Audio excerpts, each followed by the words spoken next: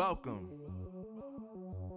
to the place where dreams come true, where everything you want can be yours, if and only if you're willing to work for them, you're willing to hurt for them, but most of all, you're willing to be first for them.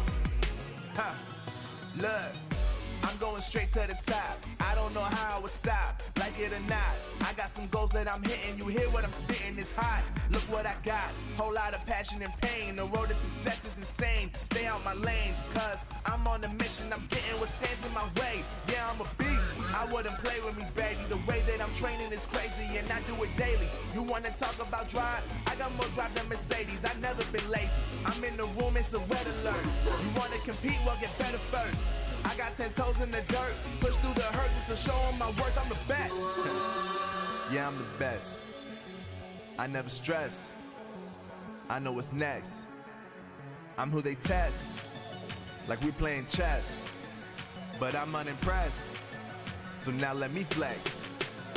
Yeah, I'ma work through the struggle and hurt, cause I know my worth, and I gotta be first. Yeah, I gotta be first. Look, I don't want anyone's sympathy. I understand what is meant for me. I give my focus and energy. If it's meant to be, then it's meant to be. But mentally, I'm undefeated. They hear that and say I'm conceited. Like there's no reason. Like I don't beat them and come back again just to teach them that when you work under pressure, you reach higher measures. They'll try and bring you down, but you cannot let them, and only get better and focus on cheddar. Eye on the prize and you'll become a legend. Like when I'm in the room, it's a red alert. You wanna compete? Well, get better first. I got 10 toes in the dirt, push through the hurt just to show them my worth. I'm the best. Yeah, I'm the best. I never stress. I know what's next. I'm who they test, like we playing chess. But I'm unimpressed, so now let me flex. Yeah, I'ma work through the struggle and hurt, cause I know my worth, and I gotta be first. Yeah, I gotta be first. They don't know what's gotten into me, how'd I turn pain into energy. Through all the struggle and hurt, remember my worth, and that's why I gotta be first.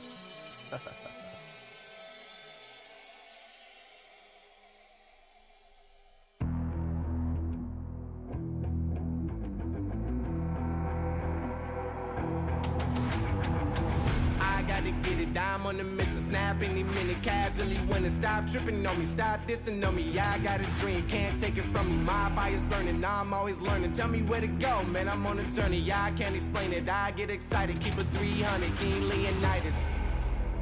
Strap in, cause it's gonna be a long ride. Working on me every single day and night. There comes a time when your worlds will collide. If it's holding you back, push it right to the side. Ain't got no time for no fear. I work too hard to get here. Ain't got no time for no fear. I work too hard to get here. I don't got the time, put me in, coach. I've been going hard, time to let it show. Everything raw, give it to me now. Let me have the spot, man, it's going down. Gotta get it here, I don't wanna wait. Take what I want, then I go train. Gotta get a win, I won't lose the game. This is my year, I ain't gonna break. Strap in, cause it's gonna be a long ride. 2 grueling open splits, 2 double elimination finals brackets, 3 weeks of round robin play, and after all that, there are still 5 teams fighting over 3 spots in the challenge finals. Ladies and gentlemen, welcome to the final week of the Snapdragon Mobile Challenge.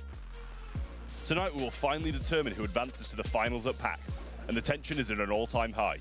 Even some would-be front-runners like Vatra and Stamina are still in danger of missing out on the finals. That's right, ladies and gentlemen. After 3 weeks of round-robin play, we only have a single team who's clinched their finals berth. Almost every other team does control their own destiny, though. Win your matches tonight, and you're going, well, at least for every other team but one. Chasmak Gaming, still on the road to redemption after losing all 3 of their matches in week 2. They aren't mathematically eliminated just yet, but they've got a huge hill to climb. not only do they have to beat Tribe, but they need some major help from around the league as well. We'll break down all the possible scenarios. All of this and more awaits us as we approach the finish line of the challenge season. And with this many teams still in the race, the era of everyone couldn't be more fitting of a catchphrase. Ladies and gentlemen, this is a Snapdragon Pro Series.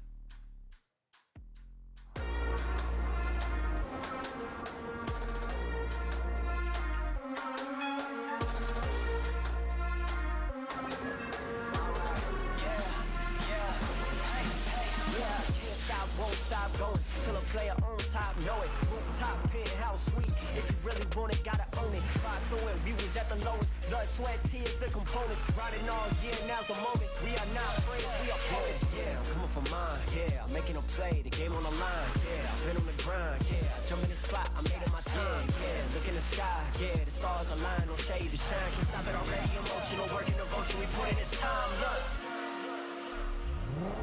You won't stop.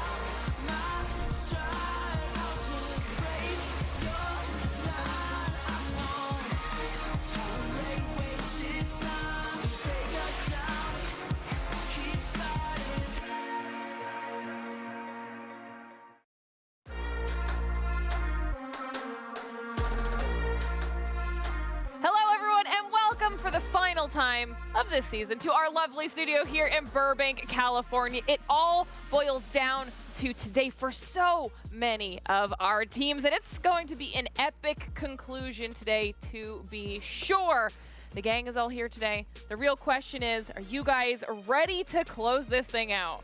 Oh, it's a bit bittersweet today, I'll tell you. The last week, so it's a bit sad, but obviously we get to see how things finish out and get those final matches off.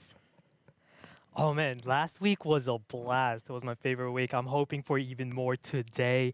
We got some insanely good matchups tonight. I mean, you're not wrong. Last week is definitely something we need to talk about because it actually informed a lot of the standings and the potential chaos that will be happening today in our final week of the challenge. So before we jump into all of the action for the day, let's give the audience a little bit of a recap. I do love a bit of a recap, and we've used this line a few times, ran out of stamina, and that's exactly what they did last week, finishing things off 0-2 and putting themselves in a bit of a treacherous position. Off-stream, they did lose 3-2 against Vatry Gaming in a very close affair, and it was a similar story when they did face Tribe as well, losing 3-2 in a disappointing loss, and they've definitely put themselves in a bit of jeopardy. Yeah, definitely disappointing, especially for a household name in North America, Stamina. They gotta win, though. They gotta win today. They got two big matches coming here, and they need to win those to secure it, because otherwise it's gonna be difficult if you're only gonna get 4 wins. Possibility of a lot of tiebreakers today, and STM are one of the teams who are definitely in the mix to be in that tiebreaker if they don't manage to take home both of their games. And we've seen this before, and it's just a lovely little zoom in of San's face, just to perfectly sum up STMN's last week and how disappointed they were. But Chasmak, they're still chasing that hope. They had a great week last week, winning both of their games, and that was what was required to still give them a chance to stay alive. They need to beat Tribe today, but FDOT's going to follow up in just a little bit with how they are going to have to perform to get to the next stage. Yeah, they need everything to work out perfectly here for them to move on. They not only have to win tonight, both their matches, but they also need these other teams that are in the fringe to lose. Yeah, it was that one tough week of going 0-3 on stream that was just so bad for them, and that's put them in this really tough position going forward. And you know, these are one of these teams who you expect to be on the top of the leaderboards, or at least near the top. But they've just had such a disappointing challenge season, and it would be quite sad not to see them go to the challenge finals phase. But this is another thing that did happen. Upset at the end of the season. It was Vanguard taking the crown of the Kings of NA. They managed to take down Tribe Gaming NA. Yeah. in a close game, but thoroughly deserved in my opinion, and they just played better. Yeah, very, very well deserved. Vanguard put on the show. This one was one of the best games that we've ever had here in the Snapdragon Pro Series, just showing, hey, Tribe Gaming is not as unbeatable as a lot of us may think they are, right? Definitely a team that can bleed. Yeah, I mean, I was one of those people that did think of them as a bit of an untouchable team, to be honest with you, and it's clear to show that the Vanguard being up there in this competition and many others are a team who can rival them. And you can see it here, regardless of that loss that Tribe Gaming did take, they sit at the top of the leaderboard, and you can see the real ones have forfeited their games today, sitting at the bottom at 0-7. And by doing that, Tribe Gaming have guaranteed themselves a spot at PAX around next month. So that's really intriguing to say. Vanguard just below that, 4-1, Vatra 4-2, STMN 3-2, West Coast 3-2, Chasmak sitting in 6th with 3-3, who really need some wins today. Raconic Esports down there on 1-5, who are having a bit of a disappointing time as well. And we only have 5 matches today because that Real Ones roster could not field enough players. All right, we'll chat. Now that you guys know exactly what happened last week and what to expect when it comes to the schedule, this, of course, would not be another week of Brawl Stars action without a little bit of a lesson. And it is the last class of the semester because it's time for first period with FDOT.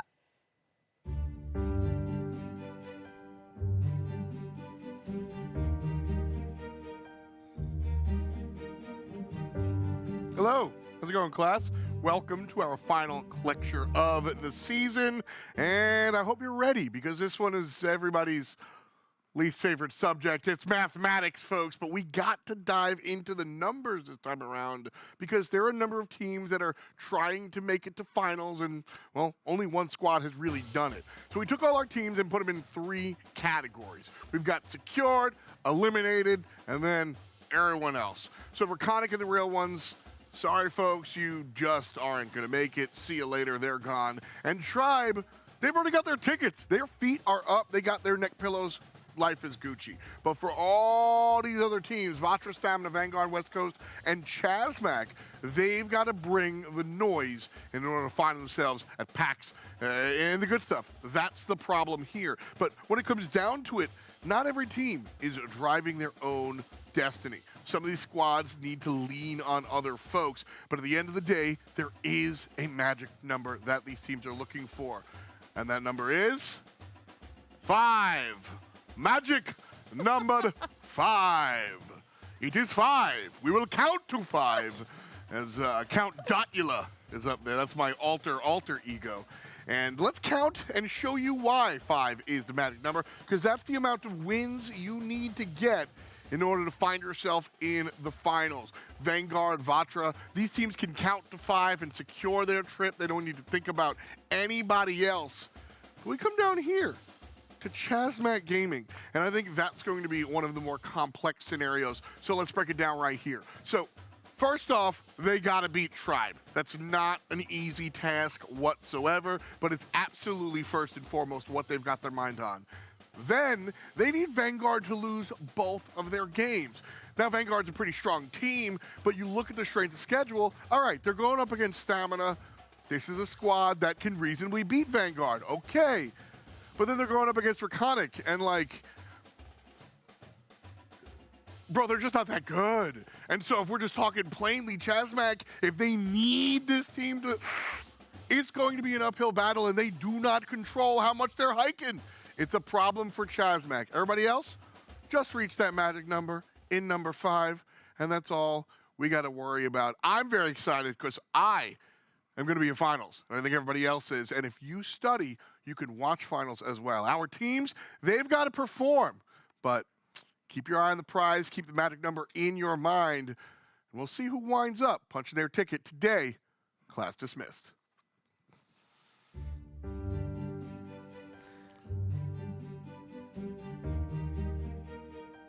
I think last show of the week, obviously we are bringing you heat with those graphics. That might be my favorite graphic that we have seen from any segment with Professor Dot. I mean, I feel like he's missed his calling. He is the Count.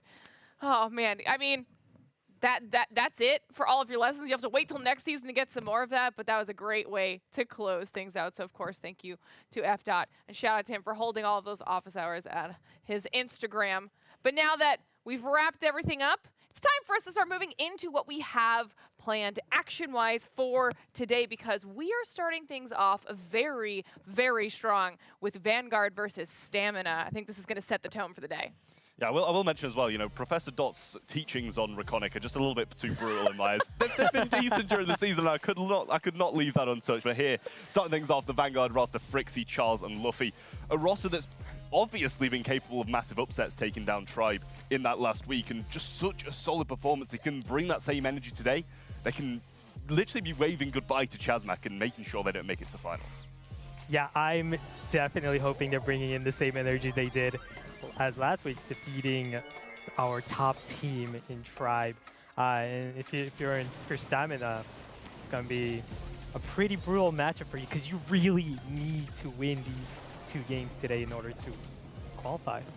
Well, I'm sure a lot of those teams in the tie-breaking area are going to be pleading for Vanguard to win, but Stamina is not one of them, as Cute Sans, Zara, and Bobby also need to be winning both of their games to guarantee themselves. Obviously, they've got a chance through the tiebreaker, but nobody wants to have that kind of suspense going on into the later portions of the show. Zara, Cute Sans, and Bobby sitting very pretty on your screen right now, and hopefully we won't be seeing any more saddened faces by Cute Sans at the end of this match. Yeah, definitely. As you know, Cute Sans, in addition to Tribe's roster, maybe, you know, that has to do with them failing to just, you know, keep up their mark here in North America. Just having a new teammate kind of requires a few, few games to gel, few games to get in there. But I'm excited for Stamina today, and I feel like this is one of our, if not top matches today. I mean, it's got to be. And at that spot, you know, we've spoken about that new player, but speaking about one of the veterans of this roster and the game in general, here's a little comparison. Not every day we see Bobby versus Bobby, but here is this comparison from weeks 1 and 2 in comparison to that week number 3. And you can see how well he was doing. He was on top of pretty much the global standings in terms of statistics through those first 2 weeks. But week 3, he dropped off and his team did as well. Maybe seems like that's something they're relying on. His incredible performances are what brings them to the top.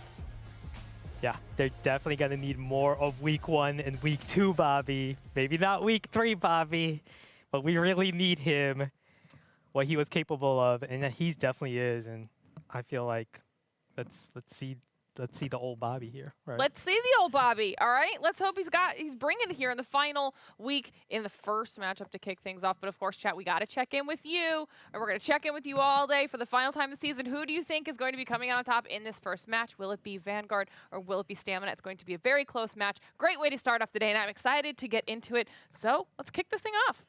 Let's do just that, and I'm not sure who you've got your money on, Ash, but to be honest, I'm going for Vanguard with another upset with how they've been performing recently.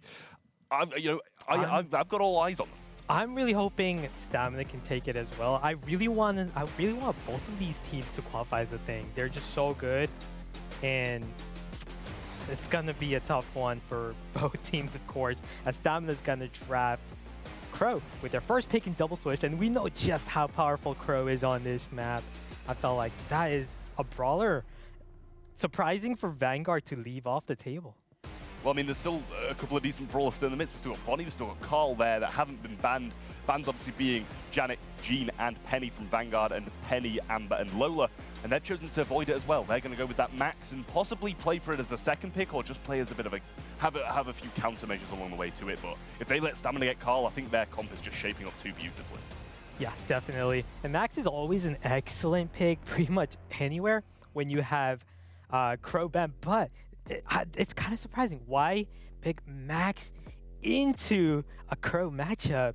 That is something you don't see every day. Vanguard, are they that confident in this matchup? Well, they've chosen to go with Bonnie as the second pick, so still leaving that incredible lane of Carl open for STMN to take, and they still need a mid along the way as well, on the side of STMN, that is. So if they do pick Carl up here, they're going to have to last pick a mid, and it could leave open some things as you know, the counter to the 2 lanes they do have as that final pick from Vanguard. But it's going to be something that needs to happen, otherwise their comp's just not going to be rounded enough to counteract, you know, this Bonnie lane or the Max mid who just provides so much explosive power with their supers.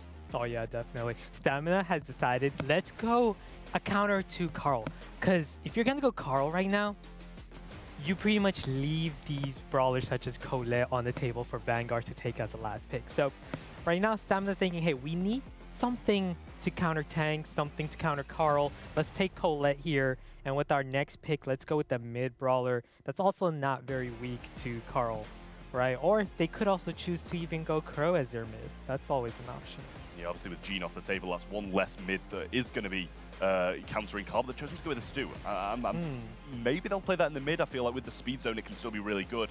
The ability to obviously have such good maneuverability. And obviously the ability to avoid supers and shots without really too much effort when you get that super chain. So I think that's, it's quite good. It can be, even used on one of the lanes here if they do need to force the Crow mid. Yeah, and we know just how great of a Stu player Sans is. So I like how they're playing again with their strengths, and we've seen what Bobby's capable of with Colette last week, right?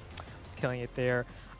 They're going to go with, Vanguard's going to go with Byron as their last pick. Another surprising pick considering, hey, Crow's a great brawler into that reduces heal by 40% if you're poisoned. That's a pretty interesting pick. Yeah, it definitely is. And honestly, I'm not too sure if I like that comp with the Max, Byron, and Bonnie. I don't know if it's something that I'd go for. I'm much preferring, that Stu, the Crow, and the Colette. Obviously, they've had to stay away from the Carl, obviously, but even with that, Colette's going to be quite good against that Bonnie lane if they do manage to get that matchup, and obviously get into the range of being able to combat it. Yeah. But if not, they can keep them in a range, and they do have good chance. Oh yeah, no, definitely agree. And that's the other thing about Vanguard. They are a speedy team. This is what allowed them to beat Tribe last week, going with these sort of comps. So let's see if it works out here again for them. We did question a lot of their comps last week, and it worked out for them. They like playing surprising. They like to surprise us with this sort of stuff. Already, great aggression by Qtans to, as I said, he's got to go down. Vanguard in control now, having won both lanes. Well, with that wipe of the team, we're going to thank our partners at Snapdragon before anything more exciting happens. Big shout out to them, obviously being able to help us put an event like this on. Straight back to the action, Frixie having 2 gems over the left-hand side. Needs to be careful in this aggressive position as Luffy sitting on 4. If they do get that 2, it's going to pretty much turn it around and even things out. But a nice super from Sans, they're able to avoid that splash down from the Byron and get some heals along the way with the gotcha gadget. Frixie falling low. Now the Crow jumps in, takes him out, but it's not bad. Luffy has 6 gems in hands now, and they're not split, which makes it easier for them in the late game. Yeah, I love this combination right here. That additional, we haven't really seen much of Byron, but hey, still works. Great brawler here, keeps your teammates alive, and also great against Colette right here. It's just not a comfortable matchup for Colette, as you can see. They're gonna trade kills, but Luffy in control with the 7 gems. He's gotta be careful because he is poisoned, and if Crow had decided to slow her down, that could have been detrimental. Yeah, well, Crow clearly coming out of the spawn didn't have the ability to do that. Frixie with super over this left-hand side, so has that ability to jump in and deal some serious damage when she does. But getting some amazing shots off at range, doesn't really need to, but now goes in, gets the gem carrier down. Qtans gets the trade out, but there's still only 1 gem away from this countdown. Luffy waits a little bit longer to get it out. He's had to use that phase shift, but in comes the super. Bobby has the jump on the side as well, but misses the jump onto Luffy. Playing for this slow game, slows down Frixie and Luffy as well. 3v1 here, and they're going to get the reset. And they only need maybe 1 more to stop this countdown overall now. Oh, actually, no, they don't need a reset. I think they'll get it anyway. That was insane. That countdown reset, Zar with the last hit, and now Stamina are in control. Even though it's a 9 and 10, they're definitely going to get the 10 gem right there. Force another reset. And I love what Bobby's doing, being assertive with his Crow on the left side. He's got his super ready, and he is going to jump in very soon right here. I was hoping he'd jump in on Charles there as he decides, let's retreat with that gem. They can, there it is. They got the 12th gem, and this is going to force Vanguard to go aggressive. They need to get a kill here to reset this. I don't think it's going to happen as Luffy on the Eclipse of Death right there. As Stamina, what a turnaround. Seemed like Vanguard had this game in the bag for the first 90% of it. Really well played. And I mean, even without Bonnie being on that Colette lane, Bobby just did so much on that brawler. And it kind of put them in a tough position because having that right side always dominated, or maybe, was it Bobby? No, Bobby's over the left-hand side, Sans on the Colette, I should say. Just always had that right side dominated, and it's putting Vanguard in a tough position of just always being pinched in. Yeah, definitely. Let's see if we see the same story here again in terms of Vanguard being just so assertive at the start, pushing them back, winning both lanes, but this time Stamina playing it safe. I like what Bobby's doing, switching to the other side, this time against Byron matchup. You can just go full aggression right there against Byron. Quick takedown. This is the Bobby we needed to see. The assertive Bobby, the one that gets the kills, the one that does a lot of damage. Because as we saw in that graphic earlier, what Stamina is capable of when they have Bobby playing at this pace. Well, Frixie falling low and being in that Clyde form, obviously has a lower amount of HP, but down comes Bobby, he goes to Burns. He does go down, but gets the trade onto Charles along with it. Frixie having to push aggressive, but now manages to pick up that super, but should fall down anyway. STMN have picked up not the biggest gem lead, but still it is there, and now with Luffy coming off this spawn, popping the speed onto Charles, they didn't really get too much done. Yeah, on the bright side, Bobby does have his super. He can opt to just jump in on Max right now, or even Charles. If I'm Bobby, that's what I'm eyeing on right now. But at the same time, playing it safe, knowing, hey, we're in control. There's a jump. He's going to quickly take out the Byron, keep Frixie from regenerating back here with that additional poison damage.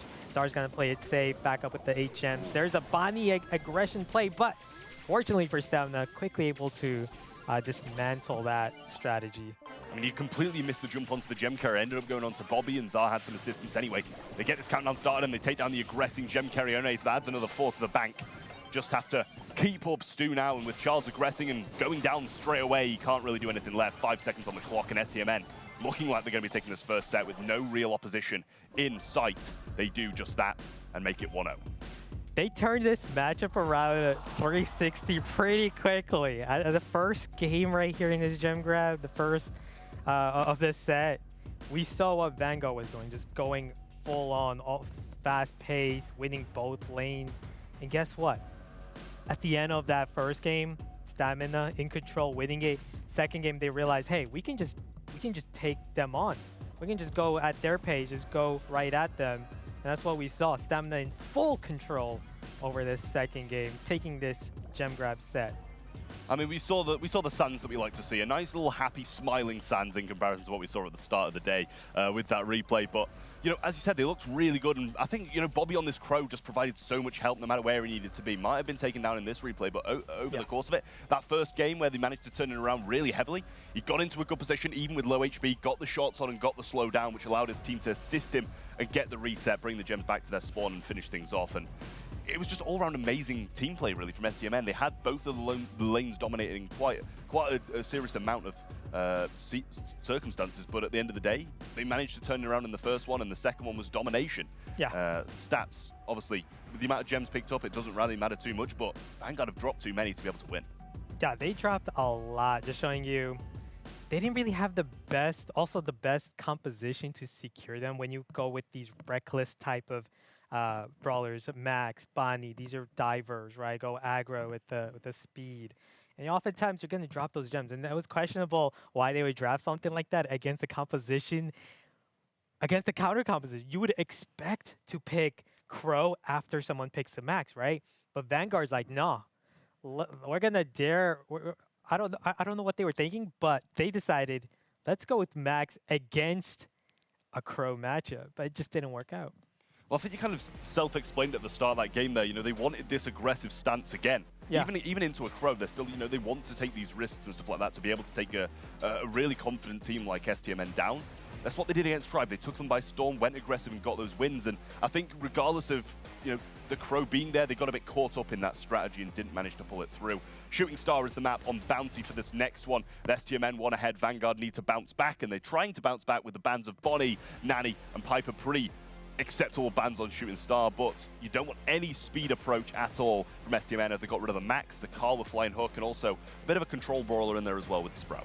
Yeah, definitely. And you know, through this draft, Stamina's definitely getting the first pick here as Vanguard decides to eliminate the 3 most powerful first picks on Shooting Star. So Stamina's going to go with the pretty safe first pick. Bell can never go wrong with that pick right there. If you're Vanguard, you're looking at brawlers such as Jean. You're still looking at, you know, Byron as an option. Brock, of course, for the wall break. Lots on the table here for Vanguard right now. Well, I think with a lot of these longer range approaches banned out, Bell's a pretty safe first pick, as you did mention. Yep. You know, we've still got the long range brawlers like Brock, Jean, and Byron obviously in the mix, but with Byron failing in the last game, I'm not sure they'll want to be taking it again unless it does line up perfectly for that. But they've gone with Jean early on, and I do like that, able to stop these heal-ups at the long range, and then if you pair it with something that, you know, can either have a really nice supercharge when the Jean pull comes in and they can pull it in and charge along with it, or if they can just deal massive amounts of damage at range whilst this Jean's keeping them low, then that could be a good pairing as well. Yeah, definitely. And here's the thing about Vanguard. They got a last pick here, so they could even... Oh, Janet's on the table. I like it. So they're going to take Janet. Obviously, a great pickup. If you're Stamina, you got the next 2 pick. You got it. You're concerned for the final pick. We know final picks in Shooting Star are pretty dangerous brawlers, such as, you know, you always got to keep an eye on Fang. He's still on the table, right? You got to keep an eye on Leon. All these like brawlers that can make plays. you always have to have those brawlers in the back of your head. And this is what limits your options if you're stamina. You don't want to take a brawler like Brock, because now if you synergize with Brock and Bell, you're going to struggle against those brawlers such as Fang and Leon. So they're going to go with the Lola pick. I like it. And there's that Brock pick. But this is my concern though, Trav, is Vanguard can definitely take a brawler like Fang or Leon right now. And I'd be concerned if I'm stamina against that. They even have the option to go Byron, and Byron with Gene, Magic plus, you know, you get to support your Janet with heals can be very deadly as well. Yeah, I'm kind of liking the Leon pick here, to be honest with you. I think it's very versatile on this map. Obviously, you can kind of get those last slithers of HP off people at range, but if you get your super and you go aggressive, then you can obviously do huge amounts of work. But they have gone with that Byron, as you said, pairing up a couple healing abilities, and it really does make for a really nice composition. Yeah, and Janet into Lola is a great matchup, so that's what I'm seeing here. If you're Janet, take the Lola, you got the heal support. It's gonna be tough to defeat Vanguard's composition here if you're stamina. On the bright side, you do have Brock. You can open up both of those layers of walls in the middle. You do have the range advantage, and best of all, you have a Bell. So if the other team does decide, hey, let's clump up a bit, let's take use of Gene's magic puffs, that's where Bell can be difficult to deal with. Well, in the game we go. Charles trying to juke his way up this left-hand side early on and get some damage down. But the Incendiary almost brings him to his knees and does just survive. Little magic puffs coming in there from Frixie as well. Gets a nice heal onto him, but he's got a connection onto him as well. Brought low, and now Luffy over the other side struggling as well, with Zar's pretty decent health pool when it comes to a map like this. Yeah, I like what Stamina is doing here, continuing their aggressive play style, just like from Gem Grab. Zar's going to be forced to retreat here. Bobby, by the way, amazing Brock player, and they're definitely going to need him to make these amazing plays. On the other hand, you got to be careful against Charles. The moment he gets that super, becomes such a difficult brawl to deal with, being able to fly right on top of any of you. Well, Charles over this right side now have made a little bit of a rotation to try and force Luffy onto this matchup against Sans and have Charles do a little bit more, but actually the complete opposite happens. Nice pinch from Bobby and a nice finish off from Zar. Gets the right-hand side finished off and taken down, bringing that 3-star lead into their hands. And Luffy having a really tough time against his Bell. Even in a 1v1 matchup with his teammates push back, he's doing a really decent job. Yeah, kudos to Q-Sans right there, playing it very well on his lane. As I'm saying that, he's starting to get shot. Luffy hits one of the mines, and there he goes. Down he goes. Stamina in control, 5 stars to 0. But if you're stamina right here, there's still plenty of time left in the clock. You don't want Vanguard to make a play, especially now considering Charles coming in with the Janet. This is where things get really dangerous, because Zar is definitely going to be taken down, I feel like. Oh my goodness. What are we seeing here? No, Charles going to jump away when he could have taken him down. Bobby's going to get pulled. It's not enough, though. I can't believe Zar made that. He made it out alive, and there's definitely not enough time for Vanguard to take him there. Wow, missed opportunity. Stamina alive right there, taking the bounty. First game of the bounty set. But I don't even think that was Charles there. You know, he got him low. He got him in a position for Gene to hit that pull, and the pull was completely open. He was behind a wall. That would have pretty much turned the game around. And I think that would have actually given even a draw or a lead. And you know, he chose to pull Bobby instead, who only had 3 stars over his head, and bring back a couple, but it really did nothing. And huge missed opportunity there by Frixie, I feel. But they've managed to get the blue star on this one and a bit of control on with it, but Charles brought quite low. Does have to pop that gadget and get out before any mistakes are made. Frixie, though, very low. Trying to follow it with a shot, but doesn't manage to connect it. Has his mark really early on, but didn't actually manage to connect any of these in the last game. Yeah, but fortunately for Vanguard, they do have the blue star, and they managed to heal back up. As I'm saying that, Frixie's going to get taken down by Bobby right there.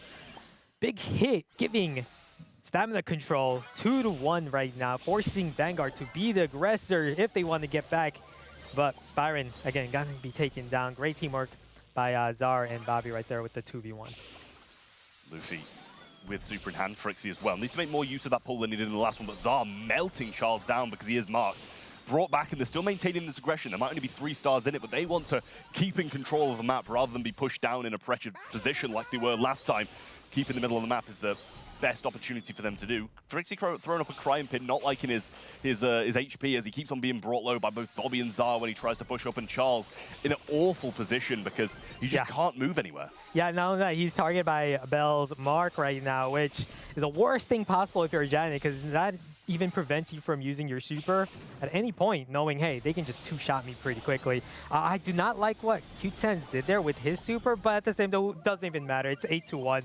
Main reason I said that was because the moment you use your Bell super again, you alleviate the enemy of their Bell target. But this is just total domination by Stamina right now, 10-1. Yeah, there's not much chance for Vanguard come back at this point unless they can get pretty much a team wipe. Frixie's going to fall low though, and with the pinch down from those two at the back, he falls as well. Zar looking very low. Pinch comes in from Luffy, but there's just not enough. They get the trade out on that one as well and extend it to 17 stars. Bobby with 6 over his head and Sans with 5 over his. Massive performance out of those two. And they're bringing it when they need it as well. They need all the wins they can get tonight. Yeah, definitely. Big plays by all 3 of these Stamina players. And this is what we know about Stamina, Trav, is they are just so mechanically advanced in just all North America. These guys are known. Bobby, Zar, Cute Sense. These guys are mechanical players. Zar and Bobby, 2 very well-known players with their long range. This is where they thrive in, right, in these sorts of matchups. And that's what we've seen. You see the constant 2v1s, the constant help. Right here, big missed opportunity by Charles. I think he actually missed that attack, close range attack with his Janet.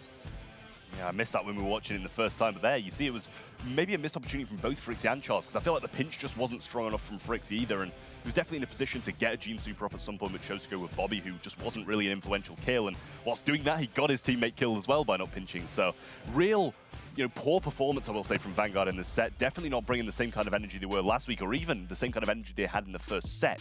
Stamina with a massive difference in statistics here. 25 stars in their hands, only 9 across 2 games from Vanguard, which is just terrible, really.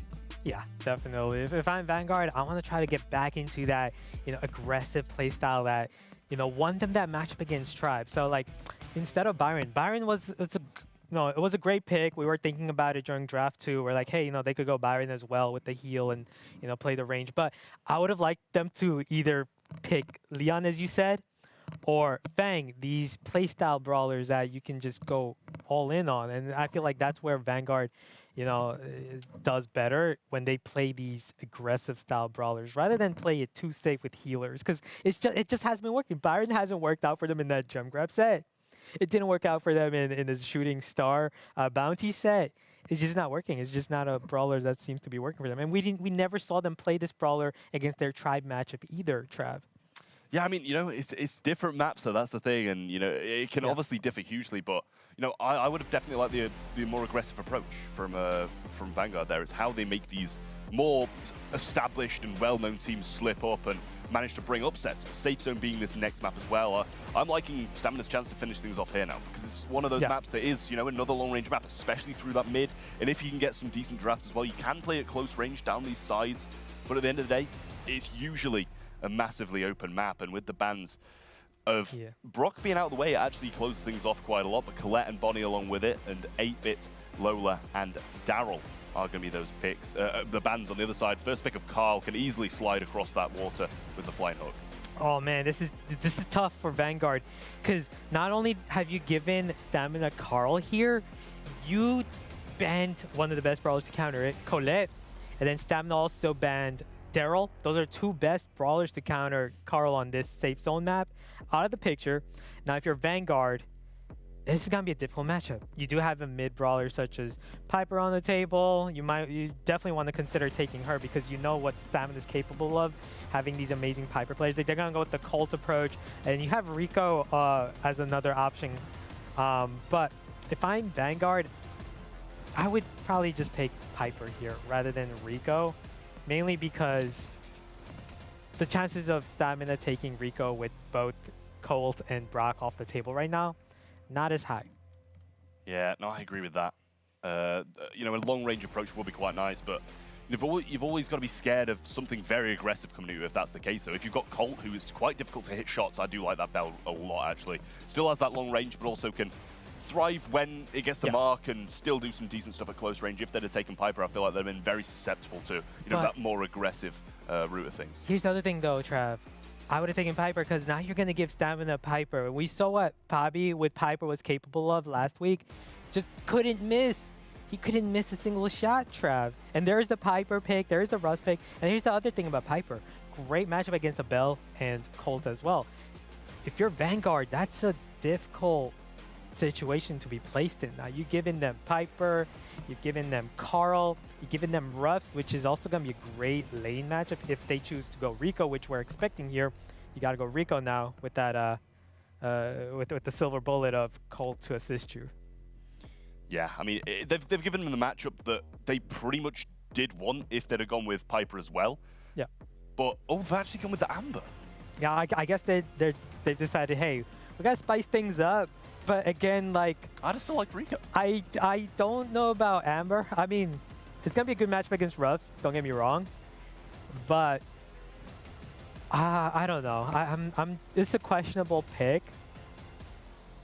I feel like Rico could have been better, right? Especially if you can get to that pocket area, the top right wall area. You could just wreak so much havoc from there. But you just can't do the same with the brawler like Amber. So that's my only concern. Yeah, it is maybe a little bit difficult for them, but they don't have the breakup of this side, which should allow Charles to get in a good position. But he's working for his super with the star power early on and the gadget paired with that. But it should be, if he doesn't go aggressive, maybe a very good start for STMN, because Bobby's got this Piper. He's going to be able to dominate Frixie and help out Luffy, help out Sans along the way as well. And they've all automatically put themselves in a terrible position. Yeah, is what I mean, Trav. Bobby, you're putting one of the best Piper players. You're giving one of the best Piper players Piper. And Bobby, again, hitting those shots. If you're Q10s, you're going to have an easy time on the right side. You got a Colt. Look at that. Q10 just bullying, man. You got the best brawler, Carl. A little aggressive right there against Charles. Going to go down. Zardo already empowering himself and Bobby. Looking like a really strong start for stamina so far. Regardless of the strong start of control, they've got no damage though, which is obviously the name of the game in Heist. And we see this time and time again, they can have control all the way through, but one breakaway play from a Colt and an Amber, and damage is going to rain down like no other. They've put Charles through mid-air and try getting Frixie to dominate this lane because he knows he's going to lose mid no matter what, and so's Charles, but they've got to put up a fight somewhere. Luffy looking like he wants to rotate back over this right-hand side, and they're all kind of stuck in one spot with STMN pitching him in heavily now. Yeah, and here's the other thing. You need to start getting kills if you're Vanguard, because you've already empowered two brawlers. Zar's got boosted. Bobby's boosted. Sans, again, winning his lane. And there's another booster coming in from Russ. That tree. Now the whole team of stamina. 20% stronger, 20% more health. This is going to be tough for Vanguard. Not only that, Q10 has saved up his flying hooks.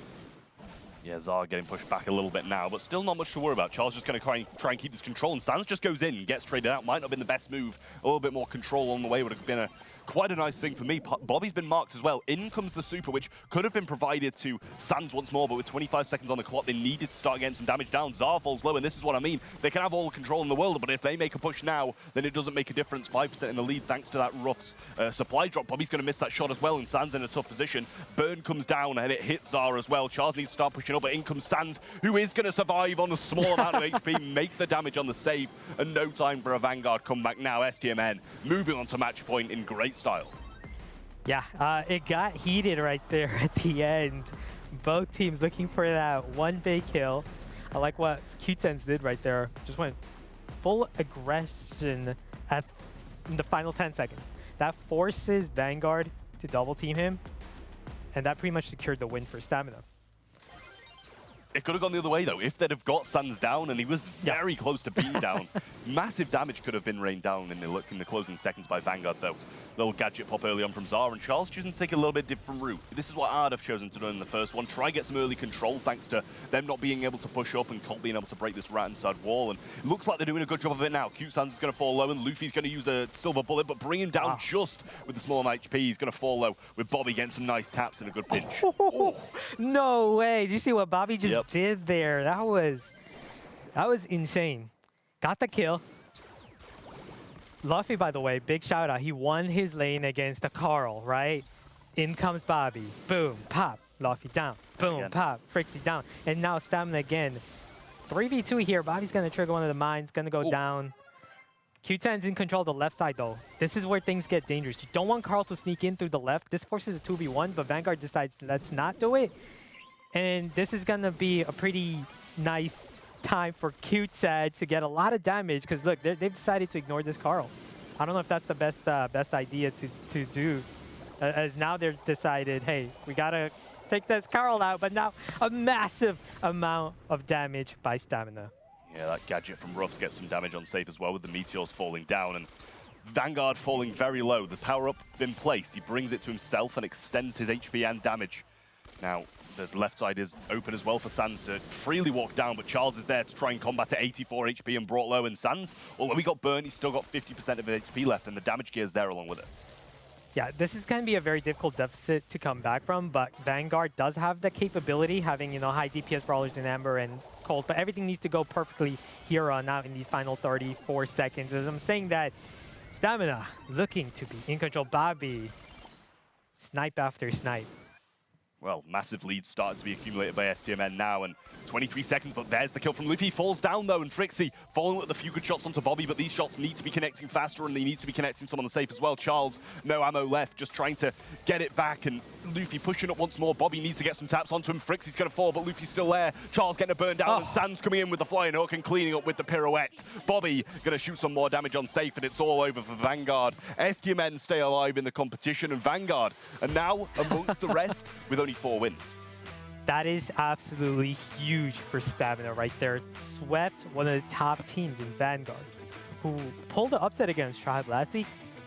Just didn't seem like it was their matchup here. It felt like a different sort of matchup against Stamina. They just didn't. It just didn't seem like they had the mechanics in terms of long range, right? Where Stamina thrives in, and we saw that. You know, like they leave these brawlers such as Bobby on the Piper. We saw what Bobby was capable of, though, right? And that's what happened. And we were even talking about this is what we needed from Bobby, to hit these shots, to be the leader of this team, to get back to what he was capable of in weeks 1 and 2 of the Snapdragon Pro Series. Well, I mean, Bobby, his statistics are going to be flying back up surely, and I believe we'll see that a little bit later on in the show. But, you know, this win from STMN, not only is it massive for them when it comes to the standings on the leaderboard, but it's massive for the rest of the teams as well. Yeah. The amount of cheers STMN will have had from Chasmak and many other teams here who want a chance at these challenge finals is absolutely ridiculous, because they've kept so many teams in the possibility of going to the finals now, and themselves along with it. Statistics, although they didn't get massive damage on the players, they got the damage on safe, and Vanguard only got like maybe 40% overall onto the safe across the 2 games. Yeah, difficult opposition to be in if you're Vanguard right now. And putting yourself in a must-win situation, as Stamina looking pretty good now, having, you know, taken their what? Is this still 4 win? This is the 4th win for Stamina, yeah, right? Exactly. That's what so many teams are on 4 wins.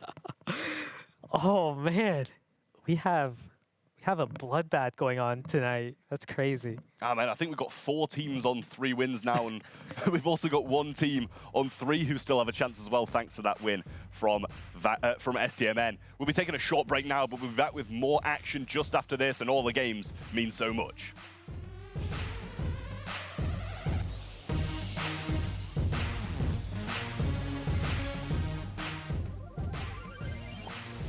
The Snapdragon Pro Series is brought to you by Snapdragon Elite Gaming, Monster Energy, DHL, the U.S. Air Force, and Samsung Galaxy.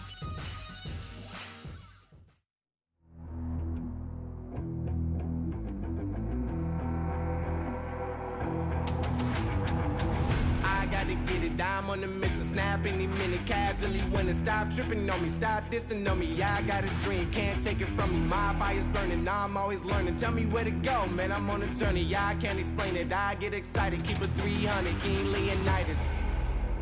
Strap in, cause it's gonna be a long ride. Working on me every single day and night. There comes a time when your worlds will collide. If it's holding you back, push it right to the side. Ain't got no time for no fear. I work too hard to get here. Ain't got no time for no fear. I work too hard to get here. I don't got the time, put me in, coach. I've been going hard, time to let it show. Everything raw, give it to me now. Let me have the spot, man, it's going down. Gotta get it here, I don't wanna wait. Take what I want, then I go train. Gotta get a win, I won't lose the game. This is my year, I ain't gonna break. Strap in, cause it's gonna be a long ride. Working on me every single day and night. There comes a time when your worlds will collide. If it's holding you back, push it right to the side. On another level, I will never settle. Mind over matter, get the gold medal. On another level, I will never settle. Mind over matter, get the gold medal. Ain't got no time for no fear. I work too hard to get here. Ain't got no time for no fear. I work too hard to get here. On another level, I will never settle. Mind over matter, get the gold medal. On another level, I will never settle. Mind over matter, get the gold medal. On another level, I will never settle. Mind over matter, get the gold medal. On another level, I will never settle. Mind over matter, get the gold medal.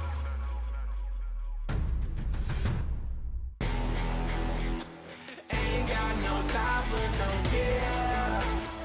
I work too hard to get here. Ain't got no time for no fear. I work too hard to get here. Ain't got no time for no fear. I work too hard to get here. Ain't got no time for no fear. I work too hard to get here.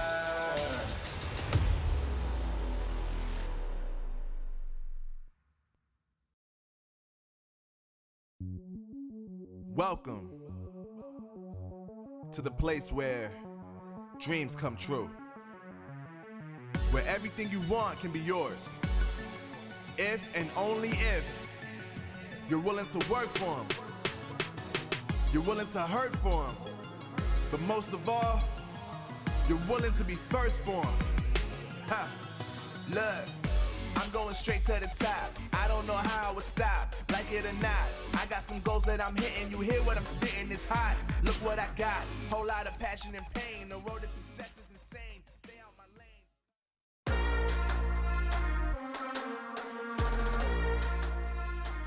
And a clean sweep for Stamina makes them one of 3 teams tied up with 4 wins. We'll see if the winds of change treat them well and they find themselves towards the top end, because right now they're still stuck in the middle with us. Vanguard, Stamina, and Vatra are the ones tied up there at 4, so they got to push it to 5. That's the magic number to punch their ticket. Welcome to the couch area. It's F. and of course, the main man, Ash. We're going to break down some of the stuff that we've seen our brawlers do here today. Ash, how you doing? I'm doing great. That was perfect by Stamina. Everything worked out perfectly for them. They got the draft, they got the brawlers they wanted, and they got the 3-0 sweep. It really absolutely worked out fantastically. Why don't we take a second look? Yeah, check this out. In this high set, Vanguard gave Stamina the best brawler, Carl, first pick. And then they gave Bobby one of the best Piper players in the world. Look at him tapping, full control. I feel like this is one of the biggest mistakes they made, giving Stamina such a strong composition, and again, not capitalizing on it. Going with a strange Amber pick, going with a Bell pick, not the best against the Piper mid. Aggression by Sense. Took advantage of his Carl pick, right? Every single time on the lanes.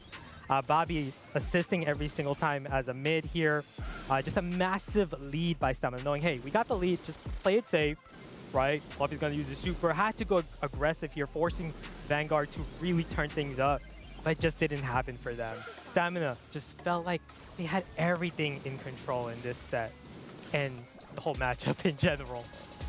You mentioned patience. I think the biggest thing that we saw here was how long it took those players to get active in Heist, right? Yeah. It was 100 to 100 with 29 seconds to go because nobody could really break past that mid. But like you said, when you're playing stuff like Piper, yeah, you let the enemies come to you. And so a great look there from Stamina for sure. One step closer to the good stuff here, and that's what we want to talk about. But we want to talk to them as well. And so one of our spotlight players is on the line. Say what up to Bobby. Glitter standing by. Thank you very much, F. Dot and Ash. That's right, I've got Bobby here ready to chat with us. And I'm excited to talk. I mean, you guys came out of the gate swinging today. A perfect performance to kick off the day. That's got to feel good. Yeah, sorry for it being dark. I didn't realize it's this dark. That's fine. Yeah, we knew how important this match was. And going 0-2 last week when we thought we were in a really good position kind of motivated us a little bit. So we want to kind of make a point with these 2 games today. I mean, you definitely did that with the first one, and you brought up that second game. You obviously are now tied at 4. We talked about it earlier in the show. 5 is that magic number. So now, with this type of a performance under your belt, you've got to feel really good about the next one. Right. I mean, Vanguard's a really good team. West Coast, who we're playing a little bit later on, also a good team. Vanguard's been doing really good all year. So to have this type of performance against them is definitely a confidence booster for later. So yeah, pretty hyped for that match later on. And yet, we even heard the casters talking about it. I mean, it was really, really close. It was at 100% to 100% for how long, and you guys just had a little bit of a stalemate there in the middle, but you were so patient and played it so well. Did it feel good to get the picks that you guys got? Because we also heard the casters kind of mentioning that. Yeah, they gave us a lot of picks that we didn't really think we were going to get. I think we drafted really well today in that match. One of our better drafting days for sure over the entire year. But everything just felt really easy. Learned from mistakes from last week, which helped a lot this week. So yeah, just all felt really good. Yeah, I mean, it was a huge performance for you guys. I'm excited to see what happens in your next match. But you got a little bit of time to rest, so I'll let you do that. Do some shout-outs before I let you go, and then we'll see you again here soon. Yeah, shout out to Sword, my coach, and to my mom for making some good food for when I come downstairs now. The food is important for the mental. Bobby, thank you so much for jumping on and chatting. Good luck in your next match. Thank you.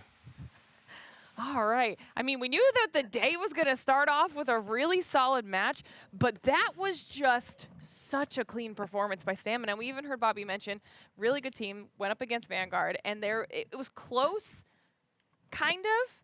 It was that patience game, right? Like, the numbers made it look a little bit closer than it actually was because that performance was just dominant. I mean, they just looked so good. That 3-0 was a huge parallel from what we saw in the last week, because they did pretty poor last week, and the performances, although they were good, the results just weren't, and they needed this win to not keep them alive, but put them in a better position to qualify. Oh yeah, definitely. You can just see the confidence right there. The key word I took from that interview was easy. Bobby said it was an easy matchup for them, and it definitely felt like that. Draft went in their way. Games went in their way. They just felt in control every single game pretty much. Maybe in a couple seconds of gem grab where it seemed like Vanguard had it. But the moment Stamina turned it up, after that first game in gem grab, every single matchup after that, in control by Stamina. Complete clean sweep. Listen, they didn't want any more slow zooms on Sans' face of disappointment, okay? They weren't going to let that happen again. But it's not going to get any less exciting today because we have another very important matchup that is coming right around the corner. And this is actually Tribe versus Chasmak, and we know how important this one is. Well, Tribe roster, I'm sure if you've been watching, you'll know and love them. Already secured their spot in the next phase, but they're here today to stop Chasmak in their tracks. Zulan, Tyrant, and Ezlivy are going to be the ones playing with Corey on the bench. Always great to have another person in your ear helping you with the draft, and we saw how important in that last game the drafts are, so to have a player as experienced as Corey assisting you with it is always a good thing to have. Yeah, not only is this a great matchup, Tribe knows, hey, if we beat Chasmak right now, we pretty much destroy their hopes and dreams here, right? And knowing what a powerful team like Chasmak is capable of, I feel like if you're Tribe, you capitalize on this opportunity. Go all in, and you get to eliminate one of the best teams in North America. Yeah, and you get to ruin someone's day along the way as well. What's better than that at this point? What's better than just completely ruining someone's day? But yeah, I mean, they are a team who, on paper, you'd expect to beat Chasmak 8 out of 10 times or something like that. But Chasmak, they're here today. They're ready to fight. Minwoong, Toast, and Fade being the roster that we'll be playing, and I think that's a pretty solid one. Patchy obviously not being there is maybe a slight issue, as he is, one of the stronger players in this region. But at the same time, these are capable of an upset no matter what. No, these guys are capable of an upset against any team in North America. So even against the matchup against Tribe, we've seen what Vanguard did last week. We've seen what Rakonic almost pulled up against Tribe. Chasmak knows that. They've seen all that. They've been taking notes. They've been studying. And I'd like to see them pull off an upset here against this Tribe roster, which you think is, I think you don't think they're capable of doing so. I mean, I do. I said 8 out of 10. You know, there's always 2 opportunities for them to do so within 10 games. But I mean, I would love to see it because it's not affecting Tribe, and I'm not wishing bad upon someone by saying this because they're qualified anyway. I'd love to see it just to open things up a bit more and have Vanguard be the one who decides Chasmak's fate. But instead of statistics, we do have Chasmak's things. They've obviously ticked 1 of 3 things that they need to qualify off the list. They still need to beat Tribe, and they still need Vanguard to lose against Rakonic as well, which is a tough thing to check off as well. But they're well on the road at this point. Yeah, so far so good for Chasmak, but this is their biggest challenge: defeat the best team in North America. It's going to be yet another really solid matchup coming up right around the corner. But of course, before we get into that, we need to ask your opinion. This time, not on who's going to be winning the match. We did this last week as well. Do exclamation point survey in chat. Okay, fill that out. Let us know what you think about the show, how you feel it's been going, whether or not you've been enjoying it. And when you do that, you'll be entered in to win some potential prizes. Okay, we love hearing from you, getting your feedback on the show and seeing what we can make even more exciting for the next season. But not as exciting as the game that we've got coming up right around the corner. So we will not hold this up any longer. Second matchup of the day. Let's go. Well, this one's going to be a bit of a banger, I think, Ash. And honestly, you know, as much as I said, I think Tribe are going to win this one. But Chasmak, they've always got a chance. And with the bans in, we're going to Beach Ball as the first map. Carl, Squeak, and Janet banned out from Chasmak. And Tribe, they're getting a quick Squeak, Sprout, and Ash out the way. But the first pick's Crow, which we know is always a good brawler. But Penny, on the other hand, always got on this map as well, and Ruffs, this might be one of the fastest drafts along with it. Yeah, these are pretty much what you want to pick. You always want to go Penny against any Crow matchup. Penny's just that dominant in the meta. And then you got Ruff, another excellent brawler against Crow. You got sandbags to block them. You can empower your team. You can use a super to break walls. This is just very versatile picks by Chasmak.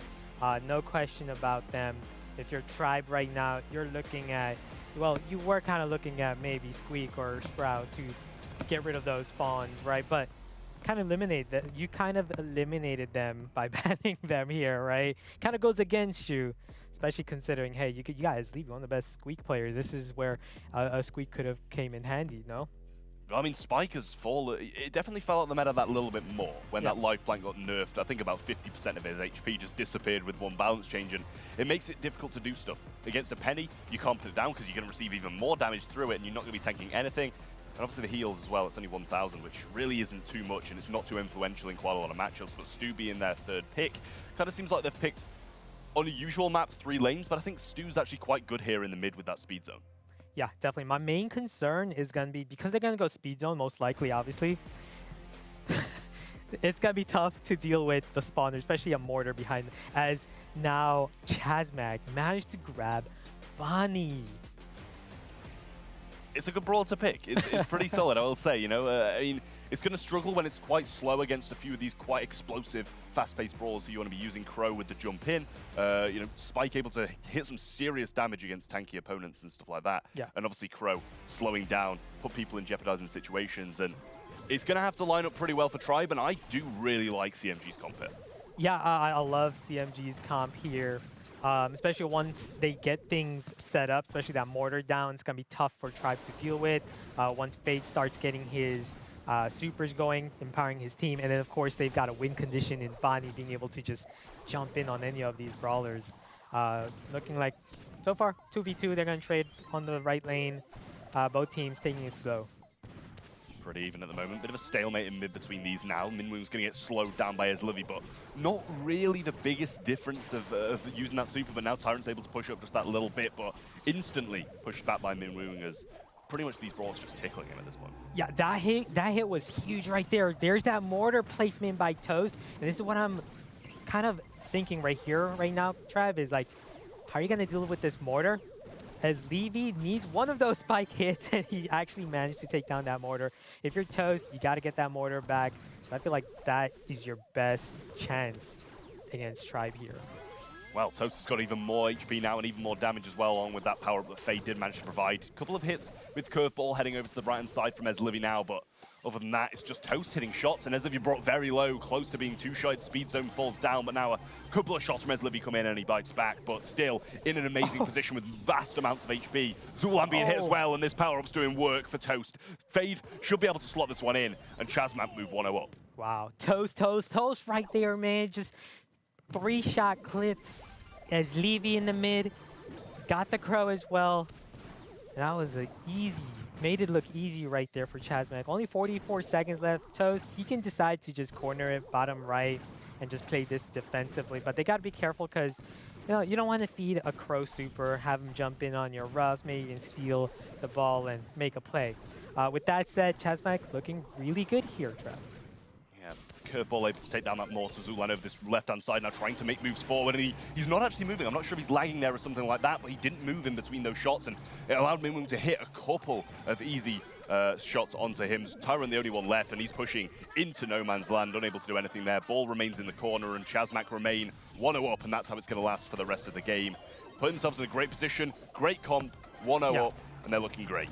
Yeah, and big shout out to Toast being able to make that opening for that goal, winning his mid matchup against Eslivy, who I felt like he was too careless with the spike there. Remember when he got the ball, you don't want to pick up the ball if you're a spike, because not only does it eat your ammo, Spike's reload is very slow. So now we're seeing Zulan at the mid. They're going to switch things up, and that's what I like to see. I'd like to see Spike on the lane rather than the mid here. That's that's what I assumed they were going to do off the start, to be honest, but definitely not what they chose to do, and it affected them quite heavily as well in their Fade. Falling low over this right-hand side already, and the Crow's doing a massive work down this right-hand side in comparison to what he did against Minwoo last game, and it's the same on the other side of things as well, as Livy looking very good, and Zulan putting himself in some great spots. Slow comes in from Tyrant there with a couple of connecting shots into Toast, but damn, the Salty Barrel tanks a lot of it. Wow. There in comes the takedown, and Minwoo falling low as well thanks to the slow from Eslivy. They're able to connect a few shots, but not able to force a goal just yet. Yeah, we're seeing a much different Tribe here in this second game, playing at a much faster pace, more aggressive, keeping the enemy back. If you're a Crow and you're winning your lane against a Ruffs that's got sandbags, that's very impressive by Tyrant. On the left side, definitely a difficult matchup for Bonnie when she can't really get her shots against a Spike. Gonna go down against Zulan right there with the Stu mid, and now Chasmak. Pretty difficult position to be in, but at the same time, can definitely get out of it. If Minwoo can start getting some hits here to get his Bonnie super and make an escape here. Yeah, Tyrant pinned against that mortar shot there, and I'm surprised he didn't just jump in earlier, take some of the ammo and deal some good damage so they could try and force the ball in, but they've chosen to try and play the passive route as Livy gets a little bit of a 1k heal off that life plant over that backside, but now Chasmak have just bounced straight back and no repercussions at all as Tribe just weren't able to force a goal. Yeah, that was a huge missed opportunity by Tribe to capitalize on that spawn trap. And now, Chasmak in full control right now. 3v2, got Minwoo empowered by Ruffs' super. They got control. Time's on their hand, 34 seconds. Minwoo could decide to jump in on any brawler that's not Crow here, because Crow does have his super. If you're Toast, you're looking good as well. You got the mortar forcing Zulan to shoot at it, unable to take down that mortar, which is big. Tyrant's gonna get the kill against Toast, but there's that too aggressive by Minwoo, I felt like, and now Tribe can just keep the ball back and wait this out. Well, they might not be able to now. Fade looking like he's pushing a bit more aggressive, and they are quite low on this backside as well. Damage gear was activated, although we can't see his HP now. Zulan managed to heal up. Gassy Heal doing some serious work, but Toast connects some shots again on the other side of things. Minwoo's low. In comes the jump from Tyrant. He gets one. It's a 1-for-1 trade, but Toast's falling low as well. He got hit by that jump in, and that stops his heal up for some time. Also, I want to call out that misplay right there when Fade passed the ball to Tyrant, allowing Tyrant to corner it. Had you not allowed them to corner, could have had a pretty good opportunity right there to score, as now Tribe are in control. Zulan, look at that. Demon with the stew. Tyrant's going to move the ball up, and you can see what Tyrant's doing. He's not going to directly pass the ball to the enemy and allow them to corner. He's going to put the ball in a position where, hey, you want that ball? You're going to get shot at by me. And now I have my super with Crow. And we're going to start seeing Tyrant jump in very soon here. There's just not enough time left. But at the same time, you got to be careful against Minwoo. ball not past. There's a jump. Oh! Just in time with just 2 seconds on the clock, Chasmak was able to get out of this alive. Wow. Well, that's incredible performance in the first set from Chasmak there. It was just really, Tribe needed to force the ball in earlier, and I'm not sure why they weren't doing it in that second game there. Chasmak taking the set, and I feel like Tribe had a massive opportunity early on to really get a goal in there, but they just could not see the openings. Yeah, definitely. Very big missed opportunity mid-game on this set right here. They had them spawn trapped. They had everything they needed right there, just couldn't capitalize on that situation. Yeah, well, we should see it in the replay in just a moment, but the time was ticking down, and just in time, Minwoo had his super. I'm pretty sure they were going for a little 1-2 play there, but the ball was able to roll in anyway as Minwoo could get the kill just in time. Here it is. You see him pick up his super. Torrent has his as well, and chooses to go aggressive, which I'm not sure I'm the biggest fan of. Yeah. You know, there's not a goal scoring opportunity here, even if he gets the kill, because he's got no super and the time's dwindling down. But there it is. The damage, and he jumps in, stopping the Crow stopping the Crow damage, should I say, and the ball's able to go in as they pick up 2 kills in the goal mouth. Great plays from Chasmak, and they move 1-0 up. Although they had less damage, they had more heals. It doesn't matter. They scored the goals, and that's what really matters. Definitely. I felt like their drafting was definitely superior. Having Penny and then having Tribe not having a way to deal with that mortar. We saw that mortar the moment it was placed. It just put them in so much pressure, right? And then, of course, you also had a Ruffs against a Crow matchup, got the sandbags. Tyron was doing a great job. I felt like he was doing a really good job in that second game where he actually won the lane against Ruffs. But again, they had full control, Trav. They had it for like a minute, and they couldn't capitalize. They couldn't score. It was difficult. It was a difficult game for Tribe to be able to win there, but you know the draft wasn't good off the start, and that might have brought their mentals down a little bit. But they had opportunities. They could have brought that back if you think about it. Kaboom Canyon up next with some heist. Chasmak banning out straight away. They got rid of the Crow, they got rid of the Colette and the Lola. 3 great picks on this map out of the way instantly, and Tribe with the same. Nani, Max, and Bonnie out of the way. Yeah, I'm interested to see who has first pick here, because Bonnie we know is one of the best brawlers in Kaboom. Colette we know is one of the best brawlers in Kaboom, right? So either of these teams could have taken one of these brawlers had they not banned them, right? So Tribe right here could have actually taken Colette with their first pick, but now Chasmak in a difficult position because you give them Carl and you also ban one of the best brawlers to counter Carl in Colette.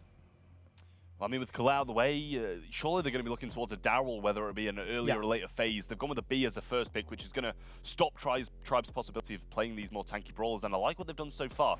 They've given the opportunity to take Daryl to stop them from getting it, but also if they take Daryl, they're against a B and a Gale, which is just never going to end well. Yeah, so you know Tribe's definitely not going to pick Daryl here, but they know for sure that Chasmak has that capability. They have that opportunity to pick Daryl with their last pick. So what Tribe's going to do here, pick brawlers that are good into Daryl, especially knowing, hey, we got Carl.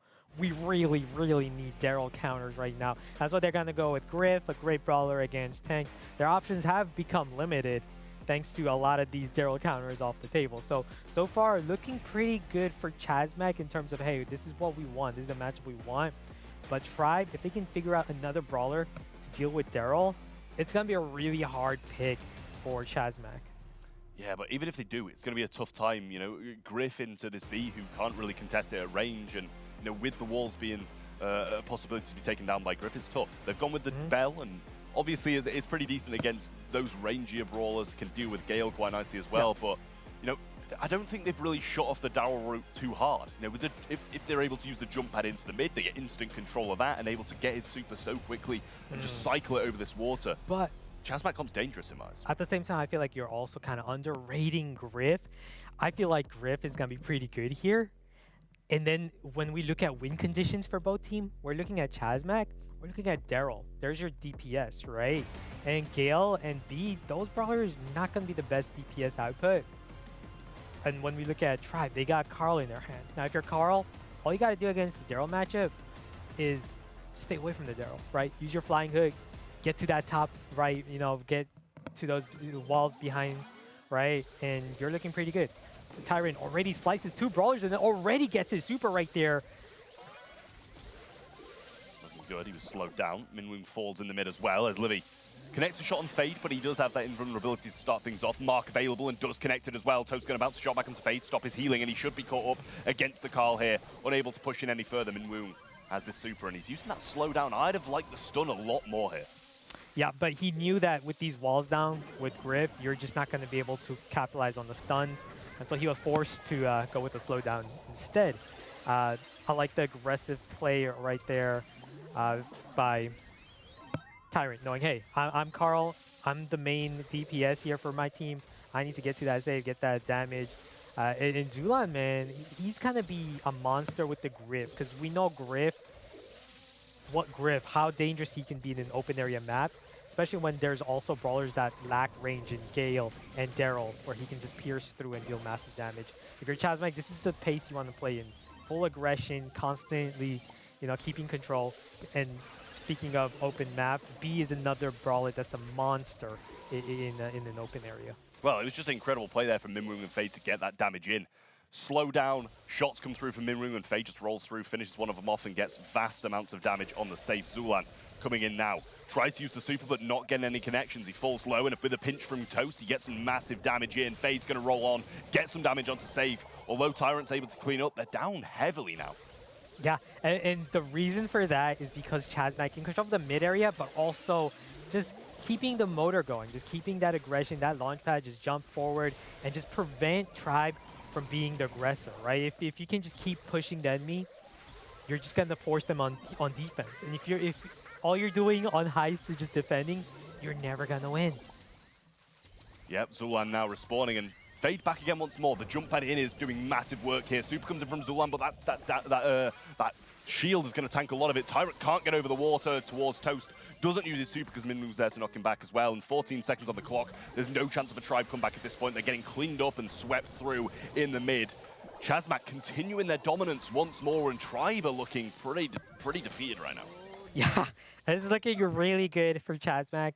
But here's the other thing, though. In a map like Kaboom Canyon, I wouldn't rule Tribe out from that performance. Because against the Gale Daryl matchup, what you need is a strong start. You get that mid position at the start, it's going to be a different story. So if you're Tribe, that's what you're looking at. And Tribe is smart. They know that they're going to look to get that early control. And as you can see, just slicing through, that's a 3v2. And they need to capitalize. They're 3v1 now, and this is exactly what Tribe needed.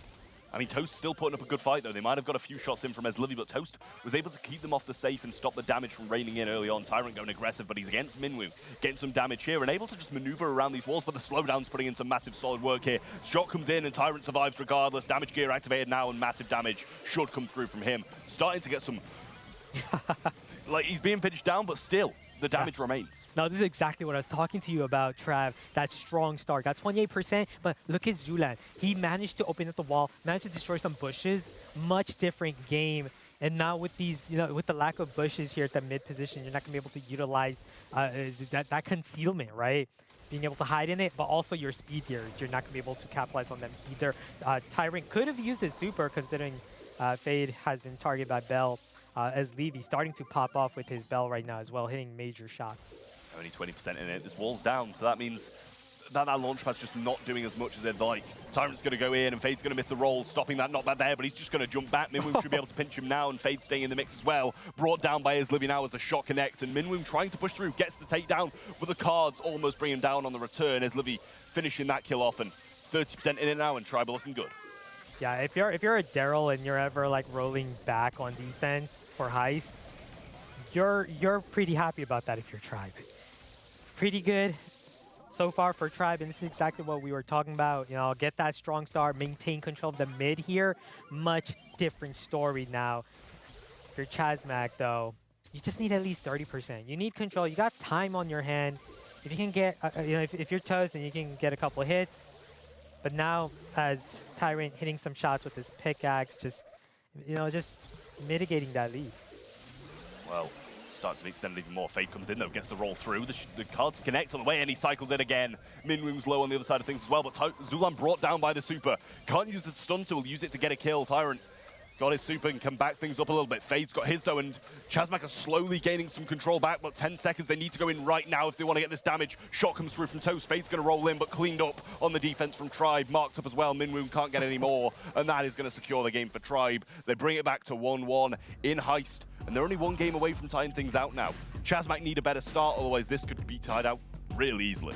Yeah, definitely. How the tables have turned there. It looked like Tribe looked like what Chasmak looked like in that first game. Get control of the mid, keep control, command it, and you're in good position. Right now, Chasmak knows, hey, we can't have two of us jumping in right there. We just can't allow that, allow Tribe to take advantage of that. And now we have a battle for that mid control. Yeah, Minwoon's doing a huge part of being able to keep it for now. Fade's able to avoid that car shot as well, sneak into the bush and heal up a little bit, put himself in a great position to go aggressive when he gets this super. Mark comes in though, and a great time to do so as well, but they still get the kill on the offensive side of things. 9% damage dealt by the Daryl, and Chasmak, much better start, and Tribe aren't in control of the mid, which is the biggest thing. Chasmak, they are now looking like the Chasmak of that first game in Kaboom Canyon, where they got the mid control, and then Fade can constantly aggro with his Daryl. If he dies, guess what? Got the launch pad to jump back in. And not just that, Tribe had failed to destroy the mid walls, failed to destroy the bushes. So we got a battle here. Tyrant trying to get some additional damage just to prevent Chasmak from getting a much bigger lead than they've already accumulated here. Toast doing some serious work. In comes the roll once more, and he cycles it again, avoids the cards, gets a nice spin off as well. Shouldn't be too far off. Yet another super. They add some damage to the safe, and it's 24% lead at this point. Even if Tribe gets some aggression at some point, the bounce back from Chasmak can still be there. In comes the jump pad, and Fade should be too far off. Minwoon's got his super as well, which can compare really nicely with an aggressive push. Toast gets the super, slows down Tyrant on his arrival. Yeah. And Chasmak are just looking like they're going to walk away with this one if this control holds up. Yeah, definitely. There's 50 seconds here, though, for Tribe.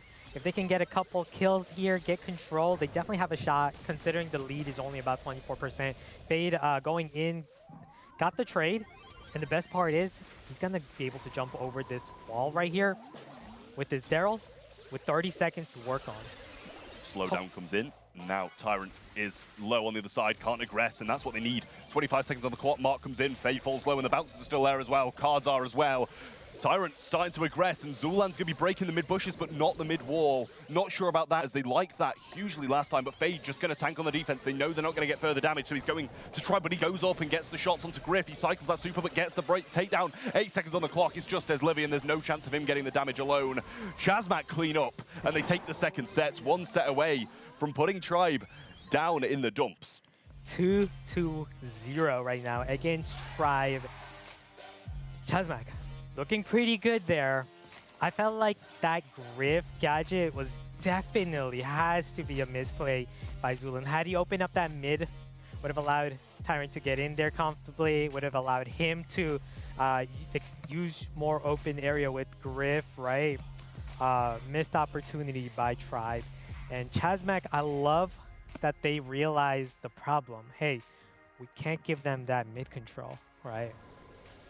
Yeah, it's looking honestly very good for Chasmak at the moment. If they can continue these drafts and continue getting the early presence that they need on maps like this and maps like the ones before, early goals, early damage, early control is what seems to be paying them off, and it seems to be what's putting Tribe in the bin, you know? Yeah.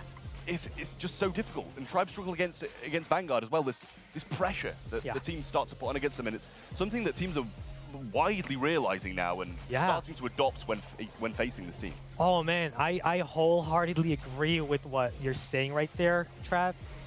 Teams are learning, if we want to beat Tribe, we got to speed things up. We got to play in this play style. We got to get these aggressive comps.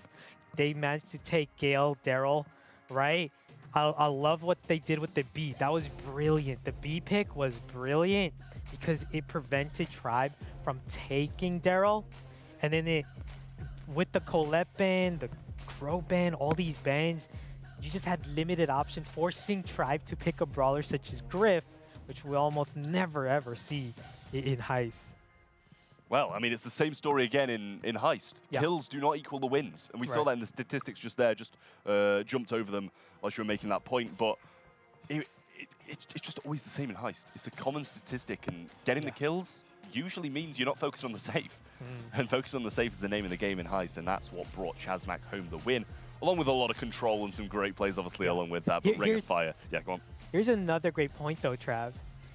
Chasmak were in this position against Vatra last week, if you recall. They were 2-0, and then guess what happened after that? Go on, tell us. Reverse swept by Vatra, one of the best teams in North America. Now you're dealing with Tribe.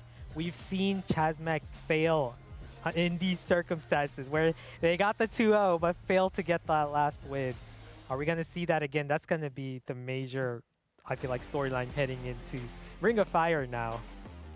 Well, bans and drafts already, and I'll run over it quickly. Penny, Amber, and Belle banned out for Chasmak. Bonnie, Janet, and Stu out of the mix for Tribe. Crow and Ruffs picked early on from both teams. I didn't actually see who got the first pick. I think it might have been Chasmak. Yeah. And Tribe should have their second shortly then. Yeah, surely it was Chasmak, especially with a Tribe banning the most oppressive brawlers in the meta, Bonnie, Janet, Stu. But if you're Tribe, this is a good draft for you. You got Lola, you got the Ego, you got Ruffs, you got the Sandbags, you got great counters to Crow. So if you're Chasmak here, what do you go with? You got to go with the brawlers that can pierce through that. But you've kind of destroyed those options by banning Penny, a piercing brawler. You banned Amber, another piercing. Two brawlers that could have been excellent against this matchup. And Belle, obviously, as well. The ability to bounce off things. Yeah. Basically, all the brawlers that are good against that comp have been banned out, but Carl. I like that Carl. You'd be able to slice straight through the rough sandbags, one shot, and they're gone, and also hit him along with it. And it's the same with the Lola Ego. Yeah. Even with freeze frame, Carl's going to deal massive damage to the brawler, and the freeze frame's not going to tank that. Here's my concern, though. Colette's on the table. And Carl, not the strongest brawler in the map like Ring of Fire. So if you're Tribe, you are looking at Colette right now with this final pick against this matchup. It would be a great mid. You got the range to deal with B as well. Definitely looking at that Colette pick here for Tribe. I feel like they kind of played Chasmak into their hand here. You know, I feel like that's very true. And they picked B into Lola and Ruffs as well, and obviously they have the ability to tank quite a lot, which maybe not the best pick, but I'm sure they're preempting that Colette. Piper, they're clearly choosing to go at a bit of a ranged approach, which obviously they're playing the Piper down the mid to counter out the Belle. But at the same time, I'm not sure how they're going to fare when the lanes start to close down from Chasmak. Here's another storyline, Tech. No, that's fine. It's my name. It's all good. Tribe have already clinched it. Do you think they might be going a little easier against Chasmak? Like, hey, let's not show the world our, the best drafts or best picks. Let's go with Piper. Piper's a great pick against B and Crow, but this is a brawler Tribe would never pick in Ring of Fire in a very competitive, serious setting, because we know just how risky Piper can be.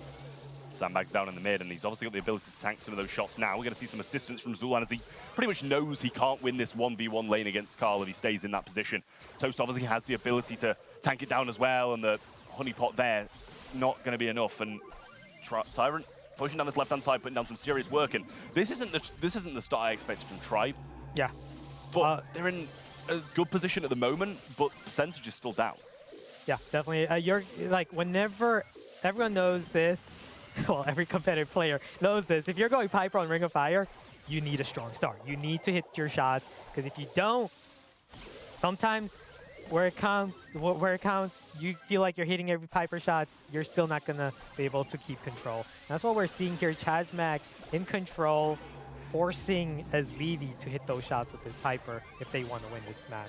I mean, Carl's here in mid, and he's able to just take those sandbags straight down. A little bit of assistance from the Crow in there as well, but the homemade recipe connects, and Ezlevy brings him down. Toast going on the mid once more, and yet again, the honeypot just doesn't work. He's unable to do too much with it, and now Tribe have this established mid control. Fade comes in though.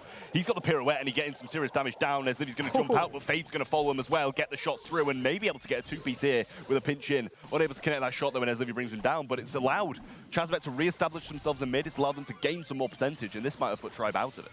That is why Fade and Carl are just so good together.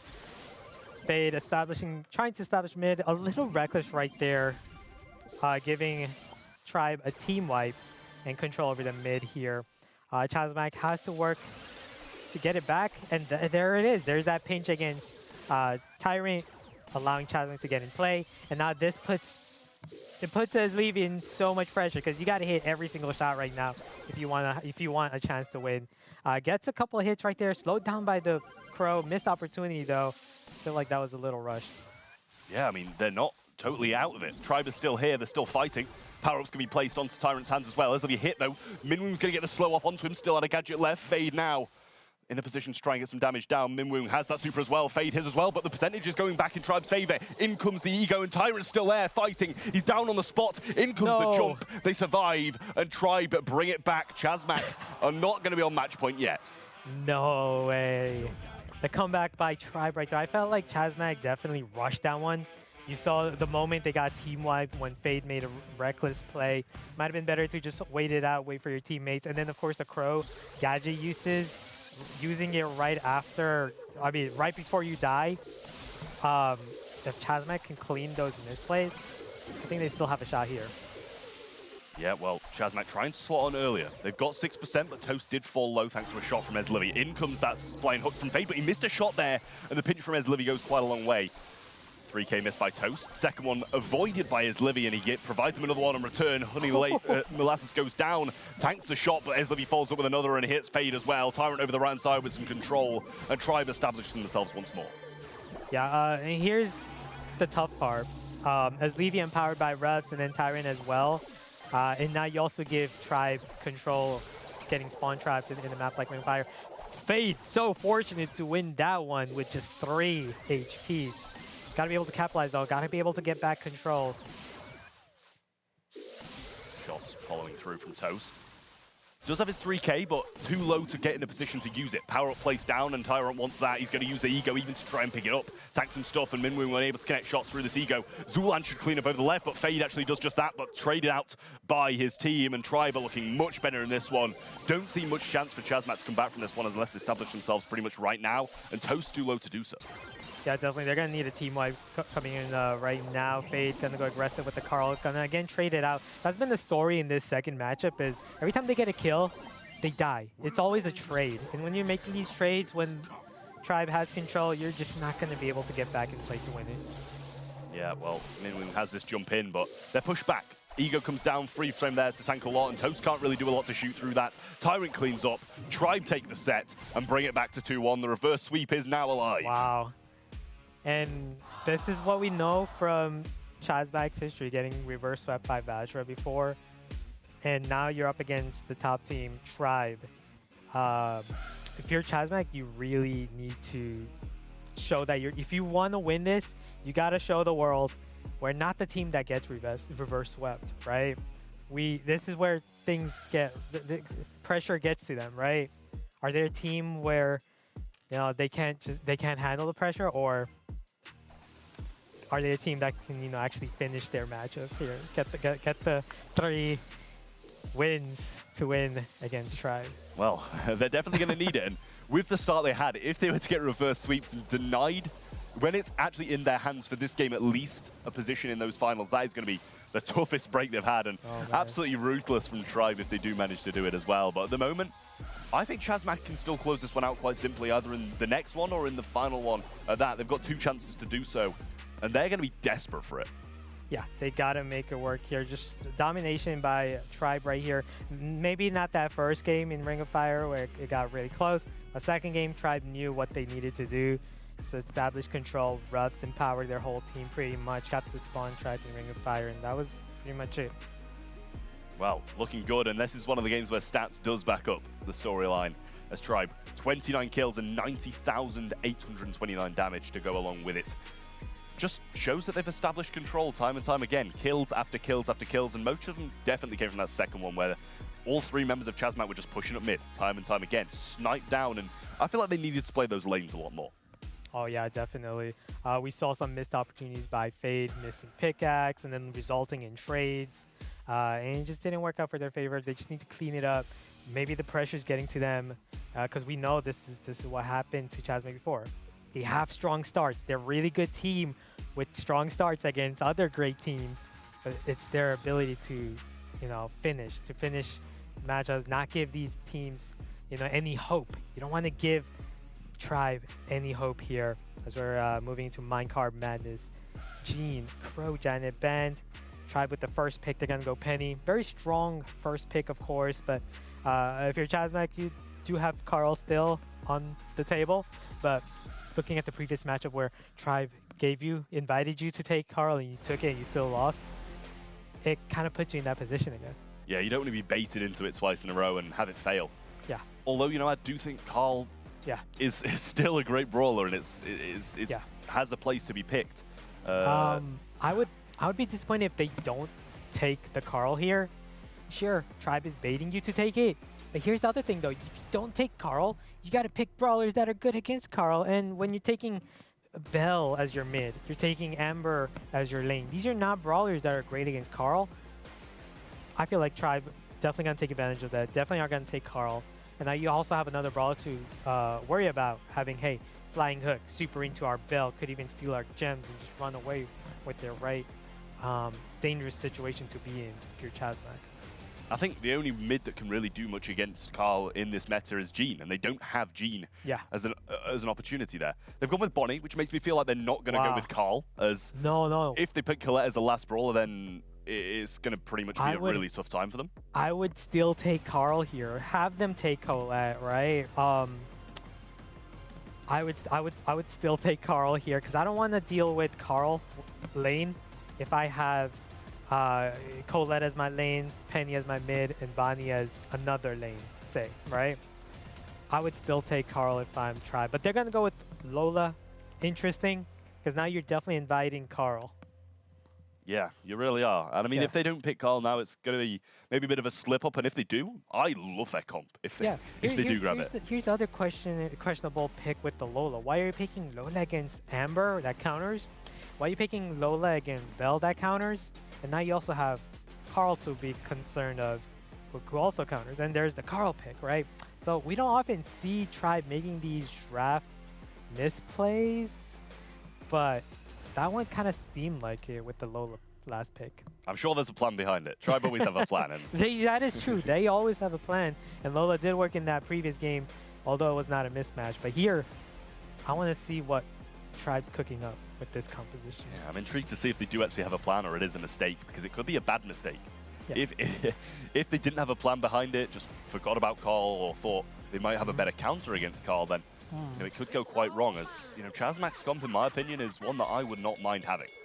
Yeah, definitely. I was questioning the Amber pick, but when you pick Penny as your lane and then Lola as your lane, Amber should win. Well, Toad's getting a few shots down mid, placing the mines as well. Siren on his left-hand side. Definitely doing a good job against Minwoo for the time being, but if a flying hook comes in and some damage follows up with it, it can be pretty brutal, and he does take a shot to the face right there. Yeah. Interesting as Levy walks into the Amber puddle, gets hit by the super. Chasmak looking good, but here's the other thing. Whenever Bonnie has super, always a brawler to be concerned of when your main gem carrier is a Belle, right? You get jumped in on Bonnie, you're gonna die. There's a jump, and that's what's gonna result. And what that forces, Chasmak, is it forces someone else to pick up those gems. Now your gem carrier becomes Amber, and this is what Tribe wants to do. Bonnie forced your gem carrier to be a brawler that's not your mid. Yeah, I mean, to be honest though, it's not the worst having it as Amber, because he's not going to be going as aggressive as Carl is at the end of the day. Pirouette comes in and the takedown's there, but Zulan's going to jump in once more, gets the takedown and brings the gems back as well. Gets those 9 in hand and picks up another one from their side also. Chasmak pretty much going to have a very aggressive play, and not looking like Carl's going to make an aggressive move. The splash comes through, Fade should fall down as well, and it's just Minwoo, 9 seconds on the clock, and there's no chance for comeback. Tribe looking very, very good right now, but in my opinion, that's a bit of a misplay from Chasmak. No way. Carl losing his lane on the left side, right? Amber being taken down by Penny. Zulan coming in, raining in with his Bonnie. This is all expected stuff by Tribe. Unexpected results. Why are you losing your lane as a Carl against Lola, right? Why are you losing your lane and your gems with Amber against Penny? These are matchups that you gotta win if you're Chasmak. You have the advantage.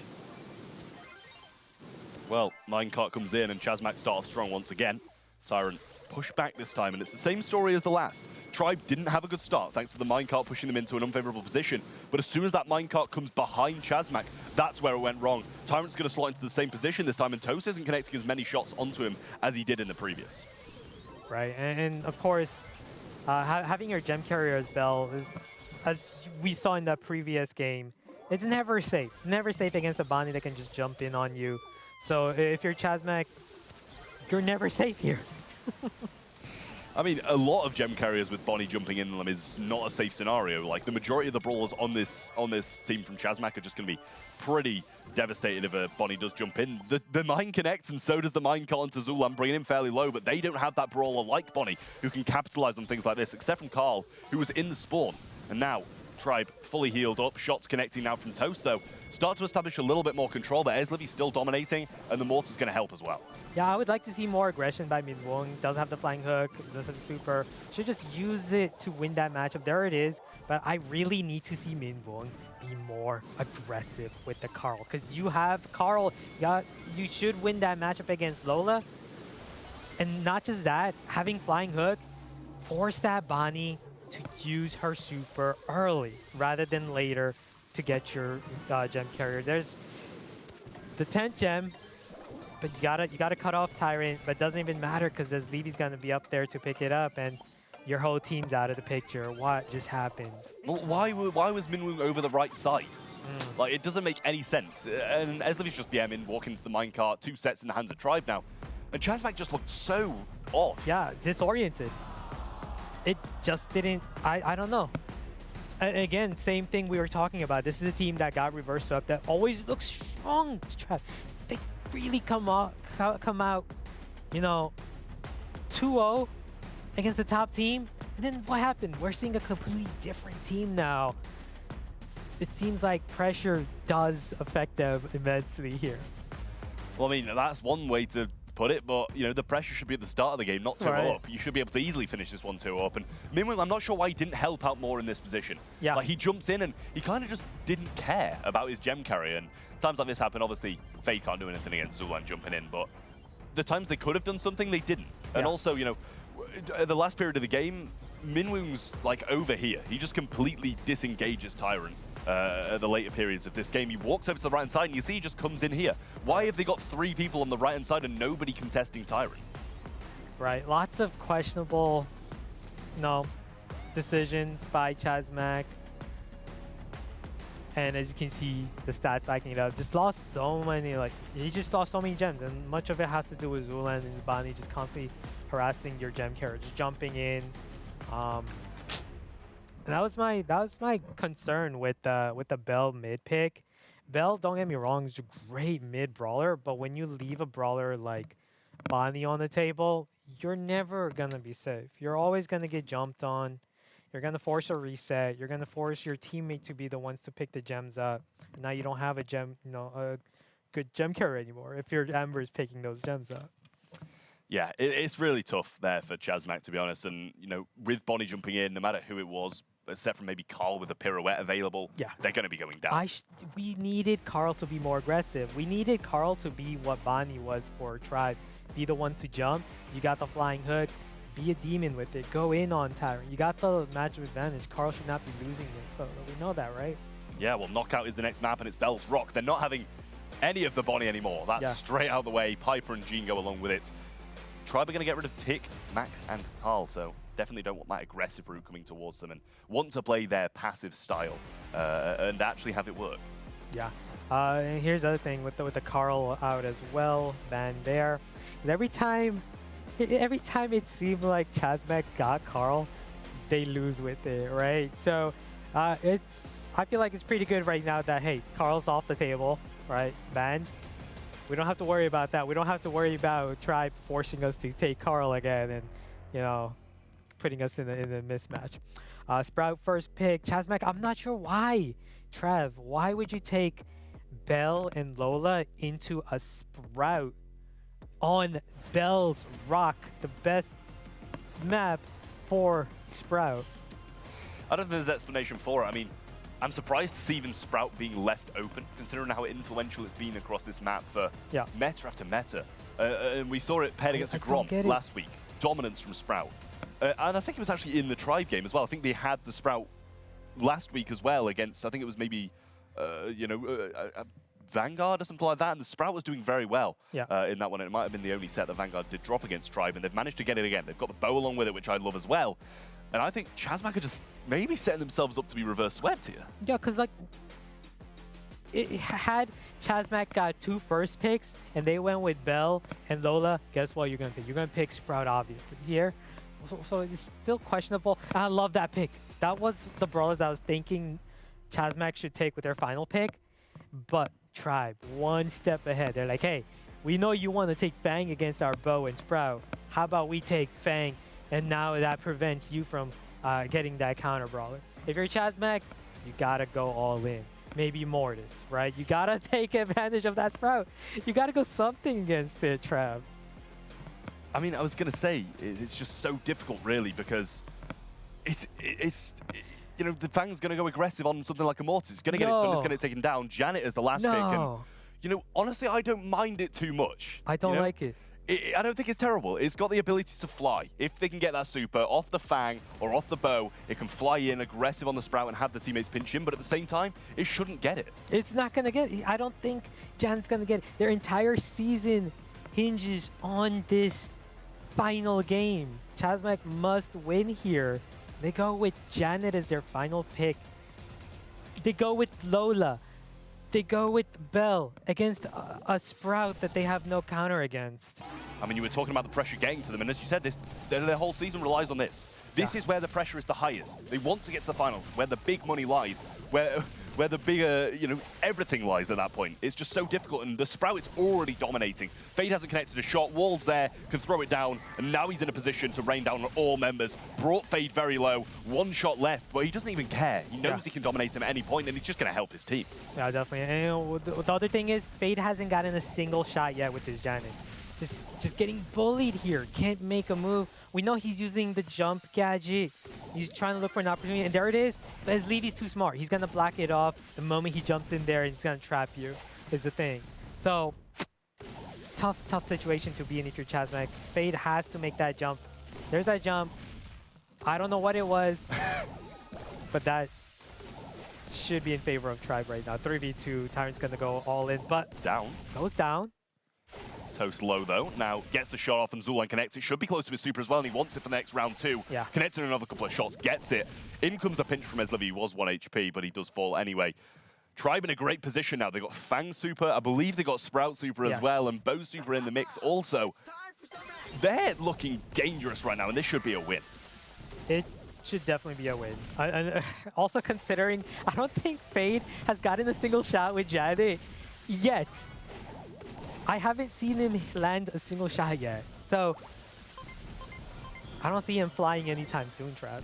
Well, Min Moon falls low, has to avoid the mine, so gets hit by a few bow shots.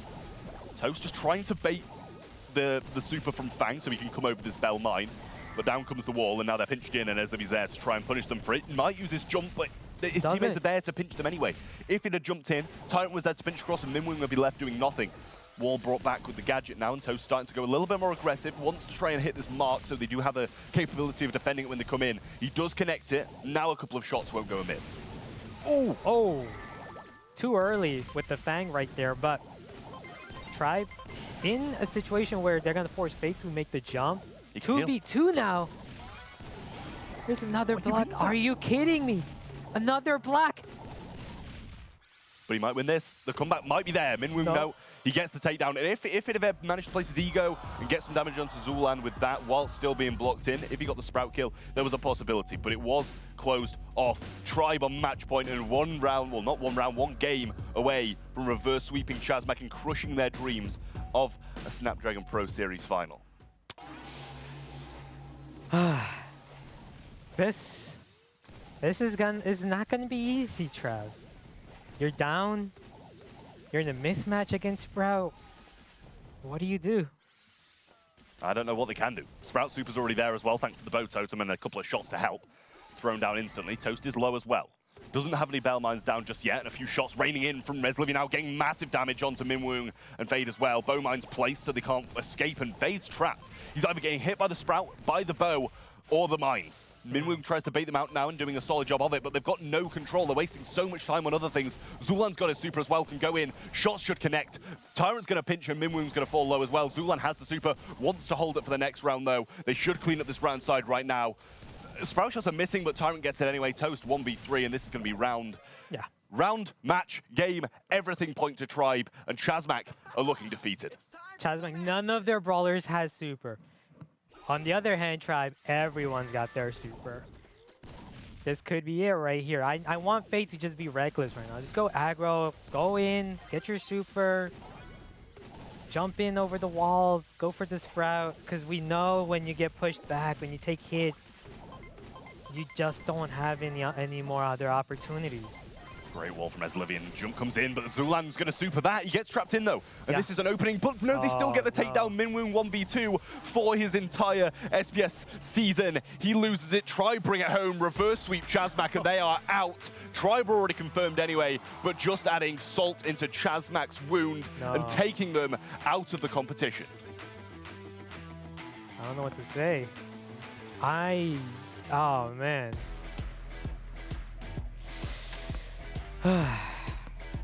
Another reverse sweep against Chasmak right there.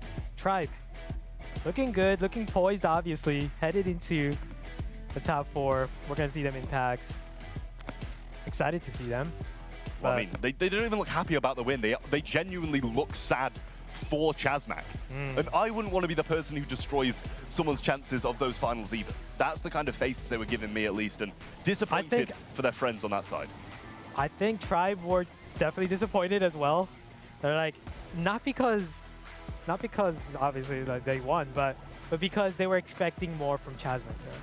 Like, why would you draft why against the Sprout? You're drafting Bell, you're drafting Lola, you're going Janet against a Fang matchup as well. You're not gonna get those hits. Bell's rock. Like, I don't know, Trav. With Chasmak out the race, there's definitely less teams running for these spots now. I think there's maybe 3 spots left and 4 teams running for them. So with Chasmak out of it, definitely other teams are going to be very happy about that. And I'm surprised Chasmak even got 34,000 damage, to be honest. I feel like that's probably the Bell just hitting a few shots every now and again, because Lola didn't seem to get too much, and obviously Janet didn't. Janet didn't get a single super. You might be right about that one. No, not a single super. Not one super. I don't think she was even close to super is the other thing, Trav. That's how much Tribe just completely dismantled her. Not good at all for Chasmak, but Tribe continuing their domination. And obviously, their only other game today was the real one. So they're finished up, finishing the season on 6-1. And their only loss against Vanguard, who are still in contention for these final spots and are hungry to try and get there. Yeah, definitely. We're going to see more of that soon. But yeah, hopes and dreams for Chasmak out of the way there. Still a very strong team in North America. Hopefully we see them again, making waves in the future. They're still a young team. They're still developing. Definitely going to be a learning lesson. Definitely they know that, hey, we had these top teams. We had Vatra on their toes. We had a 2-0 start against them. We had a 2-0 start against the best team in North America, Tribe. We just failed to finish. Well, Chasmak still have Season 2 for their hopes and dreams, but for Season 1, their run is over. For some other teams, though, they still have a chance. And we'll be back to see who will be joining Tribe Gaming at PAX West just after these breaks.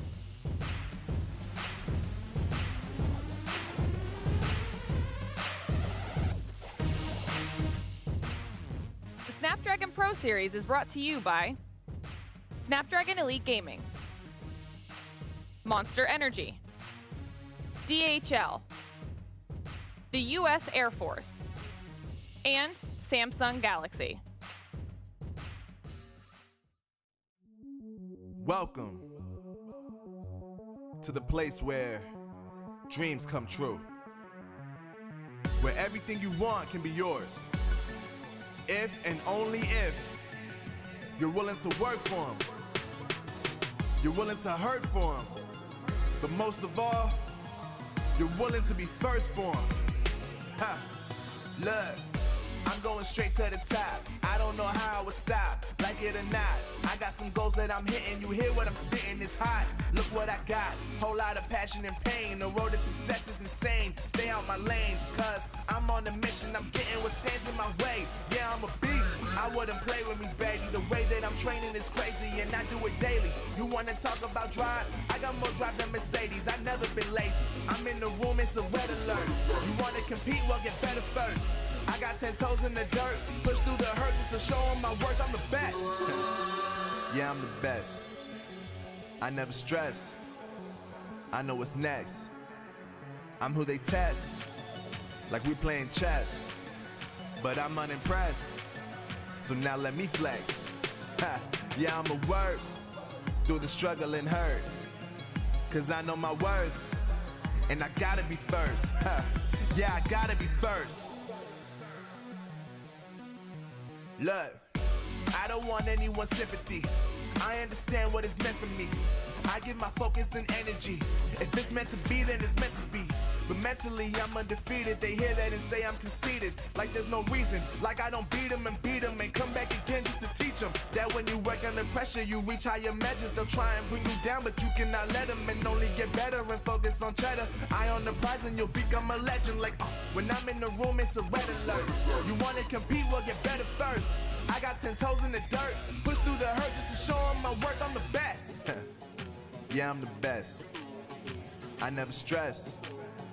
I know what's next. I'm who they test, like we playing chess. But I'm unimpressed, so now let me flex. Ha. Yeah, I'm a work through the struggle and hurt, cause I know my worth, and I gotta be first. Ha. Yeah, I gotta be first. They don't know what's gotten into me, how'd I turn pain into energy. Through all the struggle and hurt, remember my worth, and that's why I gotta be first.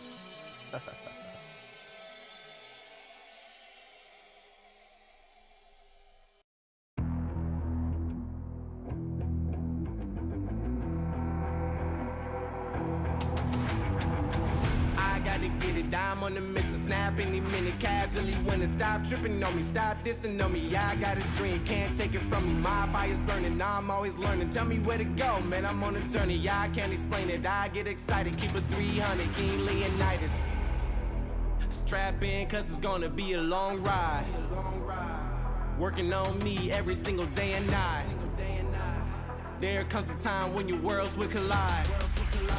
If it's holding you back, push it right to the side. Ain't got no time for no fear.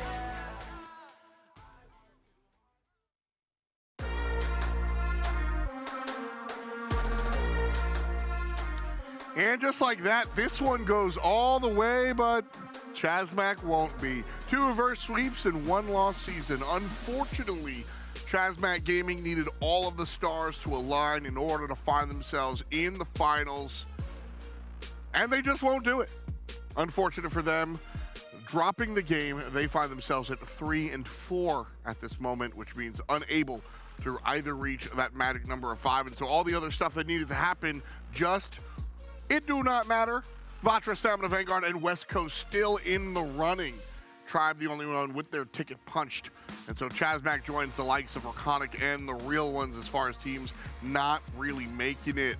Welcome back, it's F-Tot and Trav. And I mean, honestly, Chasmak not making it is a bit of a surprise. I mean, it was a massive surprise to me at the start of the season. I thought they were going to go all the way, make it to the finals and do well there as well. Yeah. But clearly just not their season today, and a little bit disappointing as well, because I would have loved to see them over at PAX. Yeah, a little bit rough, unfortunately, for Chasmak. However, across the way, we saw some fantastic work out of Tribe Gaming, as per usual. And so we're going to take a deep dive one more time into how they do their thing. Yeah, well, I was going to say, I've got a little bit of a snippet from Gem Grab where they did manage to get a nice little turnaround in that first game. Zulan jump in is the main part to focus on, but we've got a bit more behind that as well. See, CMG, they're looking good. Off the start, they've been doing very well. Managed to get nice 4 gems off the lead. But, when these minecarts start coming in and they put themselves in unfavorable positions, that's when it gets difficult. You see here, in comes the jump, there's the takedown, and now the gems are in the wrong hands. Zulan being the gem carrier, he doesn't care. He's got a mark on him. He's got the ability to turn back into that Bonnie form, though, and that gets rid of the mark completely, so he doesn't care about this. It's a waiting game for him. And for Fade, it's a waiting game for him to be jumped on by Zulan. Straight back into that form, the mark's gone, he's not going to be taking as much damage, and it's tied out. But Fade has the gems, Mortar's raining down, and at this point, you know it's over. Jump in, take down from Zulan, picks up those gems, there's another one laying there for him, waiting for it, and he just picks it up, gets 10, and this is the start of the end for Chasmak at this point. Once this turnaround happened, it was really not looking good at all, because at that point, you know it's over for them. Because, you know, when that first game's taken back, if they bring it home, which they're looking like they would have done with those gems, they're in a good position. And if not, then Tribe have momentum once more. And, well, we know which way the momentum went. It's all Tribes. They've been locked in, but they still are finding victories left, right, and center. That's just what this team does. And, as usual, we've got one of the head honchos from Tribe on the line. Glitter, tell Corey I say hi. I will most certainly do that for you, F. Dot. Don't know if you heard that, Corey, but F. Dot does, in fact, say hi, give you a little shout out. Hi, F. Dot. How's it going, bro? All right. Now, obviously, coming into today, you guys were already qualified, right? So talk to me a little bit about what the mental was like. I mean, yeah, it's nice to get the win, but you were already sitting pretty. I mean, yeah, the team was happy going into today, knowing that we've already qualified. But at the end of the day, our team hates losing, and we decided that, you know, after 2 sets down, we're like, all right, guys, come on, we don't want to lose this game. No one likes losing, so we just kind of picked it up. Yeah, and it ended up working out well in your favor. Now, looking forward, though, to finals, what is the prep going to look like once all of this wraps up and you guys are really focusing on that? Yeah, a lot of prep goes into finals. I mean, there's going to be a lot of draft prep. That's the biggest thing. Today, our drafts weren't great. I won't lie. We had some questionable drafts. We had some okay ones, like, you know, where we can definitely win. But at the end of the day, you need a good draft, or you need at least solid drafts throughout the entire series to win. And so we got to work on that and just keep scrimming. That's the plan. Yeah, and you know, this is, you know, not necessarily game specific. It doesn't have to be, but what are you most looking forward to for finals? I mean, big event is right around the corner. I'd be lying if I didn't say the money. I mean, there's a lot of money on the line, and everyone loves money, so we're going to be playing for our heart outs for it. It's going to be a great event. I mean, I won't keep you on here too long. I do enjoy chatting with you. I'm excited to see you guys in finals. I think that's going to be a blast. So I'll give you an opportunity to do some quick shout outs, and then I'll let you go. Of course, shout out to the team. I mean, here I am on the bench and having a blast doing it. But again, shout out to all the fans, because you guys are always out there supporting us, and we wouldn't be as successful as we are without you guys. And shout out to Tribe. Well, Corey, thank you as always for jumping on and chatting with us. Great job. Thank you. All right. It's always nice to get to talk to him, okay? And I'm excited that we're going to be able to see them in finals now. Also, F. Dot, welcome to the desk. Yo. How you doing? Not bad. Hanging out, hanging in, getting excited to really see where these teams are headed. The Chasmak one took the wind out of me. I saw 2-0, Right? and I was like, all right, here comes the net. Not this time around, and that really just, like, that was a sucker punch. And I just don't know what to expect for the rest of the day. I think Ash agrees with you, because I walked up to the desk during the break, and he was like, man, Oh, no. Yeah. man, that was rough. Yeah, definitely. I was definitely disappointed right there. I was hoping Chasmak, well, finish things off right there, keep their hopes and dreams alive. But it's just sad. It's just sad to Right? see a team like that. Such a great team. They're so, like, they're one of the best teams in North America. Just seeing them out like that. Well, I mean, clearly they're not going to finals, so I don't know how good they are. It's been a very competitive season, okay? A very competitive season. And we need to see which hopes and dreams are still being kept alive and which ones are being dashed, because we have 3 more matchups on the day. And the next one right around the corner is going to be between Vatra and West Coast. Ooh. Yeah. Let's take a look at Juan Carlos and the boys. RBM and Chino. Vatra Gaming has been an interesting team. That's the one I'm going to go with. They've been interesting here, Ash. I don't think they've been an easy kind of bet one way or the other. Juan Carlos is having a blast of a time singing the song of his people. I wonder if it's a victory tune or a going down with the ship type scenario. No, I do that too sometimes whenever I have a big matchup. Always listen to my favorite song or just, you know, rapping it out. Ash It's walks great into with the it's studio. great with the. It's true. You saw me walking into the studio. That's true, actually. You do. Every day he's singing Beyonce What? on the money. Sounds pretty good too, actually. Thank you. You want to give us some? Maybe another time. All right. I tried, folks. I tried to get a little bit of the halo out of Ash. Not going to give it to us this time, but maybe we'll find it as Vatra Gaming trying to find some dubs here. When we look at them realistically, Ash, I mean, what do you think their play style is? How do they find themselves above West Coast this time around? I feel like West Coast is a very control-oriented team. Their drafts, I'm always impressed by West Coast drafts. For Vatra, they're a team that super solid team. They've got a really good core. They've got everyone established. They got a great mid player in Juan Carlos. They got one of the best aggro tank players in North American RBM. Super solid team. And West Coast, they're pretty new team in this region compared to Vatra, but they have the same record, and they've also been super impressive. So this is a very, I feel like, two equally powerful match teams facing off right now. Yeah, I mean, I return to the word I used before, bro. It's interesting. Vanguard, sometimes they really stand up off of, like you said, that mid laner Juan Carlos. He's the guy I kind of look at. And then West Coast, we mentioned a number of times, just an amalgamation of different North American players that have returned to the battlefield time and time again. And so, you know, when we see the numbers, West Coast has been trending better overall in this competition for sure. Vatra no slouches, but I mean, if we are going to take a look here, yeah, West Coast on top. It's going to be yet another close match to continue closing out this challenge season. And of course, we want to know what you guys have to think about it in chat. Let us know down below in that poll in Twitch chat which team you think is going to be taking home our third matchup of the day between Vatra and West Coast, because I anticipate the rest of the day just being a lot of back and forth with these close matchups, and it's ready to go. So let's just dive into it. All right, let's go ahead. We'll dive right in. Thank you so much, Glitter. We'll jump here. Ready to roll, Ash. We've got Ring of Fire double solution out in the open. We'll go to Canal Grand and Safe Zone if we need to.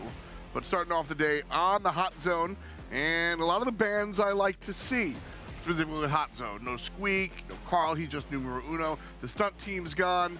Penny also banned out alongside Stu. So a lot of the just top stuff with respect to the game mode, in my opinion, banned out. So Crow first pick, Colonel Ruffs across the way. Yeah, no surprise there with the Ruffs pick. You got the sandbags. And best of all, we saw in the previous matchup, guess who went Crow? Chasmak went Crow in the same map.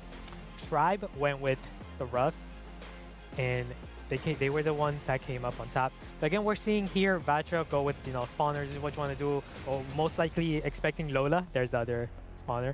Now you got two spawners. These are two great brawlers against Crow. But when you're West Coast, this is what you're expecting. When you're picking these brawls, you expect that. So I would not be surprised to see Amber. I want to see Amber right now, which would be great matchup against Ruffs.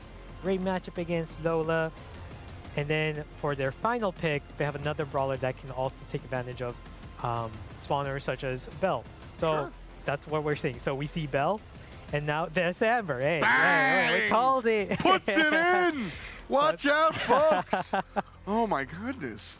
It's almost like you're an incredibly successful content creator and person who knows the game well, huh? Look at that. Yeah, I guess. But here, Vatra going with Piper. Yep. Remember, we saw Tribe in that previous matchup go with Piper, and then they destroyed the B and Crow mids. Here we see Belle play that mid role, right?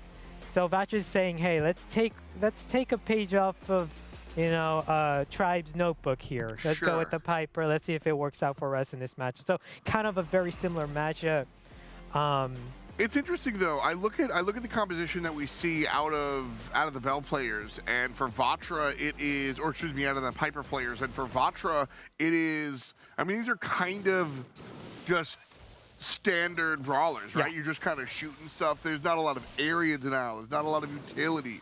There's not a lot of anything besides damage, which might be enough. Maybe you just keep killing your opposition and that allows you to own the point. But usually I like to see more of the Emses, the Ambers, the characters that do provide some utility. Here on West Coast, we're a little light with respect to utility. It's a little more aggressive, like you said, with the Crow. But you do have the Amber a little bit. And so just a little bit more utility. And right away, West Coast, first ones to really get on the point. Not technically, I know, but first ones with a big presence, 25 to 7%. Definitely, and Bell also plays 2 over mine, setting up the mid. Whenever you're running a Piper composition in Ring of Fire, you're heavily depending on her making big plays. And that's what we saw from Ezlevi in the previous match, one of the best Piper players. And this puts any Piper player, so Chino right now, puts you in so much pressure in getting that done. You got to win the mid. You got to be able to beat Chepo. Chepo is an amazing mechanical player with long-range brawlers as well. And Shine as well right there at the mid. Every time you're dealing with the Piper player, you want to double up mid. You want maybe even triple up sometimes because she's a single targeting brawler. But here's the problem. I mean, we're seeing Chino is getting a kill every second. He is absolutely doing exactly what he needs. And just now is the first time I'm seeing him step on the point, right? They were down 20%. Chino owning the kill feed. And it still didn't matter. It's not enough for Vatra to really get up and going. That's the presence of Bell. She prevents you from doubling up, where Vatra doesn't have that. They got a Piper, but you don't have that ability to prevent the enemy from clumping. As you can see what West Coast is doing. All 3 of them taking the mid is exactly what you want to do against the Piper matchup.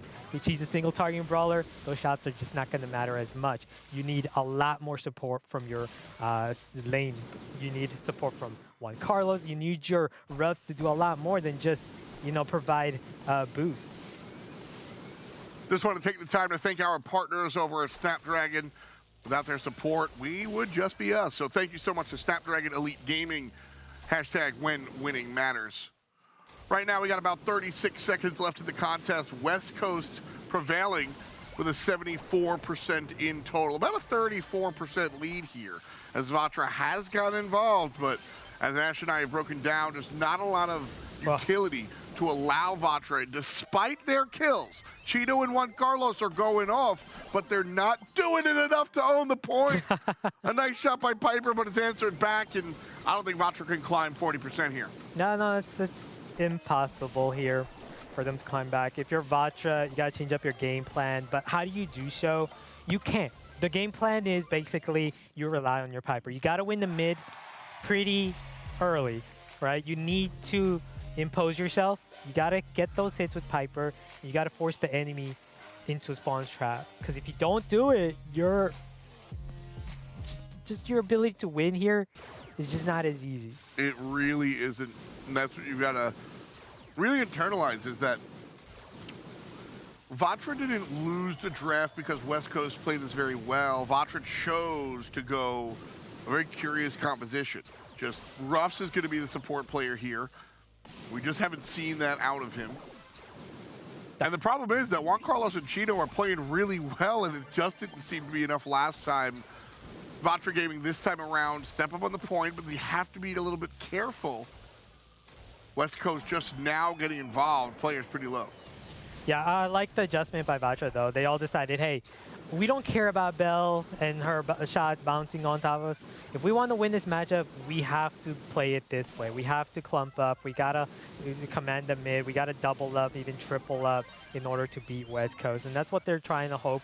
They're hoping Chepo doesn't hit his shots as much as he should be here. As you can see, Chepo struggling. And continues to miss every shot with Bell.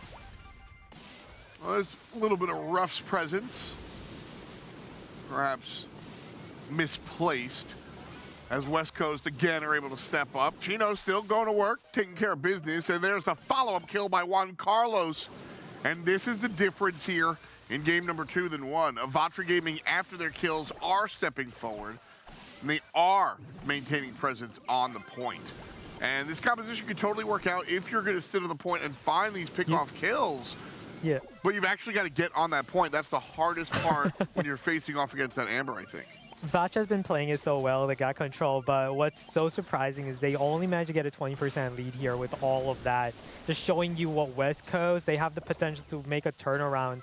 All they got to do is, if they can get control right now, which they do, And if they can maintain it, as I'm saying that Chino hitting his shots is what you got to do if you're Piper. You got to hit those shots. And there's another snipe after snipe. Shine's going to go down as well. So team wipe in favor of Vatra right now. Still, as I'm saying that, West Coast hopes still alive actually. 40 seconds to work with. They just got to get some sort of control. West Coast has had the easier time here, but Vatra in game number 2 has really kept them at bay as best as possible. Little shy of half a minute, and Shine in trouble. Dodges the 2 on the left, but can't dodge Carlos. And with Chino's kill on Alec, that should be it. Yeah. We are going to a game 3 here, as Vatra pick up game number 2 in a very nice fashion. You talked about how they just did the adaptation they needed to do. Yeah, not just that. Chino did what he had to do with Piper. Hit his shots, get those kills. That's what happened. Time. He got so many kills. He had probably a 10 kill to 1 death ratio right there. And the other thing was Chepo just failing with the bell. Wasn't able to hit his shots. So he's got to make that turnaround. But that's the thing with long range mechanical brawlers. Much of it deals with whether you're feeling it or not, whether you got the hot hand, and sometimes you just don't with those sort of brawlers. Chepo again missing a lot of shots. Piper getting the better of him once again. Ooh, Shine winning the lane though, could open the door Another here. Another snipe. That's triple snipe by Chino. And he's been doing it game 1, game 2, and game 3. The biggest difference for me for Vatra in game 2 was their ability or their desire to get on the point. They actually did something after the kills. Game number 3, well, it's the same story, 34%. I know that's been Piper getting the kills and sitting on the point. Oh my goodness. Chino though, this dude, he's accumulating kills after kills after kills. His stats are gonna go off the roof after this match. Commanding the mid and just not missing. Yep. This is what West Coast is struggling against Chino, who's just commanding the mid with his Piper. If you want to beat Piper, you got to dodge, and this is what you got to do. It's still, the game's not over. If you're West Coast, you still have a chance. Just got to get control. Against any composition that relies on Piper, if you can get control and force them into a spawn trap, you always have a chance.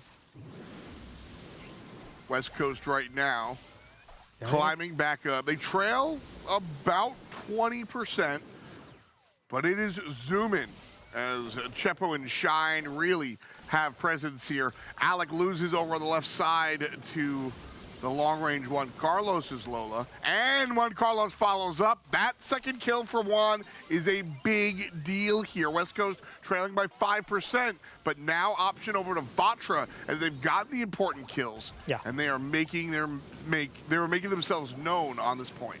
You got to be very optimistic here. You got 50 seconds to work with, and you climbed a mountain right there. Only a deficit of 6%. If you're Chepo, hit those shots at the mid here. Command the mid. You got 40 seconds to work with. You got plenty of time. You just got to get control right now. Well, it's Vatra that have the control at the moment. 81%, not able to keep it moving, though, as Shine takes down the Lola player in the left lane. Oh, that was big right there. The kill on Chino with 26 seconds. Lead change. And now lead change in favor of West Coast. They just got to triple up the mid right here. And they should do it. They should have it right here, because even if you hit every single shot at your Chino, it's not going to be enough. West Coast showing it how it's done against the Piper composition in Ring of Fire. Right here, the star player of this entire match may be in favor of... as you saw, West Coast right there. Yep. But Chino was the man right there with the Piper. But again, that's what you got to learn here, though. You go Piper, you hit so many of your shots, it's still not enough. Exactly. You need a little bit, because even in game number 1 when Vatra lost, and in game number 3 when Vatra lost, Chino just owning this kill feed. And Juan Carlos wasn't slouching in any of these games either. But you can obviously see that it was West Coast whose position on the objective was just more favorable. And I think a lot of that has to do with some of the other brawlers they chose, a little bit more interesting as far as their damage profile is concerned. And that makes all the difference. Yeah, and no, it's a learning lesson for a team like Vatra. It's like, hey, Piper just didn't work. We got what we wanted out of her, but it just wasn't enough. Yep. He played Piper so well. Chino played Piper as well as any other great Piper player in the world could have played her there in that final match, and it still wasn't enough. Look at that. Oh my goodness. That's insane. No way. That's insane. And this is kind of like they played this draft. Perfect is a big word, Ash. But they played their composition really, really well towards what they were trying to do, right? Yeah. They picked long-range brawlers, they picked sharpshooters, and guess what? They did it. They hit their shots, they celebrated, but they couldn't find the objective after the fact. And I think that's what's really fun about doing Brawl Stars and any game that has multiple sort of game modes here is the idea that, like, you got to play the objective, dog. Yeah. And so West Coast comes out here and they go, well, you're beating us at, like, Bounty, but this isn't Bounty, man. Yeah. This is the other thing is this is also a very big learning lesson for a lot of competitive players as well, especially the semi-pros trying to get into the pro range, right? You got to understand when you're getting beat down like that. 41 kills, Vatra. 20 kills, West Coast. And Vatra still loses. It's not about the kills. It's not always about that. And a lot of times, you know, you always have an opportunity if you know how to play the objective there, right? Even if you're getting beat down, you're getting taken down by Piper over and over. How many times did we see Chino get team wipe them with this Piper, and it still wasn't enough. We've got double swoosh up here. We'll see if West Coast can do it twice in a row. Ban's already at you. Carl banned by both teams. And no Ash. See you later, man. Wait, how does that happen? How do both teams ban Carl? That was... I mean, nobody wanted, even West Coast with their first pick didn't want to go Carl. That's why you banned it out. They've had more success with these Crows, and so that's where he's going. And here's the thing, though. Crow's one of the strongest brawlers in double switch. You always have a comeback opportunity. You also have, he's such a great win condition brawler as well. How do you leave Crow on the table for the opposing team? If you're Vatra right here, it's difficult, but we know they're going to take Jean for sure. And then Penny's still on the table as well. Lola's on the table. They're going to go Lola, but here's the thing. When you go Lola, you're inviting Amber. And the same thing when you're going Penny. So if I'm West Coast, you know what I'm taking? I'm taking Jean, because I don't want to give them Jean. Yep. I'm taking Amber, because Amber would be great matchup against Lola and Penny. So I did call out West Coast comp. You did. Let you know, I did call it out. Can you get two in a row? That's See if we can do it 2 in a row here. Are they going to go with the Amber, which I'm fully expecting here? You must. Yeah. But they go with Bo. Okay, we're going to go with the Bo. Amber Bo. Amber Bo, there it is. There it is. Bo, one of the strongest brawlers on this map as well. But the other thing I like about the Bo pick is you don't really have to worry too much about tanks, because you got to Amber, burn the bushes. You got a Crow. Excellent brawler against any tank. So now if you're Vatra, if I'm Vatra, I'm still taking Jean here. I can have Penny go lane, but if I can go Jean, I have a great win condition against any of these brawlers, and against Crow, it's always going to be a great pick. So if I'm Vatra, I'm really looking at Jean right now. I like the Bo selection here by West Coast as well. Vatra Gaming as they lock in Stu. Vatra likes these long-range sharpshooters, and so I think the Bo is a nice steal away from them. How do you like the Stu for Vatra? I don't really like it as much, especially against the matchup against Crow. You're just getting into a counter. You're gonna get slowed down. You're gonna lose those bushes. Sure. You don't have the range advantage against any of those brawlers either. I would have liked to see Jean instead, but not just that. The vision gear is just so imperative on this map. That's Jean would have been great with that as well. But we'll have to see with the Stu. He's gonna need to be able to make big plays. Stu is always a good matchup against Bo, though, so that's what RBM's doing. He's gonna go the mid to deal with Bo. So that's not a bad idea. Not a bad idea at all. We'll go ahead and hit double swoosh, gem grab Matt. Chepo, the first one to score. But right away, it's turned around, and Vatra are gonna be holding all the gems here. 3 in total for them. Yeah, that was really big for Shine to get his mines early here, because it opened up the mid here. But the other problem is in the open area, Bo doesn't have the best matchup against Stu. Stu with the mobility, pretty easy to dodge a Bo. It's always got to be you always got to be wary of that. And then on the left side, Chepo already managed to get his super with his Crow. Crow is going to be one of the toughest brawlers to deal with in this map, of course. The slowdown and then the ability to just jump in on you always puts your gem carrier in danger. Right now, 6 gems to 3. Vatra feeling good. Crow's going to jump in on the left side. Chepo wins the fight. RBM look to get involved a little too late. So Shine will tag in on the left side here. Look for some damage as Chino fights over here on the right-hand side. And you can see what Shine's doing, playing it very safe, knows, hey, they got a Stu that can rush me. Alec, oh man, wow. Going in on the right side with the Ember, double kill. That's gonna steal a game right there with 13 seconds. If you're Vatra, you don't have a brawler that can dive in, make those plays, right? So I just don't see it for them right now, as West Coast can definitely secure this victory here, and there it is. An easy-looking one for West Coast as they finish this with almost 2 minutes left on the clock.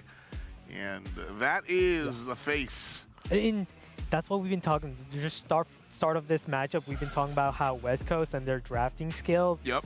And it's paying dividends right now. Just out-drafting them, right? Also playing well on the field here. As West Coast have the lead, big picture and little picture. One set above none, and one game above none as well. Alec, starting us off hot as usual. 2 players on West Coast with kills, and that gives mid-control to the blue team. They've got 1 gem, comparatively speaking to Vatra's 3, Ash. But for red team to retake, it's going to be one of those. Definitely. The name of the game in Gem Grab, get the gems, and that's what RBM's doing. It's like, hey, we want to win this, gotta get those gems. Gotta win it by that, because otherwise, it's gonna be a tough matchup. Not having, a way to deal with the Amber, of course. Chino, as you can see, kind of struggling. Does have the mortar down. Alec does have his super. Gonna quickly disintegrate that. And on the left side, Shine. Gonna make the sneak play. Gotta be able to win this matchup. Gets the shot. Oh, wow. The fadeaway. Woo. The fadeaway indeed right there. Managed to stay on top of that. Chino's very low. He's getting very aggressive, but I like it. I like that play. They managed to get 8 gems, and if Vatra can get the next 2, obviously they're going to be in a very good position. But as I'm saying that, already lost position. And the worst thing to be in this position for Vatra, you have 2 brawlers carrying gems. So now you have 2 brawlers that can't really make any risky plays. Well, we saw mid-control kind of taken over by West Coast, but they let Vatra walk away with a bunch of gems themselves. And so now West Coast really can't let anything seep through the cracks. That said, Chepo's going to fall down. Yeah. A nice kill on the left side by Juan Carlos. Fortunate for West Coast, the next gem is going to spawn right next to them, so they're going to be able to pick up the 8 gems and put them into the safe zone, not have to worry about a 7 to 10 gem deficit.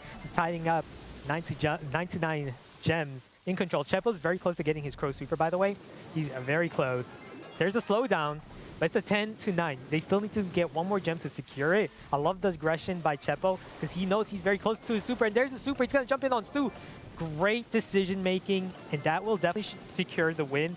As long as Shine just, I'm just going to walk around here casually as West Coast takes the gem grab set as well. And a nice one, too, in all honesty. This doesn't really seem like the boys are laboring too hard. Alec and the squad here, 2 wins. 2 wins. Feeling all right. Okay. Yeah. Hopefully not another Chasmak scenario here, but true. West Coast looking poised. They've got the drafts. They got the skills. Very confident in what they're doing right now. Let's take a look back at set number 2 here. The double swoosh. A lot of it was, honestly, all about West Coast. Vatra Gaming made a couple of plays where they would get involved, but ultimately it was WC that wanted to do it. See, this is what I was talking about. Chino over here actually sneaks over and picks up the gems that West Coast caused Vatra to drop. Yeah. But it do not matter because West Coast was able to kind of find a kill and then some. And here's another strong point I want to make is Stu is a great brawler, don't get me wrong, but RBM, right? You put him on the Stu. RBM is a monster on Stu, by the way. Sure. But his playstyle is when you put Stu as your mid gem carrier, what do? You make him a passive brawler. Stu's not going to be able to make those big plays. And that's what you saw. He was just forced to pick up gems, play it safe, be safe. But that's not what RBM is about, though. You want to take advantage of who RBM is, one of the best aggro players. You want him to play in that playstyle. You can't put him as your gem carrier. No, I completely agree. You know, that's an integral part of strategy, understanding your teammates' own prowess, their play style, how they do things, not just what they do, but how they do it. And knowing that your teammate's going to be aggressive and you're essentially neutering his gameplay by forcing him to carry all the gems, well, that's something you're going to carry with you for sure. As we're headed into out in the open, knockout, Vacha definitely going to get the first pick considering West Coast banning 3 oppressive brawlers here. I like the Crow ban. Interesting ban here. They definitely have Carl on the table, of course. And if I'm West Coast, I want to take Carl. I want to take Colette. Colette would be a great counter to that. That's what I'm looking at here. The other thing is if you don't take Carl, you want to make sure you securely pick brawlers to counter that. So I'm still looking at Colette here. They're going to go with the Penny. I like the Colette play, though. Yeah, and the next pick, I feel like you kind of have to go with the Colette. It's going to be a Bell instead. Bell, okay, Bell instead. Interesting, because now you're inviting Vatra to go Carl, but Vatra knows if I go Carl, West Coast's going to go Colette last pick. Right. So Vatra now can consider taking both Colette and Carl. Right. That'd be a good idea. Minus West Coast from taking it, but then West Coast has a final pick of option, say a Fang, right? So there's definitely options on both teams, but if you're Vatra, you know they're inviting you to pick that Carl. You take that invitation, you go Tick. Oh, interesting.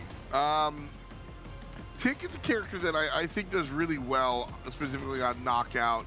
Obviously, the super can be really problematic to deal with. Yeah. But if I'm West Coast, I'm not worried. I got last pick. You got 2 fragile brawlers. You go Carl. Now, if I'm West Coast, I'm not gonna take Colette. You know what I'm gonna take? I'm gonna take Fang into that, man. Okay. I'm gonna take Fang. Oh, and there it is. Let's go. The instant lockdown into Fang, and I gotta agree here. I think this is the right choice. You've got a way to deal with kind of the tanky characters across the way. Yeah. I love it. I love it. Yeah. I love Fang. Fang is, I don't love Fang. I think he's, you know what it is? I think I love the idea of Fang. I love him when I love him. He's very niche, but I don't want to see him every match. And that's, in my opinion, a well-designed brawler. No, yeah, definitely. And I love the matchup for Fang here as well against Tick, Brock, Carl. The moment he gets his super, can go in, stun, and get a fairly easy kill. But here it is. West Coast in control, 2-0, head into knockout. Vatra trying to speed things up, and that's what we're seeing, and trying to play at a faster pace. Tick raining some bombs on the left side, but Alec, all he needs to do is just get 4 hits with his Fang, and he's going to have his super ready. Right away, we're seeing a little bit of action here on the right side with all of the structures being blown up thanks to Brock. Yeah. But here's the other thing, though. When you're opening up the structures, you're making it to open map. Both Fang and Bell thrive in open areas. So it's not like it's helping you much, especially considering you got a Tick and you got Carl. These are brawlers that want walls. They want to take advantage of the walls.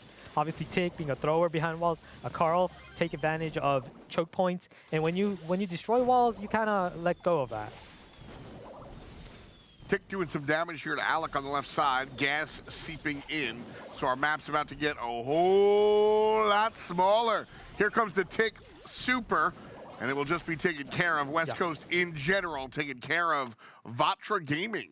On the bright side, though, Alec finally managed to get his Fang. That was the issue right there. He was just not able to get those 4 hits to get his super, but now he does. Now he has the super. He's got to be careful. The Tick does have his super to counteract that. And we know that Brock is using the rocket fuel gadget, doesn't have the rocket laces to jump away. So that's an option for Alec to maybe convert to the right side and go after the Brock instead of the Tick here. There's a super missed connection, very big missed opportunity by West Coast right here. And now not looking very good for them as Vatra should be able to clean this up. 3-1 against Alec. Alec trying their best, falls down, and yeah, what are you gonna do about that one, folks? Yeah. So Here's- Vatra gets game one. Yeah, here's the thing though. We know what the issue was. Sure. It was Fang not getting his super. It was Fang misusing his super in that second matchup. So it's still a very, very, very winnable matchup for West Coast. Oh yeah, it's All just they got to do is just clean that up. it's incredibly mechanically demanding what we're seeing out of these players. Essentially, you need this Fang super to be able to go off to in order to just even match up with what your opposition's doing. We saw Vatra Gaming, you know, the Tick super was negated, the Carl super did work, and the Brock super, sure. But West Coast just not being able to pull off the Fang, I think, is a deal in this situation. In comes Chino, and there's 2 kills for 1 super. No. That is very unfortunate because Alec did manage to get his super early with this Fang, but with 2 of his teammates out, with that aggressive play by Chino, brilliantly played by him to secure that win. Well, we'll see what happens here in round 2. Game 1 went to Vatra Gaming, the trailer in this contest. We'll see if that's going to continue going. If I see that Brock alone and I'm a Fang, I'm going to go in on him immediately because he's not using the jump gadget, folks. He's an easy target.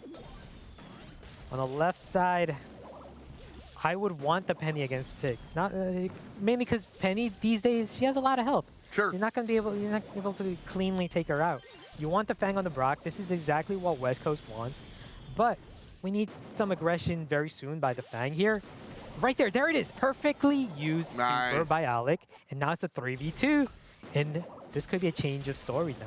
Alec is able to grab one, and here comes the pinch from the bottom side. Juan Carlos running away from Shine and Chepo, but Chepo on the right side takes care of Juan Carlos. Yeah. And with 1 player alive, this should be West Coast's, and it will be. West Coast 1 away from game 2. Yeah, best of all, they got the mortar and they got the Fang super. If they can just do the same thing, target that Brock, right? Take him out of the picture, get a 3v2. Vatra kind of falling into the hands too. They have a Tick on the left, and they again leaving their Brock open. An open opportunity for Fang. We know Chino's got his super with his Carl to come in and help out, but look, perfect. Ooh. Another perfect super by Alec and his Fang, bullying the Brock. And that was the difference maker. This time around, Chino uses the super and the hook shot, but the teamwork is there, and the dream work is up on top. Another kill going the way of West Coast. They just got to catch up to him, folks. No, this is pretty much over right there. West Coast showing you how it's done. This is why I said it's a very, very, very, very winnable match for West Coast. They have Fang. They just got to make those type of plays. Get your super early and use your super properly. Go after this Brock that has no way to escape against your super. We'll see if West Coast can finish it up here. Of course, they got to win 2 rounds, but we'll see if they can do it here. Vatra Gaming is going to bring us to a game number 3, or a set number 3. Excuse me. Because we're in a game number 3. Lanes haven't been swapped just yet. Still standard stuff coming out. Yep. And again, we're seeing Alec on the left. I would have liked to continue to see him against the Brock rather than the Tick, because whenever he matches up against the Tick plays it safe. He plays it safe, doesn't give him hits. It's harder to get your hits off a Tick here. I would have liked to see Fang maybe even go mid and have like Penny against the Tick. But as I'm saying that, West Coast in control of being aggressive, pushing him back. I love seeing that. Just aggression by them. Tick Head's gonna be pointless against the Fang as Alec continuing to possibly get ever closer to his super. That's the idea. Just get that super. Gas already seeping in, and Chino is the one to use the super and find a kill first and foremost. Alec follows up, and now it's Alec versus the world. Tick nonsense coming out, and Alec trying to find this easy kill. Dances forward, goes up, misses the super. The shots after aren't good. And Vatra Gaming wins here. We're on to round 2. We'll see what the teams can do. Ouch. Had he taken that takeout, definitely would have had a very winnable game right there. But brilliantly done by Vatra to make sure to prevent Fang from doing that. But again, I don't like seeing Alec on the left side against the Tick. Every time we do, it just doesn't work out. But as I'm saying that, they do have the mortar, they do have the capability to play at a little slower pace, to work on getting it super. But Alec, oh my goodness, not where you want to be. Oh, falls down. The long-range delivery here from Chino. That's going to do it. And it will for sure. Chepo falls down in the hand of Chino as usual. And Shine, well, he's going to actually kill Chino, but, well, too little too late. 2 rounds go in the pocket to Vatra Gaming, and they will take this one just like that. A nice answer back, I think, from Vatra Gaming. You don't want to get swept in week 4. Yeah, I would have liked to see Fang on the right side rather than the left, because here's what happened. Every time Fang was on the left, they lost, right? They lost that first game in Knockout because of that. They went back to why they lost. Sure. Rather than why they won. The reason they won was because Fang was on the right side. Normally, normal circumstances, you want Fang against the thrower matchup because you just have more bulk. You're like a tank, right? You want that matchup. But it just didn't work out. Sometimes you got to go with, you know, the pace of the game rather than go with what's natural. No, I get that. You've got to play the cards you're dealt. You can't just stick to your game. You can't just stick to your playbook game plan at the end of the day. A couple of nice pitches here from West Coast as we take a look at the remainder of this knockout show that we had here. Beautiful stuff. And while it's a knockout show all day, we've been knocking teams out of competition. Chasmak Gaming, one of the most recent to really find themselves sitting out. West Coast and Vatra, interesting spots for them for sure. So a lot of the line here is teams jockeying for position. Vatra Gaming do a ton of damage, and that's why they find themselves with their first victory of the set. Nice look here for them as they're able to stay alive for just a little bit. It was actually a lot closer than the stats show. I feel like much of the stats come from the Tick just spraying shots all over the place. And of course, the masterful super from Barak right there, taking out Alec, destroying all their hopes and dreams of winning that knockout set. But definitely was a very winnable matchup for West Coast, and they let that one slide, allowing Vatra their hope of, you know, making a reverse sweep. We saw Vatra, you know, in this position against Chasmak last week. They were down 0-2, and they made the reverse sweep happen and win. They're fully capable. They're a team that's fully capable of climbing back. Well, this is their opportunity to do so. Taking one here from out in the open. We'll see if they can grab a second one at Canal Grand. Bands in, the Old Man and Lieutenant Surge gone, as well as Gene. Yep. All 3 of these utility, well, 2 out of 3 utility characters at least. Surge going to be banned out as well, just a strong choice. And then strong choices banned across the way for sure. Penny first pick for Vatra. Yeah, West Coast was hoping they'd take the bait in taking Bonnie first pick. But no, Vatra gonna go with the safer Penny first pick. And then West Coast going with the Squeak and Bo, again trying to bait you into picking the Bonnie as your last pick. If you're Vatra, you definitely have that option. Bonnie can just jump in on any of these brawlers, Squeak or Bo, take them out fairly easily. But at the same time, it's also dangerous considering West Coast has the final pick, where they can go with a brawler like, I was gonna say Gale, but any other brawler, maybe Colette. Colette would be a great brawler that you always have to keep in mind of as well. Vatra, though, they do take the bait. Yeah. They go with the Bonnie. They're like, okay, you know, you're daring us to take Bonnie. I guess we will take Bonnie, considering you went with 2 brawlers that are weak to Bonnie. Okay, well, we'll take the invite. So what's the answer here for West Coast? Well, right now, Vatra still has 1 more brawler to pick, and a lot of cards have been already played. They do have the option to go with the brawler like Mortis. I like it. You know why I like Mortis? Mortis. Not only is it great against Squeak and Bo, RBM is an amazing Mortis player. Playing to their strengths. That's what I like to see. And this forces West Coast to rethink about picking, you know, a lot of these brawlers that are weak to Mortis. They're forcing them to think about drafting a brawler like Daryl. Yeah, right there. Daryl it is. It's either got to be like a Daryl or like a Leon that can, you know, take advantage against Mortis. Daryl is actually an excellent brawler on Canal Grande, being able to roll through the water from one side to the other. Yep. So definitely, I like the draft on both sides. The Mortis, spicy pick. But hey, man, if you see earlier that bit we did with the Count and me, I look at Mortis. He kind of looks like the Count, you know? Yeah, exactly. No, I think that's what they were basing him kind of off. Anyways, All right, Ash, I see you. Okay. Well, we'll jump into the contest here right quick, and right away Mortis trying to be sneaky up north. Keep your eye on the left side, as he's going to come through and just try and delete everyone. Blue Star over to Vatra, as that's what Mortis does, and RBM playing him. Ash, you mentioned that RBM's one of the star players here for the Mortis. Oh yeah, man, he's a monster on the Mortis, and he'll show you how it's done, even against a Daryl. I feel like now being in control with the Blue Star forces the other team to be the aggressor, and sometimes it's not the best to be the team that's forced back like this, because in the map like Canal Grande, you don't want to be forced back into your spawn and get spawn trapped. This is not a map where you want to get spawn trapped in F-dot. Not at all. Not at all. Very few methods of movement. No Eve on the field, so can't be walking over that water. And you can see RBM moving around with his Mortis. The moment he does, Alec on top of that with his Daryl trying to stay on the same side with the Mortis. You're always going to see Alec trying to, safeguard his teammates. At the same time, RBM knows that. He knows, hey, we got the 1-star lead.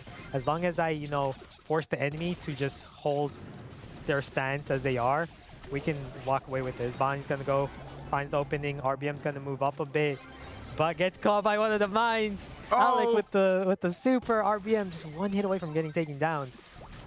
Big roll in there from Alec, though, on the right side. Secured a kill as well. And so we're still tied with the Blue Star over on the side of West Coast. Alex got Daryl super, Vatra though. Gaming. He can just roll through the mid here, go in. Vatra knows that, though. Alec geared up. 5 seconds. You got to go now if you want to do it. Oh, no. Missed use of his super. Rolls into the wall. A big misplay by Alec right there. Definitely waited too long, too, with just 4 seconds left. I would have liked to see him kind of just gamble it even right there in that situation rather than just wait it out. Misplay. Oh, well. We'll see if they can clean it up. Vatra Gaming up 1-0 here. As we jump in, and RBM jumping onto Chepo, but Alec cleans up. Chepo gets the kill off the assist from the Daryl. Yeah. And then follow up with a little bit of everything. 7-4 with West Coast in the lead. And with 90 seconds to go here, it's Vatra Gaming that are being the aggressive ones. Yeah, no, if you're Shine, you got to be careful. You're carrying 4 stars with a Blue Star. You die, you give the opposition a lot more leg room to work with. Shine, again, got to be careful. One Carl is going to be definitely taking advantage of everyone being really low here. Shine is super low. He's going to get pinched in by the Mortis and Penny for sure. And there he goes. There goes your... Oh, no, they still have the 2-star lead. Just barely. Just barely, though. And it's still dangerous because the moment, one Carlos gets his Bonnie super, he's targeting one of those, targeting your bow or Squeak. Right here, Vatra Gaming still trailing by 2, but a whole lot of time left. Yeah. So teams have to play it a little bit carefully. But I like what West Coast is doing, not being, not suppressing, not letting the other team push you back into the spawn, being aggressive, even with the 2-star lead. This is how you have to play Bounty, especially in a map like Canal Grande. You just can't let the other team push you back and bully you.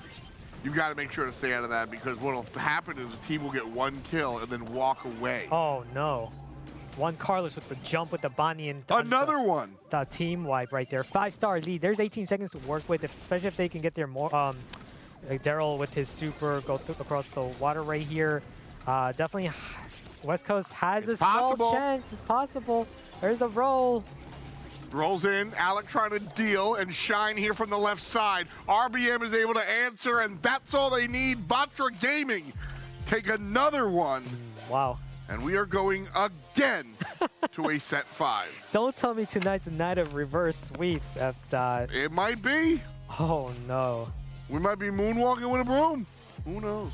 Vatra, if they can make this happen and they get the reverse sweep, they're going to be known as the team with the reverse sweep. Reverse sweeping Chasmak, and now here, it would be so good for their confidence as a team coming back from 2-0 deficits. Yep. That is huge. That means that every time you get into any match, you're always confident of making a comeback, being that team that has, that has that ability to turn it up when it matters the most. Well, that's exactly what they did here. They had their backs against the wall, and they still won. And then they did it again, and then, well, they still won. This was a big play as well. I really thought Shine and Alec were going to be able to make something happen, but RBM just mortises and is able to go ahead and take this one running. 22 stars in total versus West Coast's 15. And Vatra Gaming in a good position, and they find themselves at set number 5. Yeah, and best of all, momentum is on Vatra's side here. Big time. As we head into the 5th set. West Coast definitely scratching their heads on that one, but at the same time, you gotta look at it this way. If you're West Coast, you gotta try to forget those 2 games. You gotta go back to that optimistic approach of what led you to win those 2 games, in the first 2 games. So this mental is so important. And if you're Vatra, you want to ride your momentum. You want to go ride that high and try to take it. What are you looking at here after that? Those ice cream sandwiches on the table? No. Are they? They're not ice cream sandwiches. I don't know what they. I thought it was ice cream, like just waiting for the victory. Because at the end of the day, if these guys, Vatra Gaming, wind up with the dub, they're going to get a lot more than ice cream. Safe zone is where they're headed, and a strong one to be sure. Bans coming at you in a matter of moments. When I look at safe zone, this one's pretty standard as far as heist is concerned, I think. Yeah, definitely. Looking at the bans, we can say for sure Vatra's going to be the ones to get the first pick, with West Coast annihilating 3 strong options on this map: Colette, Carl, and Bonnie. But if you're Vatra, you've kind of, with the Brock ban, kind of depleted that option of picking that wall breaker. They're going to go with the refs pick. Okay. Safe, always a safe first pick, pretty much anywhere. If you're West Coast, your options are also kind of depleted in terms of mid brawlers. You're kind of forced to go with a Bell or Piper here as your mid, but I'd be more worried about going with the lanes right now. Rico's an option, but if you want to ever go Rico, you kind of have to synergize him with the Colt, and that can be risky. Okay. If you're... Okay, Lola was on the table. That was a good pick. It's a decent pick. Lola these days, I feel like she's good, but she's not the difference maker she once was. Agreed.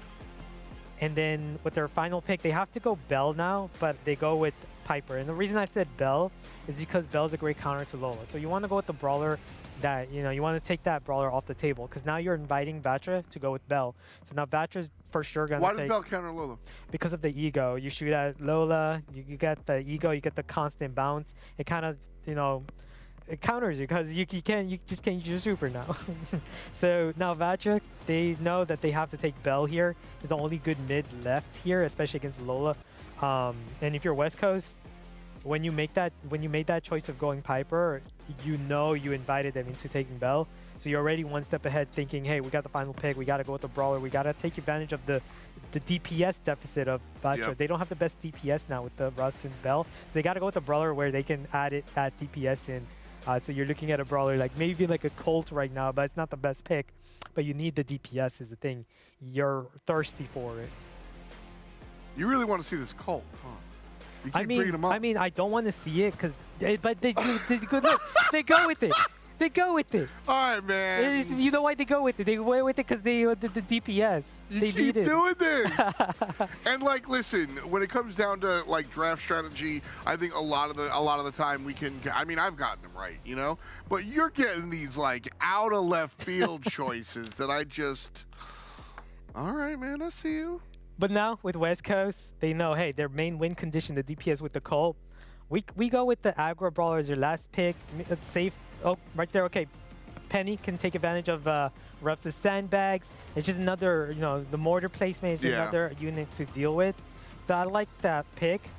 Not just that, Penny these days is just so strong because of the health. She almost feels like a mini tank. So She does. Even if you're like a Colt against the Penny lane matchup, it's going to take a lot to take her down. Yeah, Penny has really turned into really like a bruiser type character where she's not full tank. You're not selecting Penny when you want to tank, but you're going just a thick DPS. That's really what it is. Like, you know, thick, just tough stuff.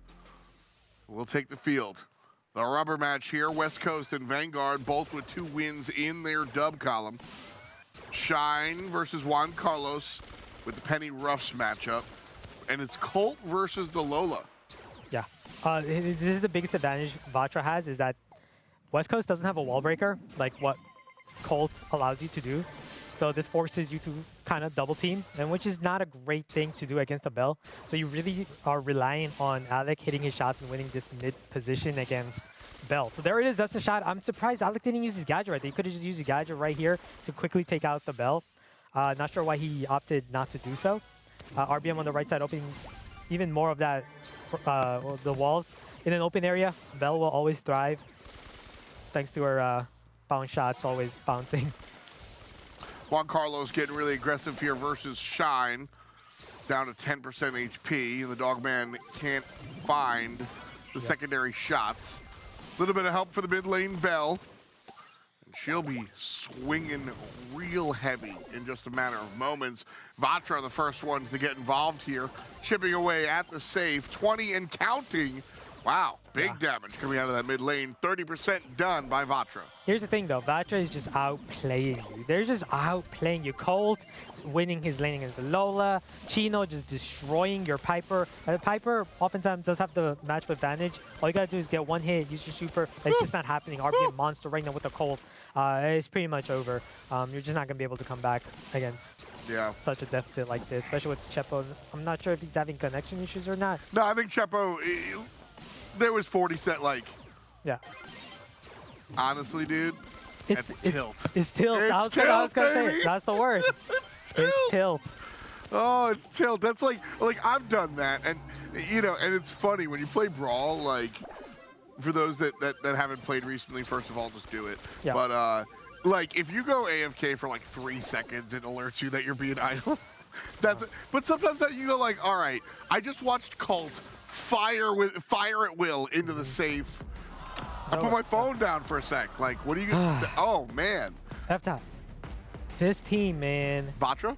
West Coast. Okay. So many opportunities to finish it. They had the draft, I felt like, with the Fang. Just not playing it to their best. And right now, again, here in safe zone, you got the draft as well in your hand.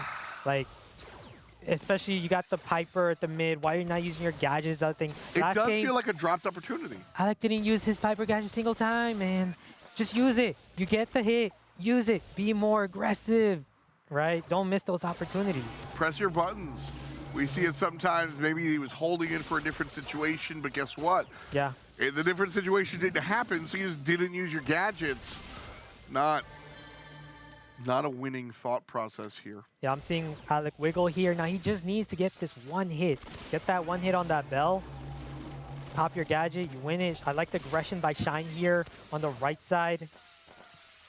And then he's going to quickly heal back up. Definitely not what you want to allow if you're RBM. Don't want to allow Penny to do that to you.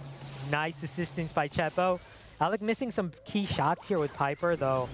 I'd like to see him start, you know, hitting his shots with Piper, because have to. Yeah, Piper's that brawler where, you know, once you hit a couple of shots, it's all about confidence. You have to. There are other characters that bring other stuff. All she does is bring the damage, and so you have to find your shots. And if you do, we saw Chino play this character earlier, and we've seen Bobby play it throughout the season. Yeah. Good kill by Shine, finishing off a little bit of damage here from Alec. RBM, though, around the left-hand side. I like what Alec's doing. Just forget about the Colt. You got a massive damage lead. You don't need to defend this necessarily.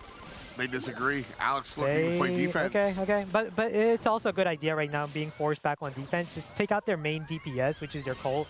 Bell and Russ are ticklers. They're just going to tickle your safe. It's okay to leave them on your safe, just not the Colt. Especially in this situation where you have a 44% damage lead. All you got to do is just disallow that Colt from ever making your safe, and there's no way you can lose this.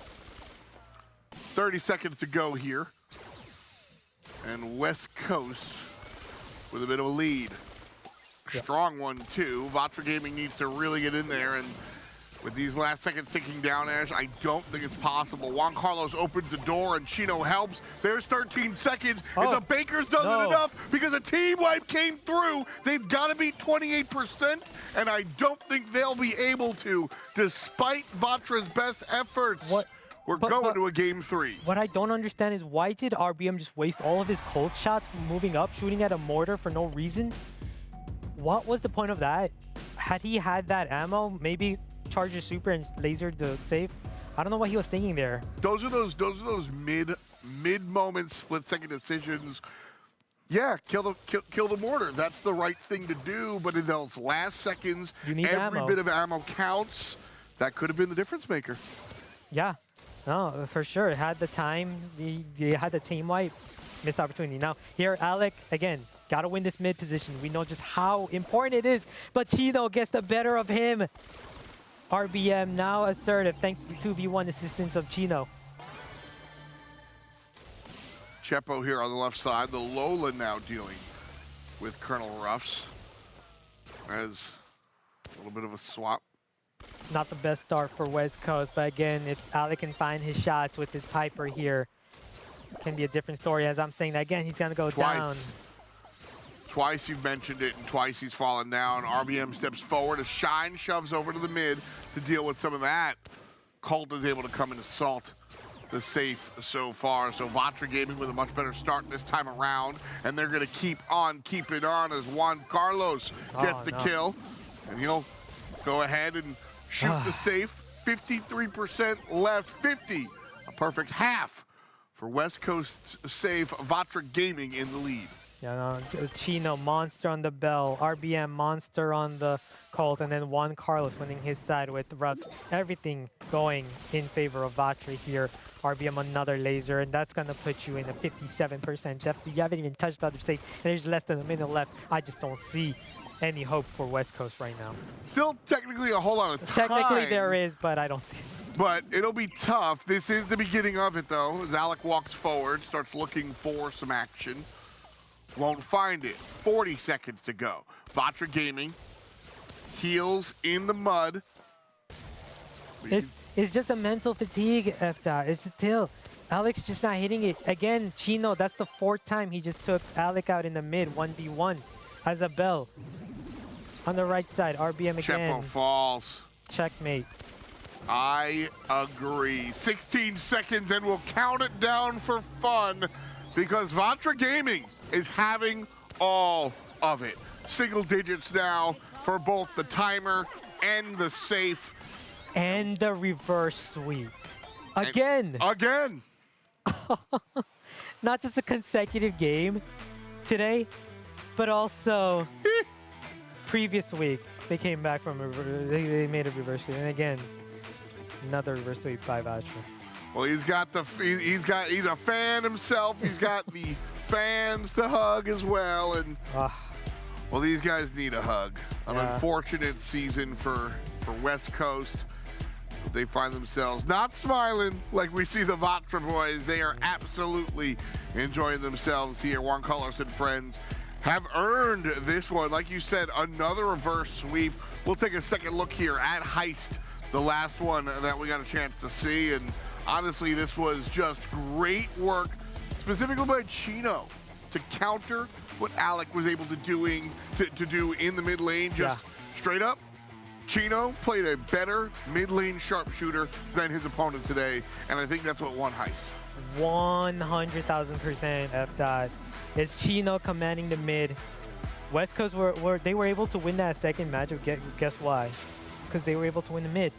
The moment they won the mid, they were able to get that damage, and they made it kind of look easy. West Coast kind of made it look easy. But the moment they lost the mid in that third game, the moment it was the first kill by Chino, we just saw it was over. Little sneaky play there as well by Juan Carlos, consistently winning that left lane.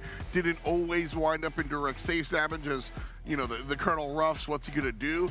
But that opens up the rest of the map, etc. And that's where we got to see Chino kind of lean heavily on that mid lane prowess. And so 23-16 as far as the kills are concerned, and then the doubling almost of the damage there. You can see Vatra Gaming quite literally earning this one as they find all the good stuff in the reverse sweep. Man, another reverse sweep. I don't know if I can take these anymore. F-Dot. It's like no lead is ever safe. No. Start with the 2-0. It doesn't matter, man. You're up against one of the top teams in North America in Vatra. 2-0 is like a 0-0 these days. I mean, it might as well be. Like, you just don't have the opportunity to feel safe. You don't have the opportunity ever to kind of go, all right, we've got enough. We can kind of take this one easy, because it just winds up being, at this point in time, every team is capable of finding just that extra gear and pushing themselves into it. And the other thing is the mental part of it. Like, a lot of these teams, I feel like just not mentally ready yet. Chasmak, when you get reverse swept like that, West Coast, I just don't think you're mentally ready, because we saw the till. It's apparent to us. We're seeing you missing your shots. We're seeing you make these reckless plays, these reckless supers, after you've played the first 2 games pristine, right? Like, we can see the till. We can see the mental breakdown.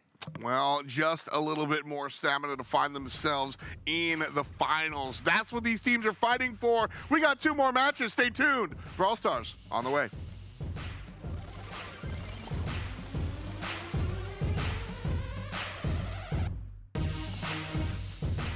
The Snapdragon Pro Series is brought to you by Snapdragon Elite Gaming, Monster Energy, DHL, the U.S. Air Force, and Samsung Galaxy.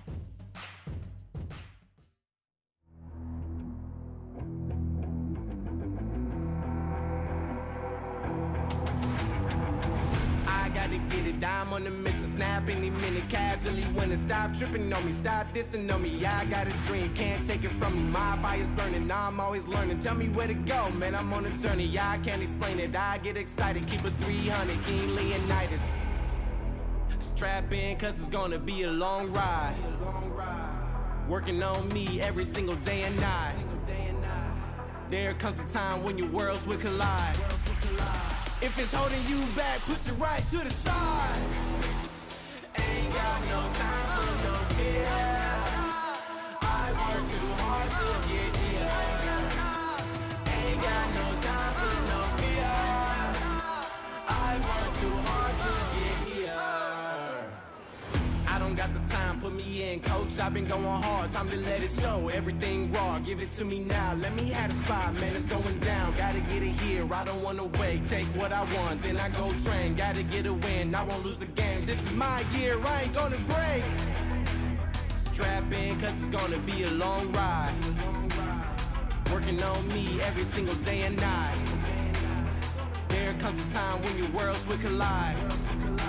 If it's holding you back, push it right to the side. On another level, I will never settle. Mind over matter, get the gold medal. On another level, I will never settle. Mind over matter, get the gold medal. Ain't got no time for no fear. I work too hard to get here. Ain't got no time for no fear. I work too hard to get here. On another level, I will never settle. Mind over matter, get the gold medal. On another level, I will never settle. Mind over matter, get the gold medal. On another level, I will never settle. Mind over matter, get the gold medal. On another level, I will never settle. Mind over matter, get the gold medal.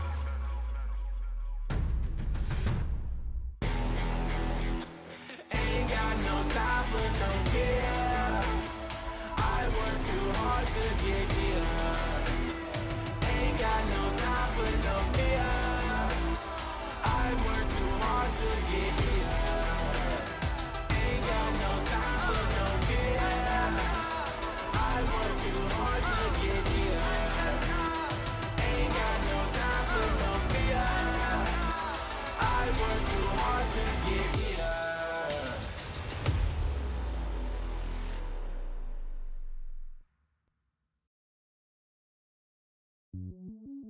Welcome to the place where dreams come true, where everything you want can be yours, if and only if you're willing to work for them, you're willing to hurt for them, but most of all, you're willing to be first for them. Ha! Look, I'm going straight to the top. I don't know how I would stop, like it or not. I got some goals that I'm hitting. You hear what I'm spitting? It's hot. Look what I got. Whole lot of passion and pain. The road to success is insane. Stay out my lane.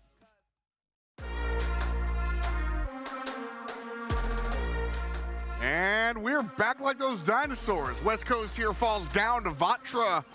And at the second reverse sweep, one team earns a trip to Seattle. And that's Vatra Gaming, baby. West Coast not out of it just yet. They've still got some things working on in the background, but right now, Tribe Gaming and Vatra Gaming, the only two squads to find that magic number. And then Tribe went above and beyond, and they hit number 6. So as I said, two teams, Tribe and Vatra, locked and loaded. Stamina, West Coast, and Vanguard, all trying to find themselves in the running to get to finals. Definitely going to be a lot of fun. See all those squads out there in Seattle. Welcome back to the breakdown. And Ash, you're the man with the business. Yeah, man, Vatra, again, this team's ability to make these comebacks, again, from a 0-2 set deficit, reverse sweep within the next 3 is just very impressive. Really, really fun stuff to watch here. Vatra Gaming just coming all the way. Yeah, so check this out. West Coast in command. They've got 2 sets. They just need 1 more. But this is where everything changed when Vatra started playing at a faster pace. You can see their aggression here. Tick on the left side, just pushing Alec back. As long as you keep that Fang from getting his super, you don't have much to worry about. Chino, the moment he gets his super, you have a lot to worry about against the Carl with his super. There's that super by RBM the Brock, keeping Alec low. Chino's gonna capitalize. 3v2 in favor of Vatra. And this is gonna go all in. Chino cleaning it up. RBM and Carlos gonna get the 3v1. It's gonna be an easy win for West Coast. But you can see just how Vatra, right from this game, they were able to make that reverse sweep, get that confidence built in. Just very impressive stuff. Let's head back to the desk here. All right, thank you so much, Ash. Great breakdown, closing out that 3rd matchup of the day. We still have 2 more on the docket. Things have been very, very close, and these last 2 matches will continue to determine who will make their way through to finals. So I don't anticipate the spice going away anytime soon. No, not at all. I mean, they've been close, and they've also been kind of nail-biters as well, as we've seen them go the distance, multiple reverse sweeps, multiple game number 5s. And when we see that type of competition, Trav, I think that's really what we sign up for at the end of the day. Yeah, well, I mean, I didn't expect North America to be this competitive at the end of the day. You see, in other competitions, there's always those runaway teams, and multiple of those runaway teams aren't even going to be contesting these finals at the moment. And we've still got three teams who have the possibility of getting there, and I'm really intrigued to see who it's going to be because I mean, all of them deserve it. Well, you're talking about the teams that could possibly make it. Our next matchup has one of those squads. Okay, it's going to be Raconic versus Vanguard, and Vanguard is right there on the cusp. Tough stuff here, Raconic and Vanguard. So Raconic, they're out of it. Indeed they are. And I mean, they've had some great performances. They took Tribe to double match point. They've showed their worth. But against other teams, it just hasn't been the same story. They've really been not looking as good against these teams who are definitely worse than Tribe at this point. And it's really surprising to see them have one incredible week and then the rest just not so much. That's really, kind of what you're looking at is how hot and cold these teams can be and how much. So for a squad like Raconic, you're kind of like auditioning here. You're kind of like showing everybody what you're made of, what you're capable of, and even though you ain't going to finals in Season 1, maybe in Season... But you're also, this one's for the pride, right? You're looking to play spoiler across the way, Vanguard. I don't know what the relationship is with these guys, but that's one way to cause a rift between a friendship. Keeping somebody out of finals. So Luffy, Better Cheese, and Frixie, I hope they've been nice to the Raconic boys. Yeah, honestly, at the end of the day, I mean, Vanguard, they thoroughly deserve to make it. After, last week's performance against Tribe, bringing home a win. If they don't make these finals, I feel like it's a bit of a robbery from them at this point. So all that stands in the way is Raconic, and I feel like Raconic are a team that they should be able to defeat and make their way there. Oh, man, you can see that guy's chain? You know, big pendant? I gotta get a second look at that one for sure, but we'll take a second look at Vanguard's performances across the weeks. This is them earlier today when they were playing against Stamina, who had a little situation. And Vanguard Gaming coming through and looking like a team that could have played a little bit better, but they still, I think, tested Stamina a little bit. And so we're kind of getting their lowlights here, so to speak. But Vanguard have a lot of other performances to kind of hang their hat on, so to speak.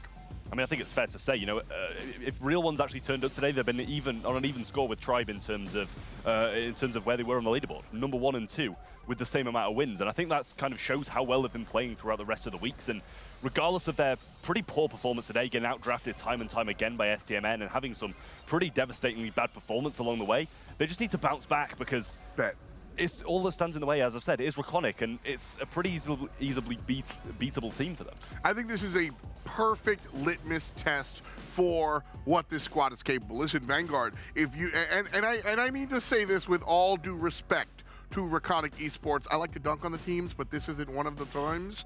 Vanguard has to be the worst team in the league in order to get to finals. I think that is appropriate. I think that is fair. If you come off of a big loss and you still can't beat Raconic, maybe you don't deserve to find your way to finals. So this is the test. Woo! I said it was going to be spicy. I didn't anticipate it coming from the desk, but it's going to be on all sides. All right, of course, we want to hear what you have to say before we jump into this match. Do you think Raconic will upset Vanguard's chances, or will Vanguard punch their ticket to finals? Because the game is ready. We are about to find out, and I'm excited to get into this one. Well, that's exactly what we're going to do. Thank you so much, Glitter, for holding it down. Now it's time for Vanguard to hold it down and find their way into the big show. Hot Potato Backyard Bowl and Shooting Star coming at you. How Open Zone and Deep Diner if we need them. And at the end of the day, if I'm Vanguard, I'm looking for the easy sweep. Yeah, well, Lola, Ruffs, and Gale banned out from Vanguard. Raconic coming in with the Ruffs, Surge, and Stu. And then Vanguard have first picked that Colette. And Colette, a lot of the time, I think, in this meta has been a pretty preventive measure against that Carl, but on a map like this or any heist map, you can bring it in anyway, and it has that prevention, but it also has massive damage on the save with that super. Raconic are going to follow up with a Griff and a Crow. Play to open up the map with the Griff, break down those walls and open things up, use that Crow to slow them down and get big damage on them. Griff seeing a little bit more play as of late, not just in our competition here at the Snapdragon Pro Series, but also in the BSC. We've seen a couple of more players kind of bring out the old guy, and it's been working. I mean, I love the way Griff's played, you know, breaking up the map, using those supers to cover massive range and deal down big damage at close range as well. I feel like it's just one of those versatile brawlers that he can shape the map to his liking and then, you know, exploit the fact that it's like that. Well, across the way, we see the Spike selection here. A little bit of control to go with the Tank Buster of Colette. Last selection here, I'd like to see just straight up raw DPS. Not a turbo aggressive character. Don't give me Crow's already selected, but don't give me a Crow. Give me just some sort of long range shot. Or not. Or we'll just go all in and go Daryl. I don't think it's the wrong choice, and that's kind of the fun part of the draft. It's just a very different strategy than I was thinking. This is more up close and personal. Colette down, roll in, and just make a party. See, I was thinking the same as you. You know, with Griff on the other side of things, Crow on the other side of things, they're going to be breaking up the map. You need that long-range capability to be able to combat them, and I guess they're kind of relying on both the Colette and the Spike to be able to do that and just have that Daryl to just go at the safe. Straight down one of the lanes, just run at it, get some early damage, and then play defensive from then on. But they've chosen Rico as well, which isn't going to thrive too much when the map's broken up, but now they can defend that Daryl early on. Exactly. I like the Rico selection here to kind of play both sides of that for sure. But, you know, Vanguard, as we said, this is all about the big picture for sure. That's the necklace I wanted to take a look at. Is that is that an eagle picking up a small dog? I'm not sure. We'll yeah, like, you see that? Maybe an angel? Maybe. Well, we'll see if it's enough to get the victory or if he winds up taking silver or bronze, because Vanguard certainly reaching for the gold at the moment. Right side already blown up, and yeah, look at Daryl. He wants nothing to do with any fight, just wants to walk past and find the safe. Has to take the fight, wins it. Gatsby not so great this time around, but Luffy does fall down. Damage dealt to the safe already on both sides. 7% by Vanguard and 20 by Raconic. Rico doing some good work. Alyani's always in a great position with these kind of brawlers, getting some serious damage. Luffy's trying to defend him, but he's not going to have the easiest time. Colette goes in, gets some damage, but they are still behind regardless of that. But Frixie and him putting some great pressure on. The slow comes in from Nathan, but both Gatsby and Nathan are very low. In comes the roll, and they're going for the base race. They're leaving the Rico, and rightly so, as he's getting massive damage, and the Spike's joining him, and so is the Colette. 10% there, thanks to Colette. Gatsby wins the fight on the bottom side. Keep the race in mind. Vanguard winning by about 15%, but strike that, it's only 10. Great stuff coming out from Raconic on the other side, and we are off to the races, man. Woo! This has been a barn burner, Trav.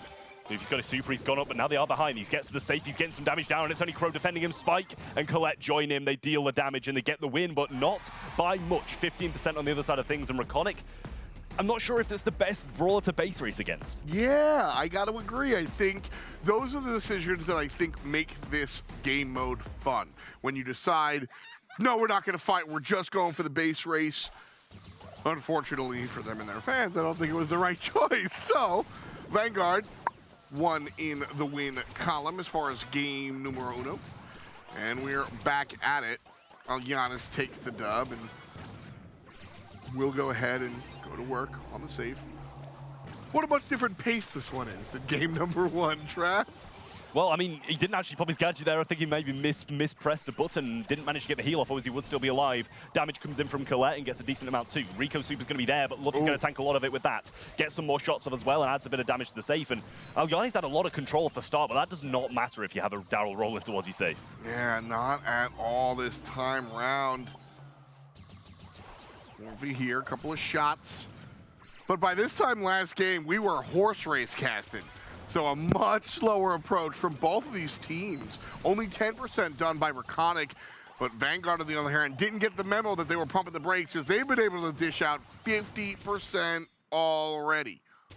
Turning around now, Alyani's getting some shots on safe, and the percentage is closing down, but up goes Patushis, and he's getting the super on there as well, adds another 10% to it, gets the gotcha gadget on the return, and he's still alive. Brings some decent damage, and also kept Luffy in the mix there as well by soaking up a lot of that damage with the shield that he got from hitting that brawler in the safe as well. 20% separating our two teams. Neither team with offensive positioning just yet. Luffy goes in for it, but loses the fight against Gatsby. Doesn't die. They're playing it safe around this one area, but Luffy slowed, not bowed. Gatsby barely alive. Luffy not even looking at him. Rolls towards the box and does a ton of damage. 12% remaining. Spike will get 6. And there's 6 left. Yeah, they need to be really careful about this now. He does pick up his super, gets the kill though, but wasted a gadget along the way. Luffy just trying to push up, make some room for his teammates, because it's all going to take is a couple of curveballs from Frixie. He has his super as well, throwing it to keep control. They know they don't even have to finish this. They just have to defend 60% of their own safe. Not going to affect Batushis though, as he goes in, gets the damage, and gets the first set for Vanguard. And if you're new to Brawl Stars, that's why Colette's the auto pick on Heist. You have the super, nothing can stop me. And you just go ahead and take care of 10% at a time. It's like a lot, actually. Team only needed 6% this time around, so 4 for fun. A nice win at number 1 here for Vanguard Gaming. Great draft, great execution. Check, go next. Yeah, that's the performance they need to bring out at the start of a round, because if you let Raconic, get going, that's when they're going to be the most of a danger towards Vanguard. And they know they want to win this. They want to win it fast. They want to get to those playoffs really quickly and simply, and that's what they've started off doing. This really fast-paced aggression is what makes them and teams like Vatra a real something to be scared of for the big teams. And it's the kind of thing that are going to walk over these lesser teams. And that's what I was saying. And I want to double down and give my love to Raconic, because this is not, me dunking on them whatsoever. There is going to be a bottom team in the league, and if you want to find yourself in finals, yes, you absolutely have to be able to beat the bottom team in the league cleanly, just plainly spoken. And Vanguard Gaming with the performance in set number 1, I need to see set 1, 2, 3 just like that, because that's how you prove, not just to the fans at home, because here you just need the math, you just need the wins to get there, but you need to prove to the rest of the teams and a little bit to yourself that you've got what it takes, and this is how you do it. Yeah, I mean, you know, if they do fall to a team like this and don't make those playoffs, people are just going to be shouting that, you know, the win against Tribe was a fluke and stuff like that. If they can't beat Reconic, how can they beat Tribe if it's not a fluke? We're into Backyard Bowl on Brawl Ball. The bans are in. Vanguard getting rid of Crow, Penny, and Bonnie straight away. Reconic going to get rid of Penny, B, and Stu. So some really good bans all over. We've seen a double Penny ban, which is always going to be really good on Backyard as you can establish that turret in a real safe place. Carl's still on the board, and I think Carl is always attractive when it comes down to any Brawl Ball map. You can it's the alley-oop to yourself that I think is always fun. Pass, hook, pass, goal. But Gene, utility selection here for Reconic. Never gonna knock a Gene pick almost ever in Brawl Stars. I think sometimes there can obviously be better selections, but Gene provides you so much control. And if somebody does make it past that last line of defense, there's no offsides in Brawl Ball, but you can certainly pull the guy back away from the goal. So Gene first selection, I'm not mad.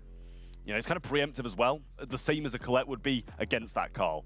Knockback, pull, everything to get him out of that super when he goes aggressive and has some capability at long range as well, obviously. Max going to be the first pick of Vanguard, and they're picking much more aggressive route. You can see even just by the start of Brawl and Max, able to speed up his teammates, and that compares quite nicely with something like a Carl, so it's definitely still open, but then again, Colette and stuff like that is as well, so they need to still be cautious, and with Gene, if they had a Colette, it's not going to do a lot, but Janet will do some good work here. Yeah, Janet's an interesting selection because I recognize that Janet is powerful, just strong DPS, and safe DPS. That's Janet's #1 bullet point, right? The ability to go in the super, rain hell from above, and then walk away totally safe and sound. Not sure if that's what Vanguard needs. Not sure if that's what they need.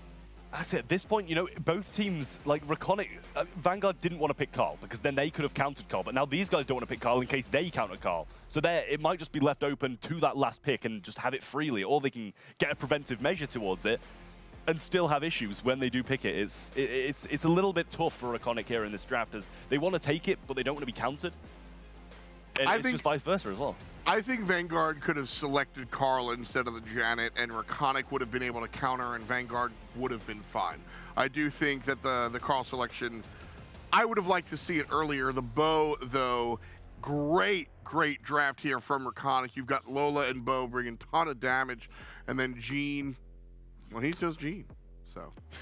Yeah, I mean, I like the draft from Reconic. It's pretty well-rounded. Vanguard's still having this last pick, and I don't think Carl would be a bad pick, regardless of Gene being there. Yep. It can do decent work, piercing through that Lola ego. Even when it's freeze-framed as well, still going to get the damage through, and it's good against Bo as well. You get that spin, you get the flying hook towards him, and there it is. Geology rocks! I really like this comp from Vanguard as well. Carl? He's in the house. He's right here. Yeah. Oh, my goodness. Fantastic. I'm very excited to see the Carl. I agree with your analysis, as silly as I'm trying to be. You're being all serious, and I'm breaking it up. My bust. Vanguard here trying to wind up in the money, though. We'll see if that's what they've got. Been good stuff out of them so far. Very clean set #1. And so we'll see if they can do the same in Brawl Ball. I will say I think Brawl Ball is a great equalizer, though. I think it's easier for a low-end team to wind up, excuse me, a little bit more even across the way. Yeah, Luffy was definitely taking a bit of time to load in there and eventually gets in. In comes this turret from Frixie, keeping Bo low in the top side, and they're getting good pitching now. The takedown comes in, Nathan's low as well, gets the shots up through, the follow-up's there as well, and it's just Gatsby staying alive, and this should be a walk-in. Oh my, that was disgusting. That is how you play it. Just, I mean, not even, like a little pinchy. Not a full pinch, just a great target prioritization. Vanguard Gaming called it. They said Yanis is looking for a pull. He's 2 centimeters too up front. Bang, bang. And that's all Vanguard needed to open the door and walk it home. Vanguard now trying to do the same once more, but not able to get the same aggression as Gene has that pull and able to just hook anybody in at any time. Momine's coming in from Nathan now, and they're going to have to be baited out, whether it be on defense or if this person coming out of spawn wants to do it quickly. Luffy's choosing to do it, puts a spray on it, telling him not to go down that way, but in comes the break anyway. He uses those tripwire, and the ball goes in. Gatsby slots it through, and even though he marks it, it makes no difference. And that's the equalization that I was talking about, because Reconic played that worse than Vanguard as far as the ability target prioritize, and then follow up. They waited for a respawn, and it was staggered, but Vanguard here, they wait for no man. They come in, they pass the ball to Gatsby, who actually does make a good play because Janet's in the sky. Oh, Frixie can't confirm. We're tied at 1, 48 seconds on the clock. Frixie manages to heal up though as his teammate does go down. He has some time to come back. Mine's down on the defensive side of things. Going to throw the ball in the corner. Play for overtime. They've got the long-range brawlers and the ability to work it through at that period of the game. Frixie, though, has this super, the ability to fly through, places a gadget down, resets Nathan's healing. Now he goes in aggressively with this flight, looking for Alyanis as his target, but needs to bring him a little bit lower, misses a few of those bombs, and the kill from Alyanis comes in. Troublesome stuff. The ball locked here in the right-hand side. Luffy doesn't want to go for it. Looks like Vanguard have committed to waiting for the OT. In 10 seconds, it'll all explode. Super available for Luffy, super available for the Carl player as well. Frixie doesn't have it on the Janet just yet, but honestly, I think it's a little less important. Green means go. Max pushes the button, and we surge forward. Left side, Carl's taken care of, and that might not be enough as Janet answers back. 2-on-2. Luffy trying to fight their way into that right corner, and they can't make it, Trav. The push from Vanguard stopped. They don't. Well, I mean, they know the mines are there now, but they need to be precautious of them. Speed available, he uses it. Not going to get too much from it. Gatsby's still there, bringing him low. Frixie getting some shots through, gets the takedown. Mines are still there, though. Needs to try and grab the ball and force it out, but he pulls him out of the mine and saves him. In comes the trade from Frixie, and more mines are there. Looks like Raconic might be playing for the draw. That's absolutely what they're playing for, and I think they've been playing for the draw since OT started, frankly. If you give a mouse a cookie, though. As Vanguard falls asleep real quick. But ultimately, Raconic, they thought about it for a second, but now they're falling back, and they're just going to play for the draw. And so... From down... What? Okay, I was in draw mode, boys. I was ready to go. I was Bruce Chillington. And... No. Vanguard, you know what? That's how you make it to finals. I'm speechless at this point. I wish you could see Trav's face right now. We're going to need like a caster reaction replay after this game because that was insane. That was incredible. The speed, everything timed perfectly in the slot through. I didn't see an opening, but Frixie did. Beautiful play from Vanguard. Woof. All right, well, excuse us as the game has been played for 20 seconds and we are just now settling in. Vanguard, on the other hand, have been settled in. A nice save by Alyanis. Nice shot this time from Bet. Won't be enough, though. Whew. Now trying to push forward. Frixie getting some shots in. Nathan's falling low, and he gets taken down as well. The flight's there, and Gatsby's low. Alyanis gets the takedown, though, but Bachushis is going to come in. Super's across. Done. Luffy will secure it. Tries wasting a bit of time along with it, as now only a minute 30 left for Raconic to bring this one back. Oh my goodness. I'm sorry, I am still on game 1. And honestly, Raconic might be as well. Vanguard, on the other hand, driver's seat and then some. Gatsby loses on the left-hand side. And guess who's here? It's Janet one more time. Frixie wins the fight. Ball here on Vanguard's side. Respawns will make it so that there is a defensive set. But another win on the right side lane, Trav. Ball not able to be slotted in, though, and they do miss the shot. Tush's not able to walk it. The knockback was there, the pull was there, and there was no chance for the ball to get through. A little bit of a mistake on the shot. Alyani's now trying to push forward. Frixie trying to counter it as well. Luffy going to get the takedown with a bit of help along the way. Pulls there, but he can only pull one of 3, and they've got a lot to back this one up. Locked up in the corner, push towards mid. Goal! It's Frixie again. Vanguard 2 above none. And they are going to a third set with all the marbles on their side. And yeah, you know what? They feeling themselves. They feeling themselves. Yeah, they're loving it, and rightly so after that. That set was just so thrilling. I mean, from our point of view, imagine it from theirs. They're forcing that goal in with just a few seconds left, and you know, bringing it even further and further and further. And you know, it's they're obviously going to be wanting to go to PAX. So yes! I mean, you're going to be this happy going towards that point. Oh man, incredible play. We'll take a second look at the whole dang thing. Luffy walks it in here to begin with, and Raconic actually answer back.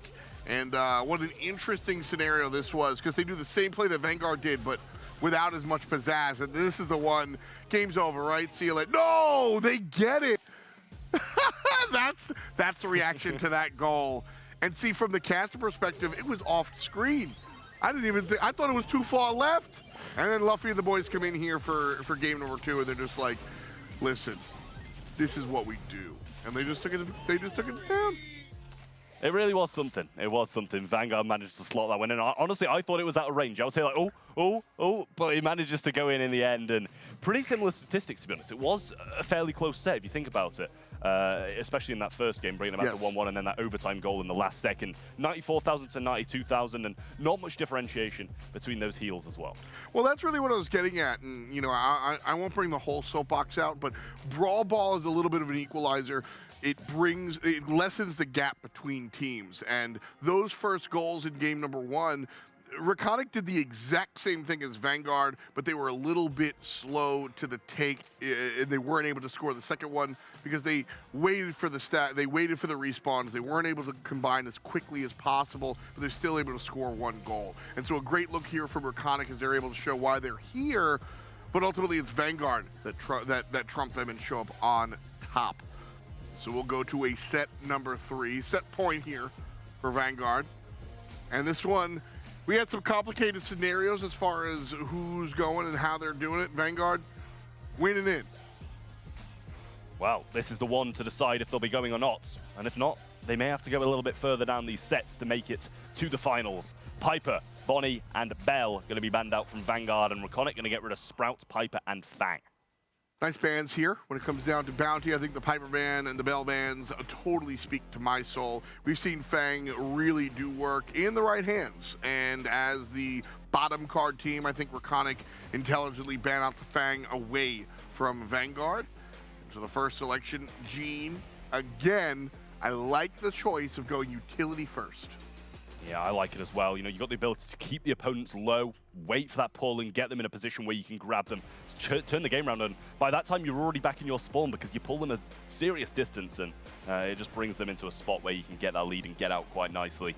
Vanguard have 2 follow-up picks though, and you know, a lot of the long range out of the way, they've still got the ability to pick Brock or something like that, but that's usually a little bit later on down the line. They're going to go with Nanny, which did slip through those bans as well, which I think is a great pick, and Janet, being as good as it was for them last time, is still open as well. So Janet here, I've talked about Janet being my lesser favorite of the 2 stunt girls. I like how useful Bonnie and Clyde can be, how dynamic. Janet, I think, is less evergreen than people are playing her as. That said, Bounty is exactly where I want to see Janet. Safe, untargetable DPS, yes, that's what you want out of your Bounty players. Janet can dive deep and then make it back home before she's even in trouble. So I definitely want to see a Janet selected here as she is not banned out. Vanguard, however, go to the top of the tier list. They'll pick Carl. Wow, Raconic are coming back with a Max. They're going to go for this amazing synergy between these 2 brawlers. Max and Gene obviously just works so well. Oh, yeah. You don't even need to explain why it works so well. Not Speed and pull, always going to be absolutely incredible. But Carl, on the other side of things, is very dangerous. They're going to have to utilize this speed to be able to avoid his aggression, but also the nanny shots as well, because they are outranged. Absolutely, by far. Raconic here impressed me in Backyard Bowl. And now they depress me here in the draft. Leon, not as terrible as a pick. Leon will actually work with the Max. If you couldn't pick on the straight-faced sarcasm, Max and Gene, not always 2 peas in a pod. But Leon and Max, these are certainly characters that speak well to each other. If I'm Vanguard, I mean, you can go in so many different directions here for Vanguard that I'm not even going to venture a guess, because there's just a lot that works in this composition. There's a lot that works against this composition. Lola locked in. I mean, they've gone with a Lola. I wouldn't have minded a Crow or something like that in there, to be fair. Able to scout out Leon, able to slow them down when that aggression comes in. I think it'd have been a solid pick, but Lola going to be able to tank that Gene pull, and also when Leon comes in, if you already have it established in front of you, he doesn't really have the option to go aggressive onto you. So quite a solid pick. As I mentioned, though, I think the Crow would have been really, really solid at the end there.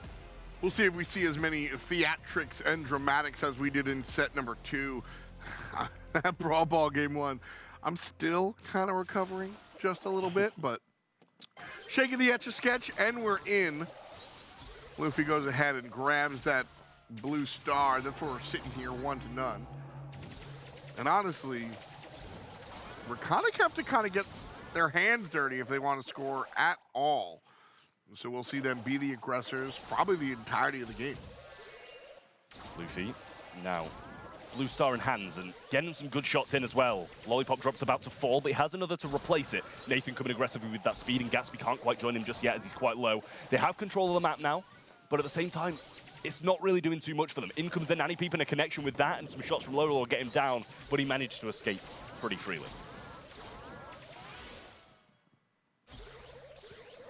Luffy here in the mid. And playing it safe right now. Don't have to be the aggressors here, but in comes Max, and there comes the pull. And we said there was no synergy, but that certainly came out of nowhere. Raconic have the lead at the moment, and it's up to Vanguard to find another way in. Well, Alyani's just sneakily got his pull as well, looking to try and punish someone once more. He got it once being in the bush, but now he gets scouted out. They're going to be a little bit more careful. Gatsby with his super as well, able to come down. Lollipop drop falls, and he will actually reveal himself as well. Nathan over this left-hand side, looking to try and get some work done, get towards a super. Nanny Pete didn't really do too much as they're retreating a little bit, but they have control. Gene Pull's going to be what's going to keep them in this stuff. Got to keep an eye. Absolutely. Gene looking for it. Max speeds up Gene. Gene bobbing and weaving, misses the pull, and the kill goes the other way. Luffy makes sure Vanguard have the lead, and now blue team on the retreat. 6 seconds to go, Max dashes forward, Frixie falls, tied at 4, blue star the other side, but it's stolen in the last second. 8, and it goes to Raconic. I honestly have no clue why did he fly and hook it in? I don't know. With 4 stars over his head? I don't know. There's no explanation to that whatsoever. Vanguard might have made some incredible plays, but that was dreadful. I'll just say it, that was terrible. I have to agree with that. Not the best look here for Vanguard. Hopefully they can turn it around. Max in the middle, just getting pelted here. As Raconic find their victory. And if you're looking for your victory, of course, look no further than Snapdragon. Shout outs to our friends over there. Snapdragon, when gaming matters. Thank you so much to all of our partners here. Snapdragon Elite Gaming. So $1:23 on the clock. And Vanguard looking to bring this one to a game 3, the first loss for them. And it came in an explosive fashion as well. Raconic in that last second finding the answer back.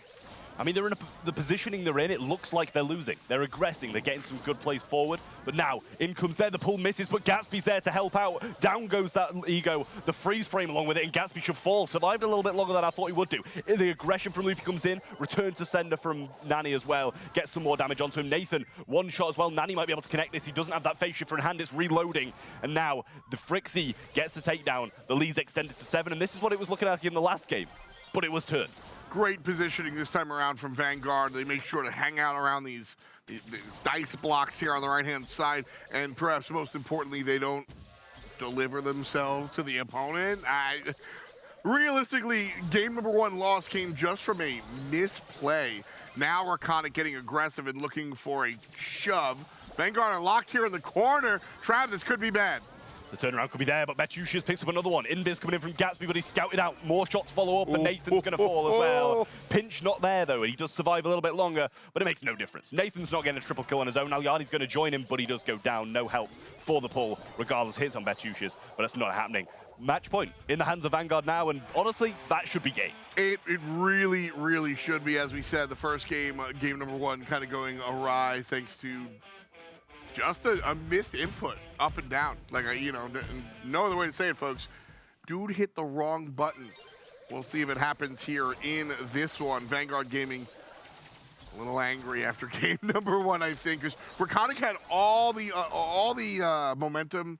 They had everything they needed to win this game in this right corner last time around, but it didn't come to fruition. Still aggressive this time. Max pushed the button, but no kills going the way of Raconic. In fact, it's the other way with Nani getting number 3. Gatsby's going to fall low, though. Nathan getting some shots hit on him as well. Lead still in Vanguard's favor, but nonetheless, they are pinned pretty hard back into spawn. And Aliani's going to be working towards this super.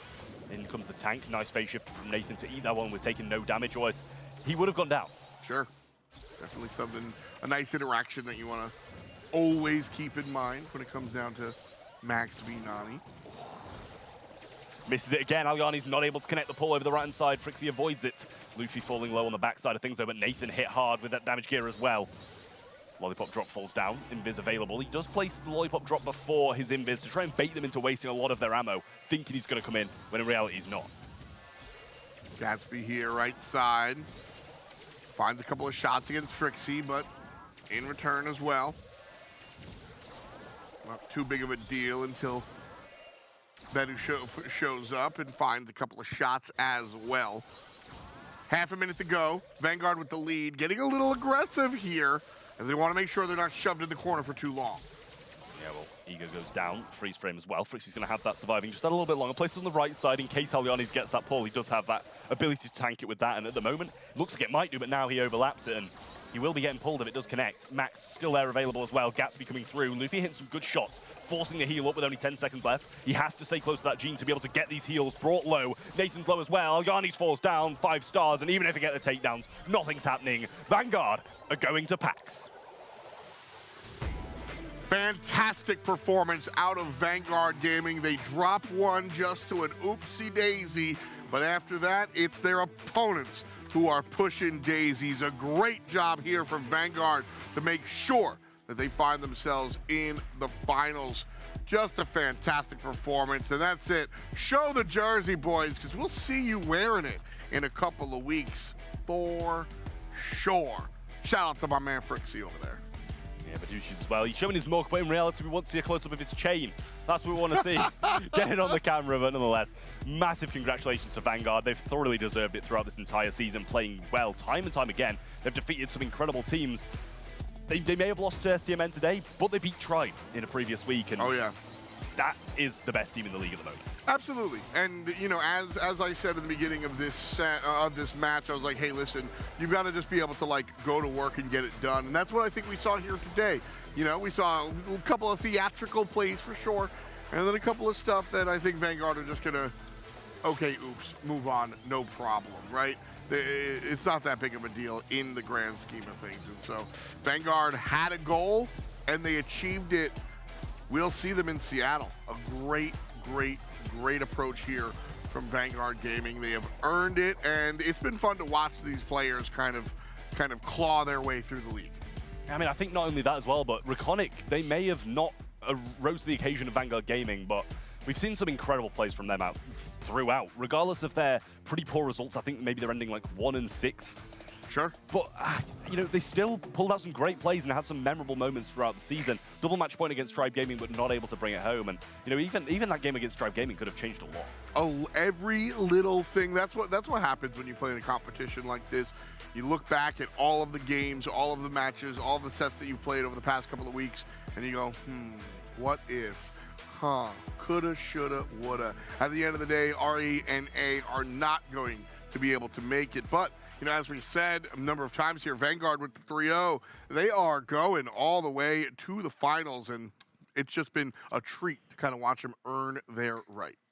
Yeah, I mean, I just love the way Vanguard play, to be honest. It just seems like they're in a position to really do well at the event as well. When we get to Seattle, when we get to PAX, I think they've got a good chance of going, you know, towards the finals or even going towards winning it. Because if they can upset Tribe Gaming today, what's stopping them from upsetting Tribe Gaming in a LAN format? You know what? That is a big statement, but it's not one that I'm going to challenge. You know, if you can do it here, you can do it anywhere. So that's the idea for teams like Vanguard. That's where they show up to begin with. So can they be number one? You know, I guess we'll find out in a matter of weeks, because it's all going to be coming down to the showdowns that wind up over there in PAX in Seattle. And so we've seen a number of teams kind of become established squads, and now we're seeing it's time to say hello to the contenders, like teams like Vanguard, like teams that are going to find themselves in the conversation. Yeah, I mean, I'm really thrilled to see how these contenders are going to be facing up against the best teams, because we've seen them do it sometimes in this league. We've seen them sometimes fail. We've seen them sometimes win. And it really just matters how they turn up on the day. whether nerves can get to them, as a couple of these teams aren't going to have seen a stage before. They're not going to have seen a crowd in front of them and have to perform under the pressure. And that's the real make or break. Absolutely. It's got to come down to handling all of the variables. We've got one more variable coming at you. Stay tuned. The SPS. We'll be right back after this.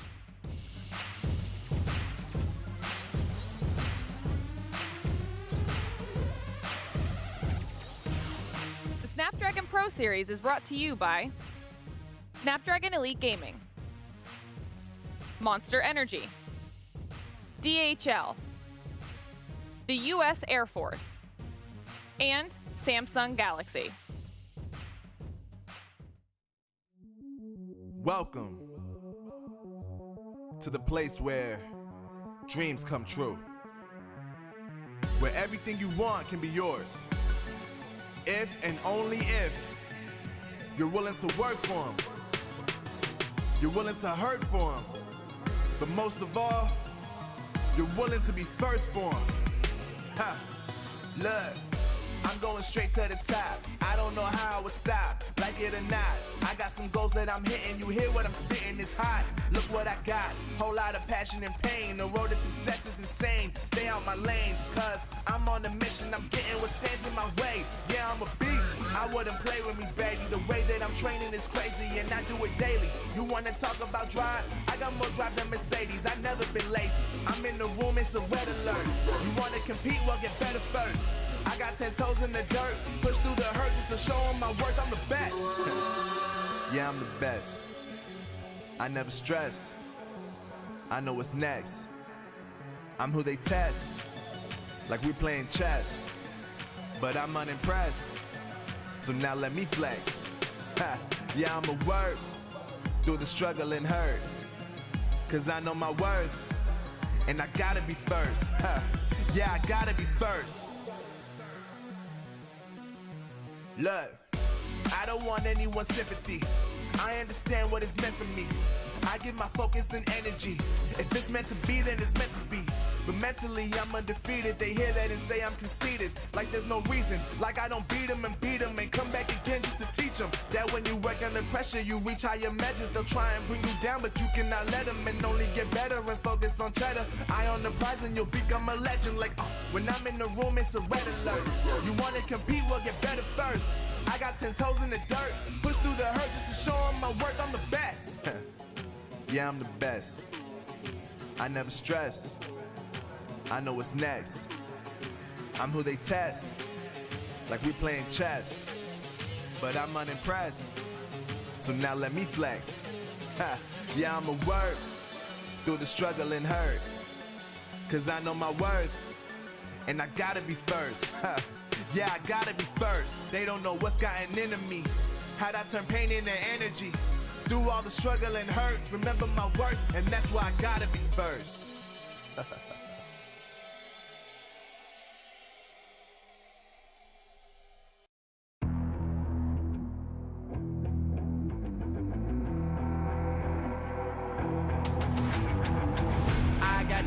I'm on the mission, snap any minute, casually winning. Stop tripping on me, stop dissing on me. Yeah, I got a dream, can't take it from me. My fire's burning, now I'm always learning. Tell me where to go, man, I'm on a journey. Yeah, I can't explain it, I get excited. Keep a 300, King Leonidas.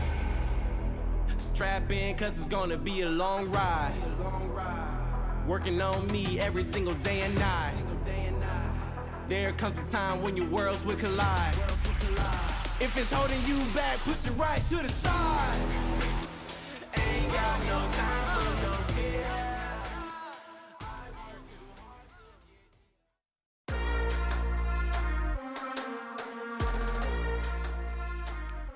There can only be one, and that's what it comes down to. A single ticket for the Snapdragon Pro Series finals remain, and only one team can grab it.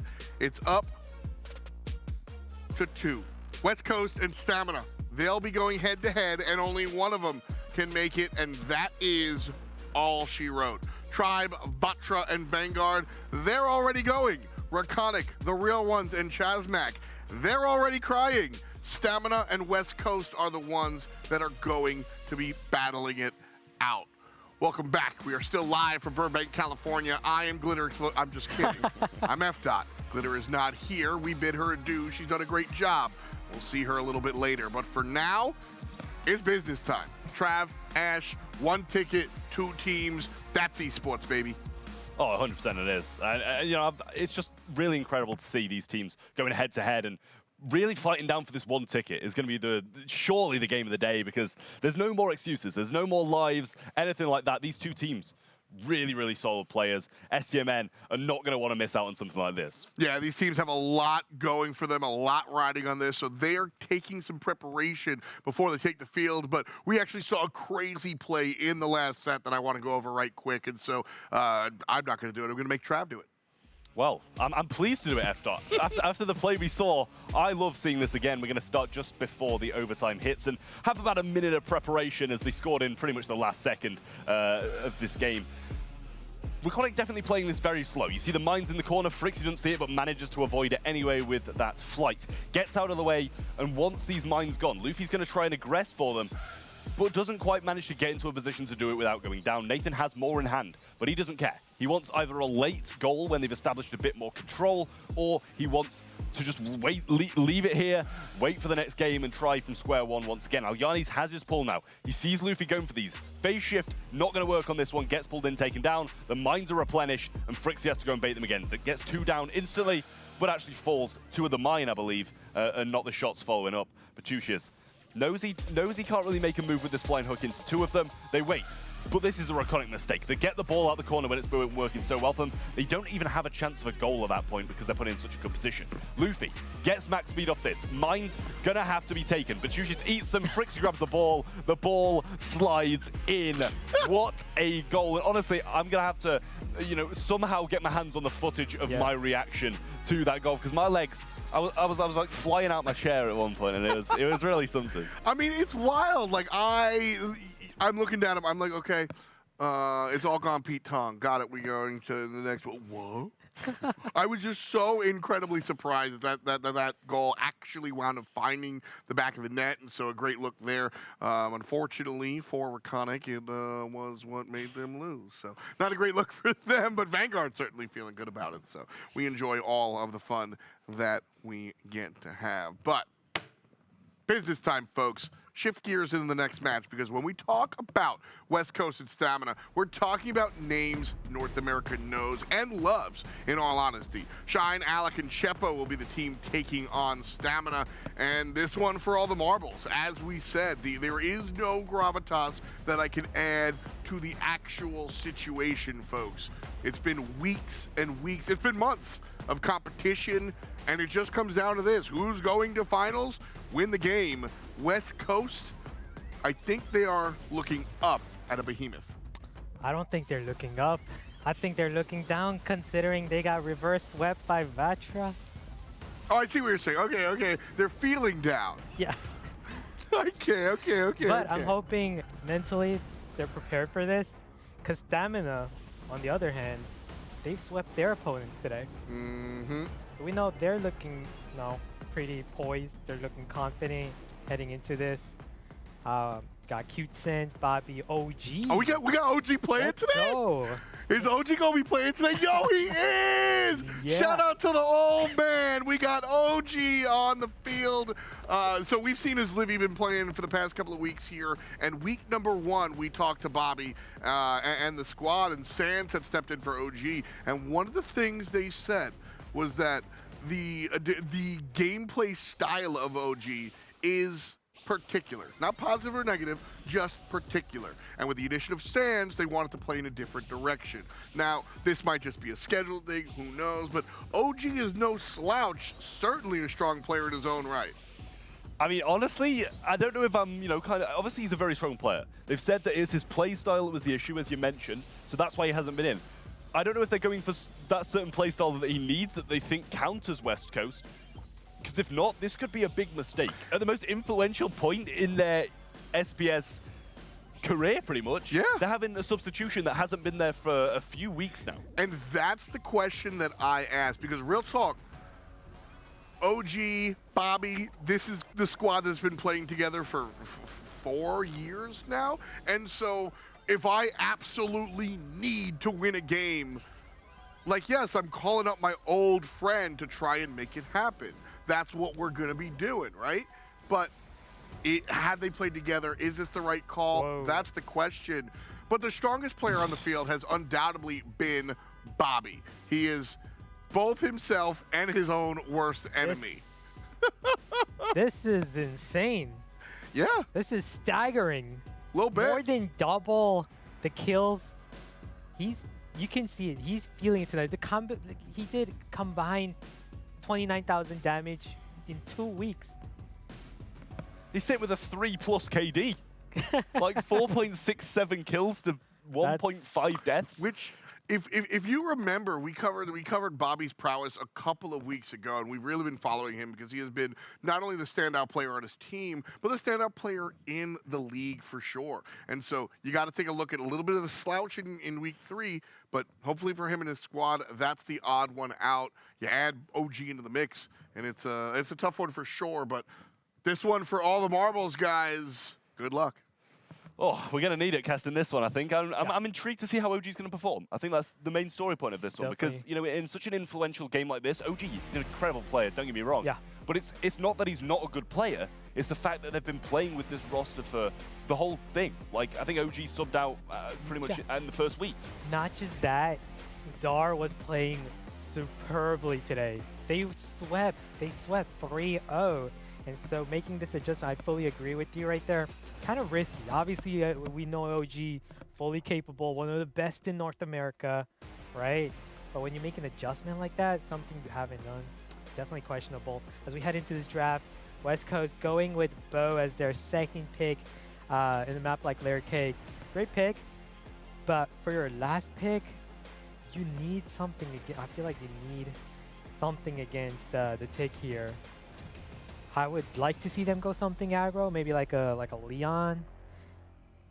I'm not sure if they're banking on the Bonnie being able to jump in on him, but I think that might be a bit of an overestimation of how well Bonnie can, you know, get her super and consistently take down a tick. Because I think the majority of the game, they're going to struggle against it, and they're going to go with the Bell as a last pick. Tick and Penny, obviously already the established brawlers in SDMM, but they had this last pick too. And West Coast definitely have a little bit of a range advantage at the moment when the walls are there, which is going to be a lot of the map unless Bo can really cycle some mines. Yeah, definitely. If I'm stamina, I feel like personally I would definitely go Leon against this. I feel like Leon would be great against a matchup like Bonnie with a low reload and the ability to just go in on Bell and Bo at any time. But they're going to go with Colette, and this is a stamina specialty these days. They love the Colette, and we know how well both Sans and Bobby have been playing Colette. Sans have had a lot of success earlier today with the Colette, so not a surprise pick there. But overall, I'm not a huge fan of Colette on Layer Cake, the particular map. Yeah, no, I can definitely get behind that, to be honest with you. I think it's definitely maybe a little bit of an issue. If Bonnie can stay out the way and really play to her strengths, then I don't think Colette's really going to stand too much of a chance in this matchup. Just purely because of that reason. It doesn't have too many good matchups, except from Bonnie.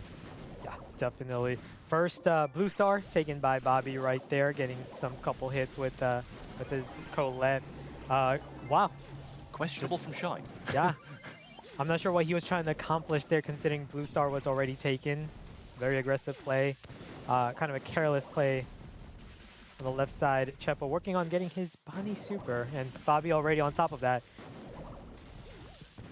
Yeah, Alec down this right-hand side, trying to get a few shots off towards Sans, but only able to connect a few now, and Sans has pushed him back quite substantially. Has to retreat though as he brought very low, but Bobby's over the left-hand side on this Colette, and I'm sorry for doubting it. Yeah. I apologize. Right now, he's got 5 stars, and there's just no bad matchups, apparently. I'm not sure what West Coast is doing, though, against Bobby. Just going full aggression, like, just rushing towards him. And then Chepo right there. Not a great Bonnie super. They're definitely... Remember what I said about the matchup against Vajra? How they got tilted?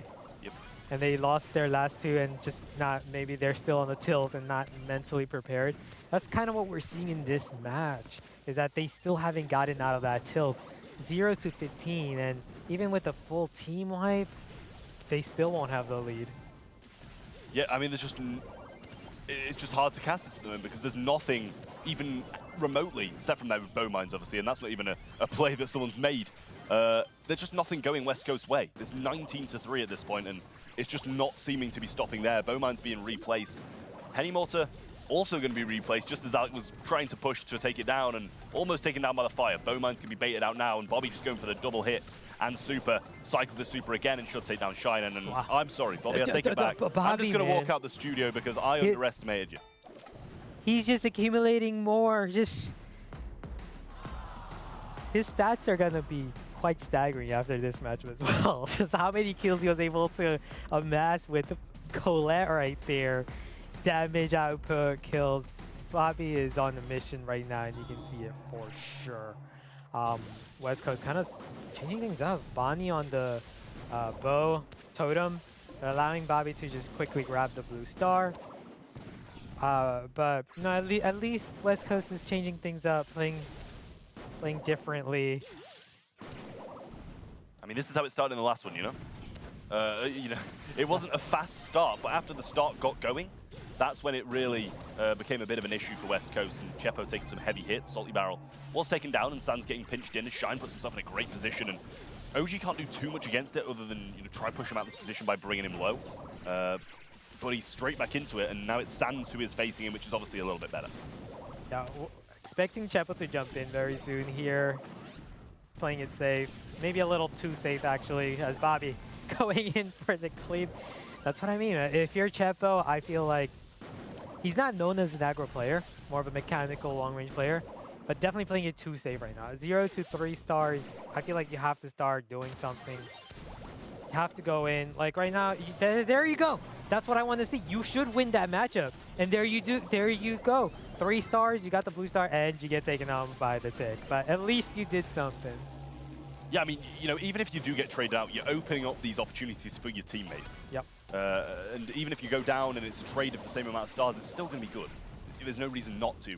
Otherwise, you're just going to be stuck in the same situation as last time and just unable to get any kills. Bobby's going to try go a little bit aggressive, pops that gotcha gadget, gets a heal and stays up. But now the follow-up shots from Alec come in and he gets taken down. Sans is going to clean up the left-hand side and keeps the stars at a 3 deficit. Yeah, on the bright side, if Chepo can manage to get his super here, jump on that take the blue star as well, they can definitely take this one, steal it. Just gotta make sure to get it done right here. He's gonna go for the jump, but at the same time, Shine goes down, and there goes their hope. As Stamina easily taking this bounty set. Well, it's making me a little bit worried for West Coast now, as this is definitely not a start they want when it's their game to go to Seattle a little bit earlier on into next month. And being 1 set down and absolutely dominated. Yes, they bounced back a little bit after that first game into the second, but still, you can't be taking a loss like that, and it just really must have brought their mentals quite heavily down, recovered a little bit, and then just straight back to where it was. They're not looking good at all. I mean, mentally, it's just so hard to come back from what happened in that previous match against Vatra, getting reverse swept. He had such a strong start. It just, I feel like they probably felt, hey, had we, finished that one, we'd have qualified by now. We didn't have to worry about this, most likely.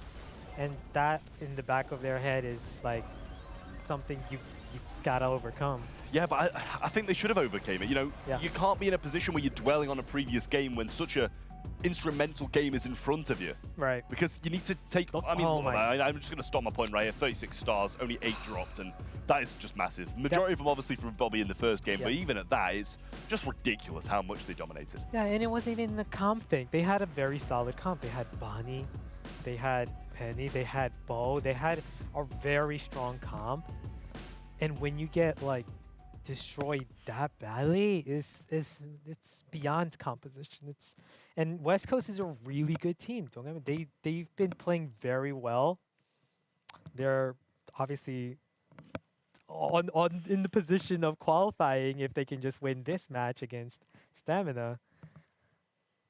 It's just I don't know. I'd like to see more from them coming into the next set here. I mean, it's pretty clear we need to see more from them, or this is going to be a straight-up 3-0 at this point, because SUMN are looking incredible and West Coast are looking terrible. Yep. If they don't change up their ways, they're going to be going out of the competition at the latest phase possible and not have a ticket to the Challenge Finals. Bans are in on Gold Gulch of knockouts. West Coast is going to be bringing Janet, Penny, and Hyper Bans to the table, and STMN are going to get rid of Bo, Bonnie, and Jean. Sorry, I was thinking it was Janet for a second there and I had to correct myself. But solid bans all round. We see an early Carl pick, and it's not every day. Like, Carl's an incredible brawler, probably the best brawler in the game, but it's rare to see it first pick nowadays when something like a Colette's still open, you know? Exactly. And knowing what stamina, obviously, their specialties. Colette's has become a specialty for them. Every time they run it, they seem to always win that game. And right now, you're inviting them to, again, play the Colette here, who you struggled against in the previous Bounty set. So, interesting. Because right now, stamina, they're going to take the tick, but if they don't take the Colette, I'm going to be surprised, because I know for sure West Coast is looking to take the Colette, prevent them from going with the Colette last pick. Yeah, I mean, Tick's a pretty solid pick, I'd say. You know, you're going to be able to stay out of the way of a lot of these longer range brawls, which are usually brought in on this map. Yeah. But, you know, with Carl being there, it is still quite dangerous, able to just pounce on you straight away and then not even taking the Colette. They're going to take a Bell. And you've got to question whether it's, you know, because West Coast might want to add to this Carl with something that also might be countered by Colette and just leave it as a last-second surprise. But, you know, Colette's never really going to be a surprise. But I just think West Coast can't take it at this point, otherwise the game would be over. Yeah, it's tough going with the Colette. This is stamina basically inviting you. They're like, hey, take Colette here, because we're running Tick and Bell. Like, we don't care about Colette right now. Although Carl, if played well here, could definitely be a great matchup. But Sprout, not a huge fan of that, especially against Bell and Tick especially. Don't feel like it's the best matchup, but I'd like to see like a Fang here, which would, especially any aggro brawler, like a Fang would be great. But then again, that brawler Colette. Yeah, I mean, I actually kind of like Sprout here, you know, not as in because it's incredible, you have to kind of have a thrower to be able to oppose the Tick. Yeah. You know, we've seen it time and time again. Sprout's been banned and Tick's been first picked, but they still end up having to play a thrower and they get stuck with Grom. I mean, you're not inviting Colette at this point, picking Pam?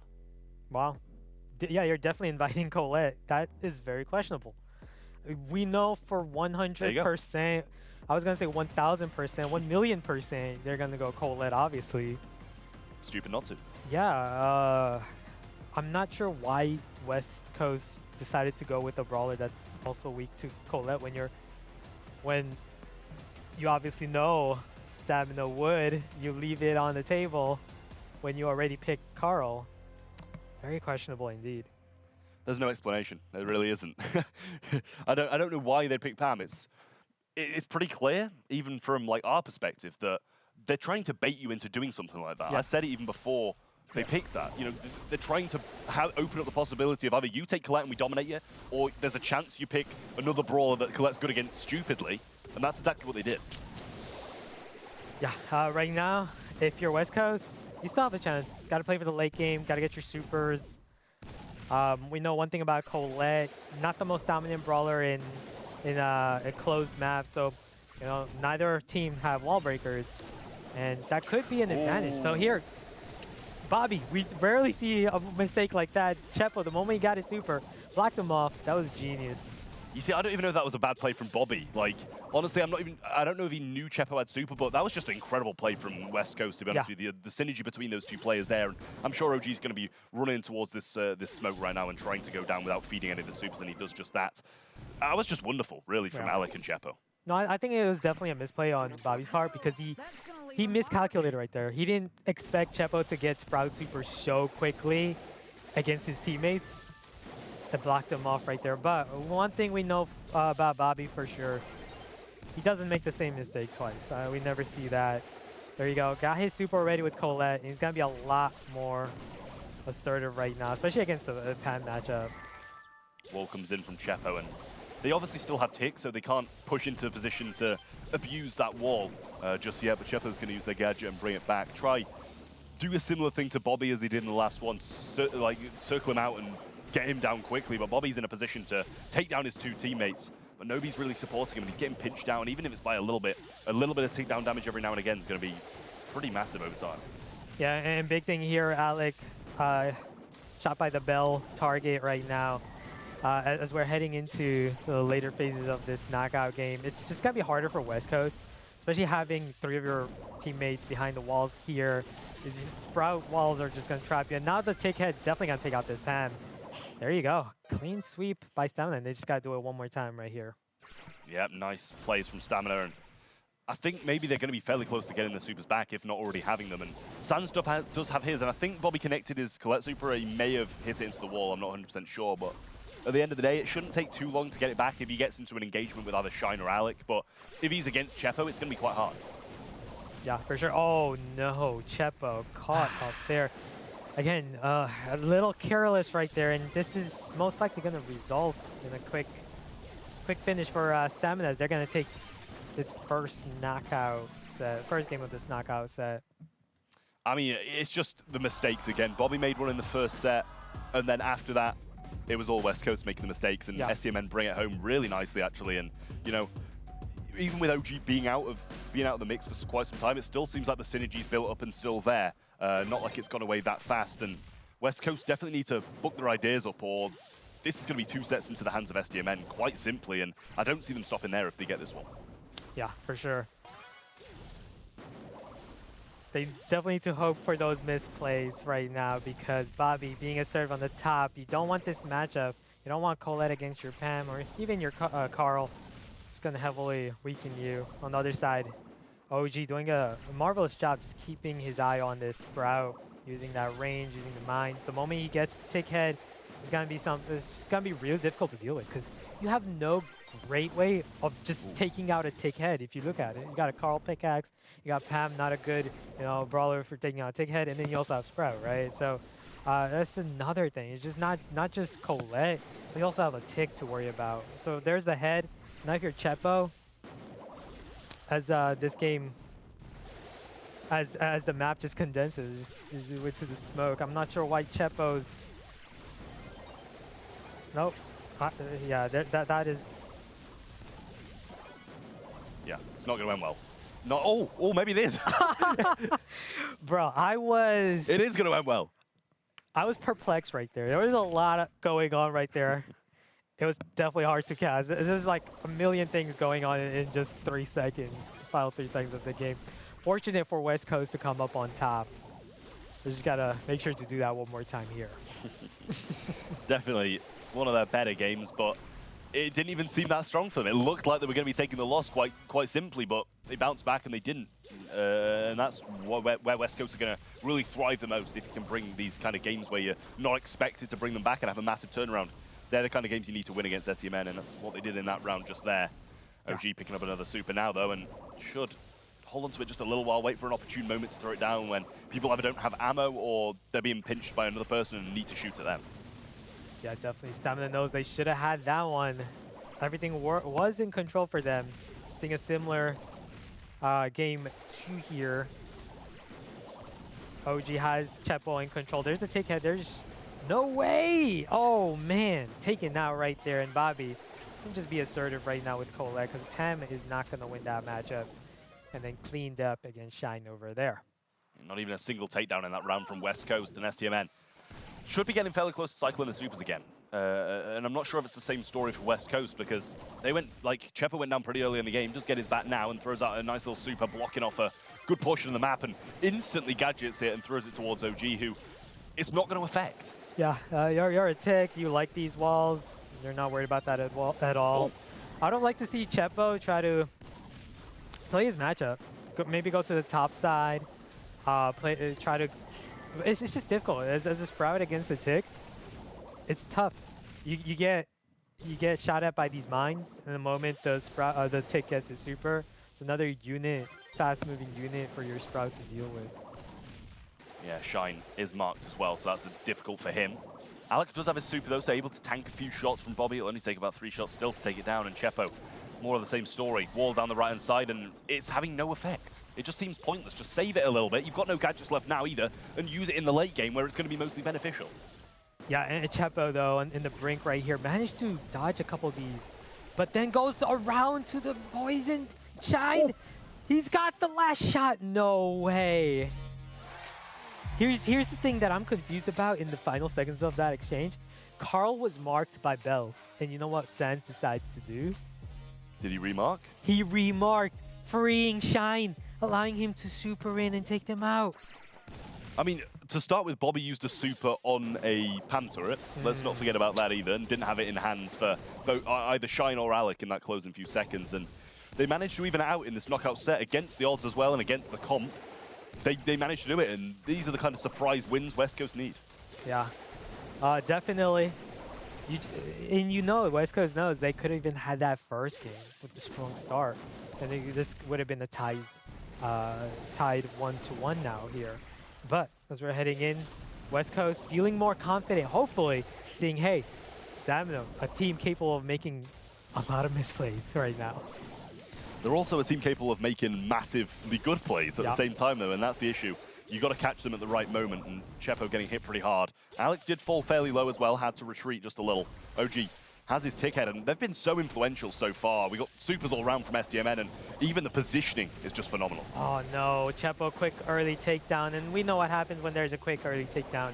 It's just a quick sweep. Stamina taking the first one right here. West Coast still, there's hope. But again, Chepo's got to be careful. That's the second time he's been caught taken down early with his Sprout. It's just difficult. I can feel it. Like, you're a Sprout, you're dealing with OG on the tick. It's not an easy matchup.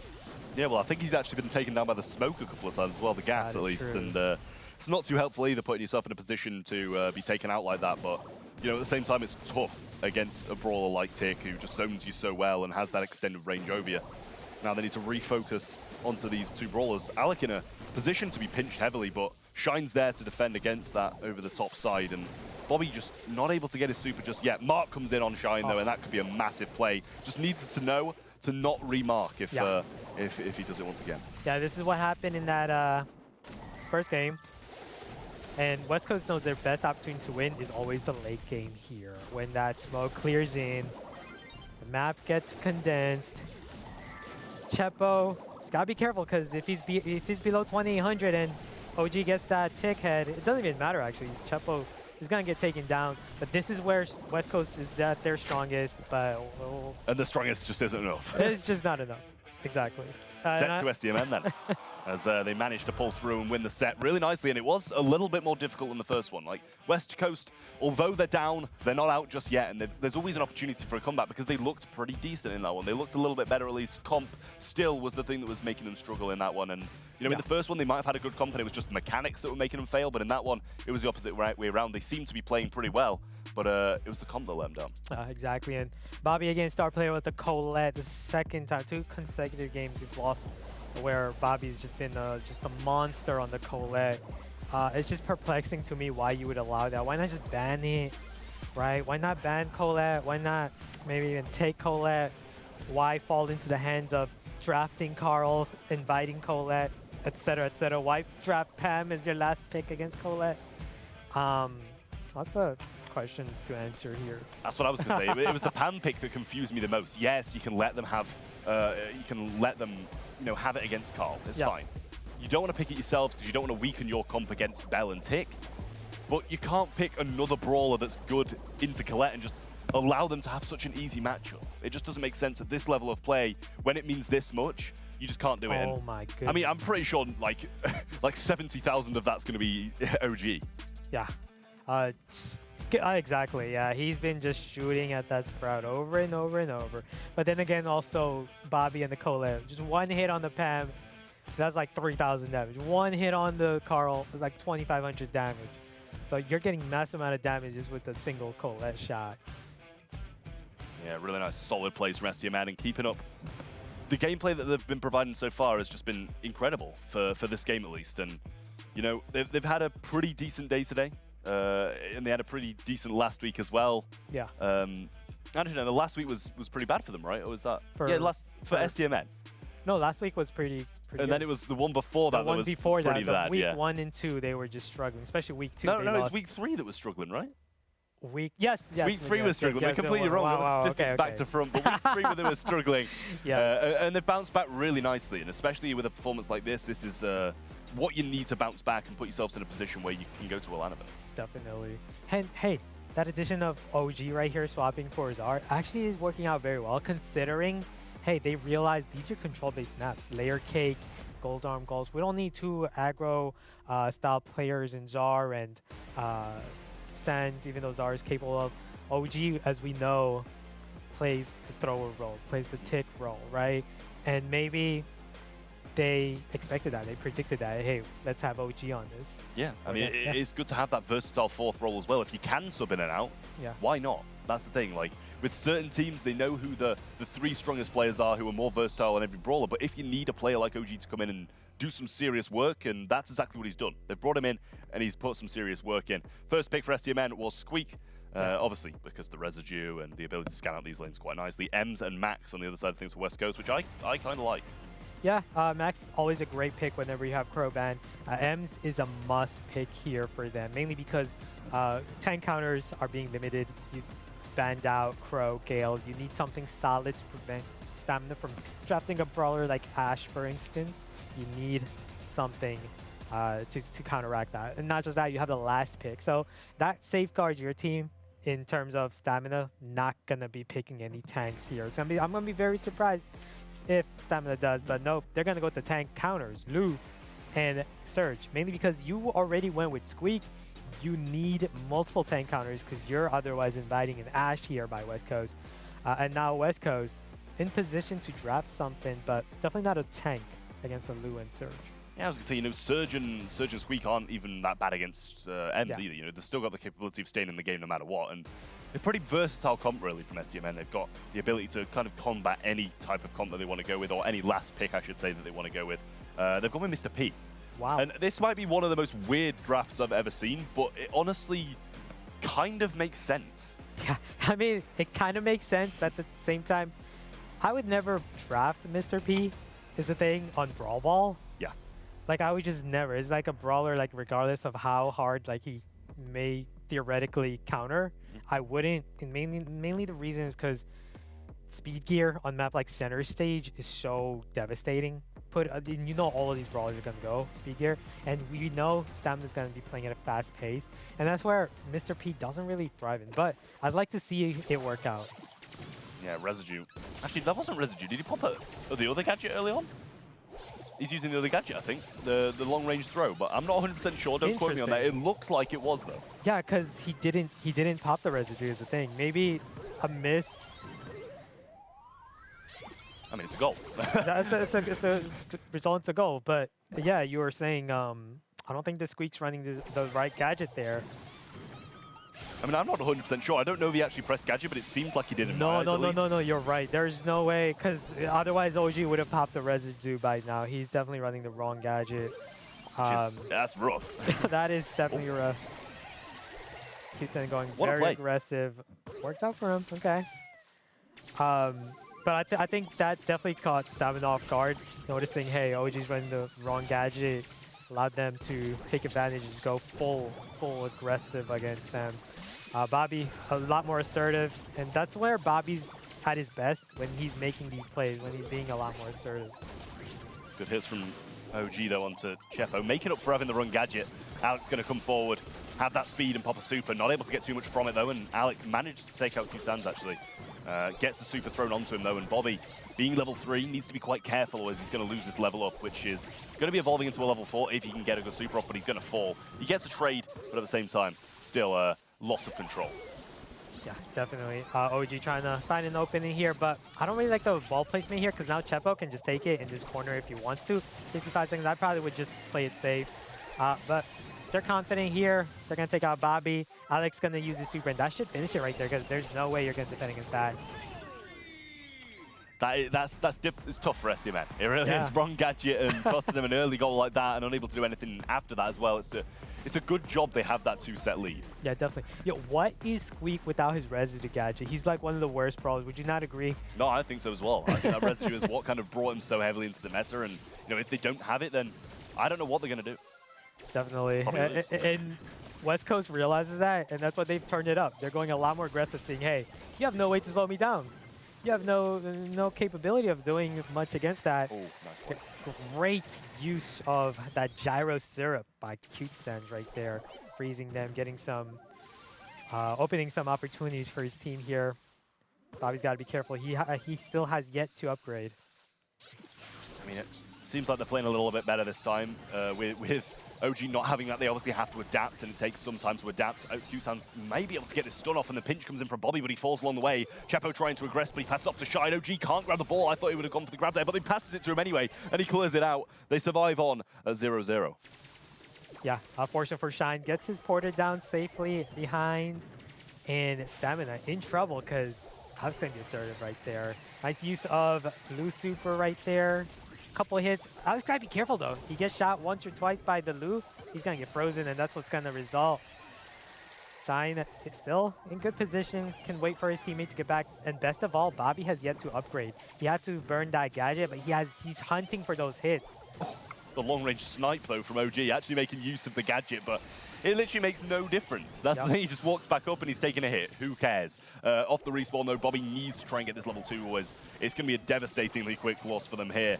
Shots start to fall through, and Alec can't push through because of OG spamming this lane over and over again, and that's pretty much his only use at this point. Bobby falls low, can't quite clear the ball well enough, and West Coast is still in an incredible position. If I'm West Coast, I'm gonna keep playing it safe like this. I don't want Bobby to get any upgrade. Again, he had to burn the gadget, but don't give him hits. We know Bobby's like 1 or 2 hits away from getting his surge upgrade. Play it safe. Right here, there you go. There's a goal, 30 seconds left. And Bobby, I think, maybe finally, yeah, he finally managed to make an upgrade, but he burnt all his gadgets. He's also going to struggle to get his range here. He's got the hits, he's got hits. There's 19 seconds to work with. Yeah, this is a tough one. Flank round from Shine, he gets the takedown, 10 seconds on the clock. They can't make a move up this map. Alex going to be it's just not pushing this ball up, and we're going to be going to a set number 4 as that gadget, that gadget, it is questionable. You know, yeah. You've got to be checking your gadgets at this level, and maybe it's because OG hasn't played in a while. But like, come on now. Sometimes it goes over your head. Like, why would you even have that gadget on your Squeak? The other thing is, it's possible someone else drafted the Squeak and then swapped, and then they forgot, hey, we forgot to go with the residue gadget here, right? So, yeah, you should probably almost never ever have that first gadget of Squeak enabled for your Squeak. Yeah, just swap it out before the game. But I mean, West Coast, possible reverse sweep again? Yeah, possible reverse sweep. You know, we've seen it. It's the style of today. It's the fashion, the trend that we've been seeing. It's what's trending in North America. Yeah, exactly. Reverse sweeps all day long, and who's saying it's not going to happen again here? Definitely. And it's huge. You know why it's so big for West Coast, this game? It's because this is the first game they won. They lost 3 in a row previously against Vatra, and then they lose, what, 2 in a row here with Stamina, so that's 5 straight losses. They finally maybe got out of the tilt.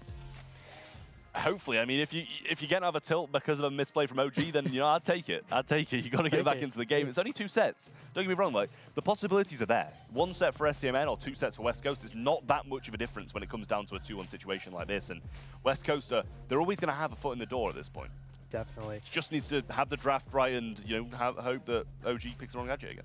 Yeah, ban Colette as well, because you know every time you allow Colette for Stamina, they play on another level. Heading into Kaboom Canyon, you definitely want to ban Colette here. And they have. And that's what they do. Knowing Stamina has first pick here, they're going to ban out Gale. Now, when you ban out Gale, that's a great ban, by the way. If you don't want to give the other opposing team a Gale-Daryl combo. 8-Bit, another great ban. Lola, great ban.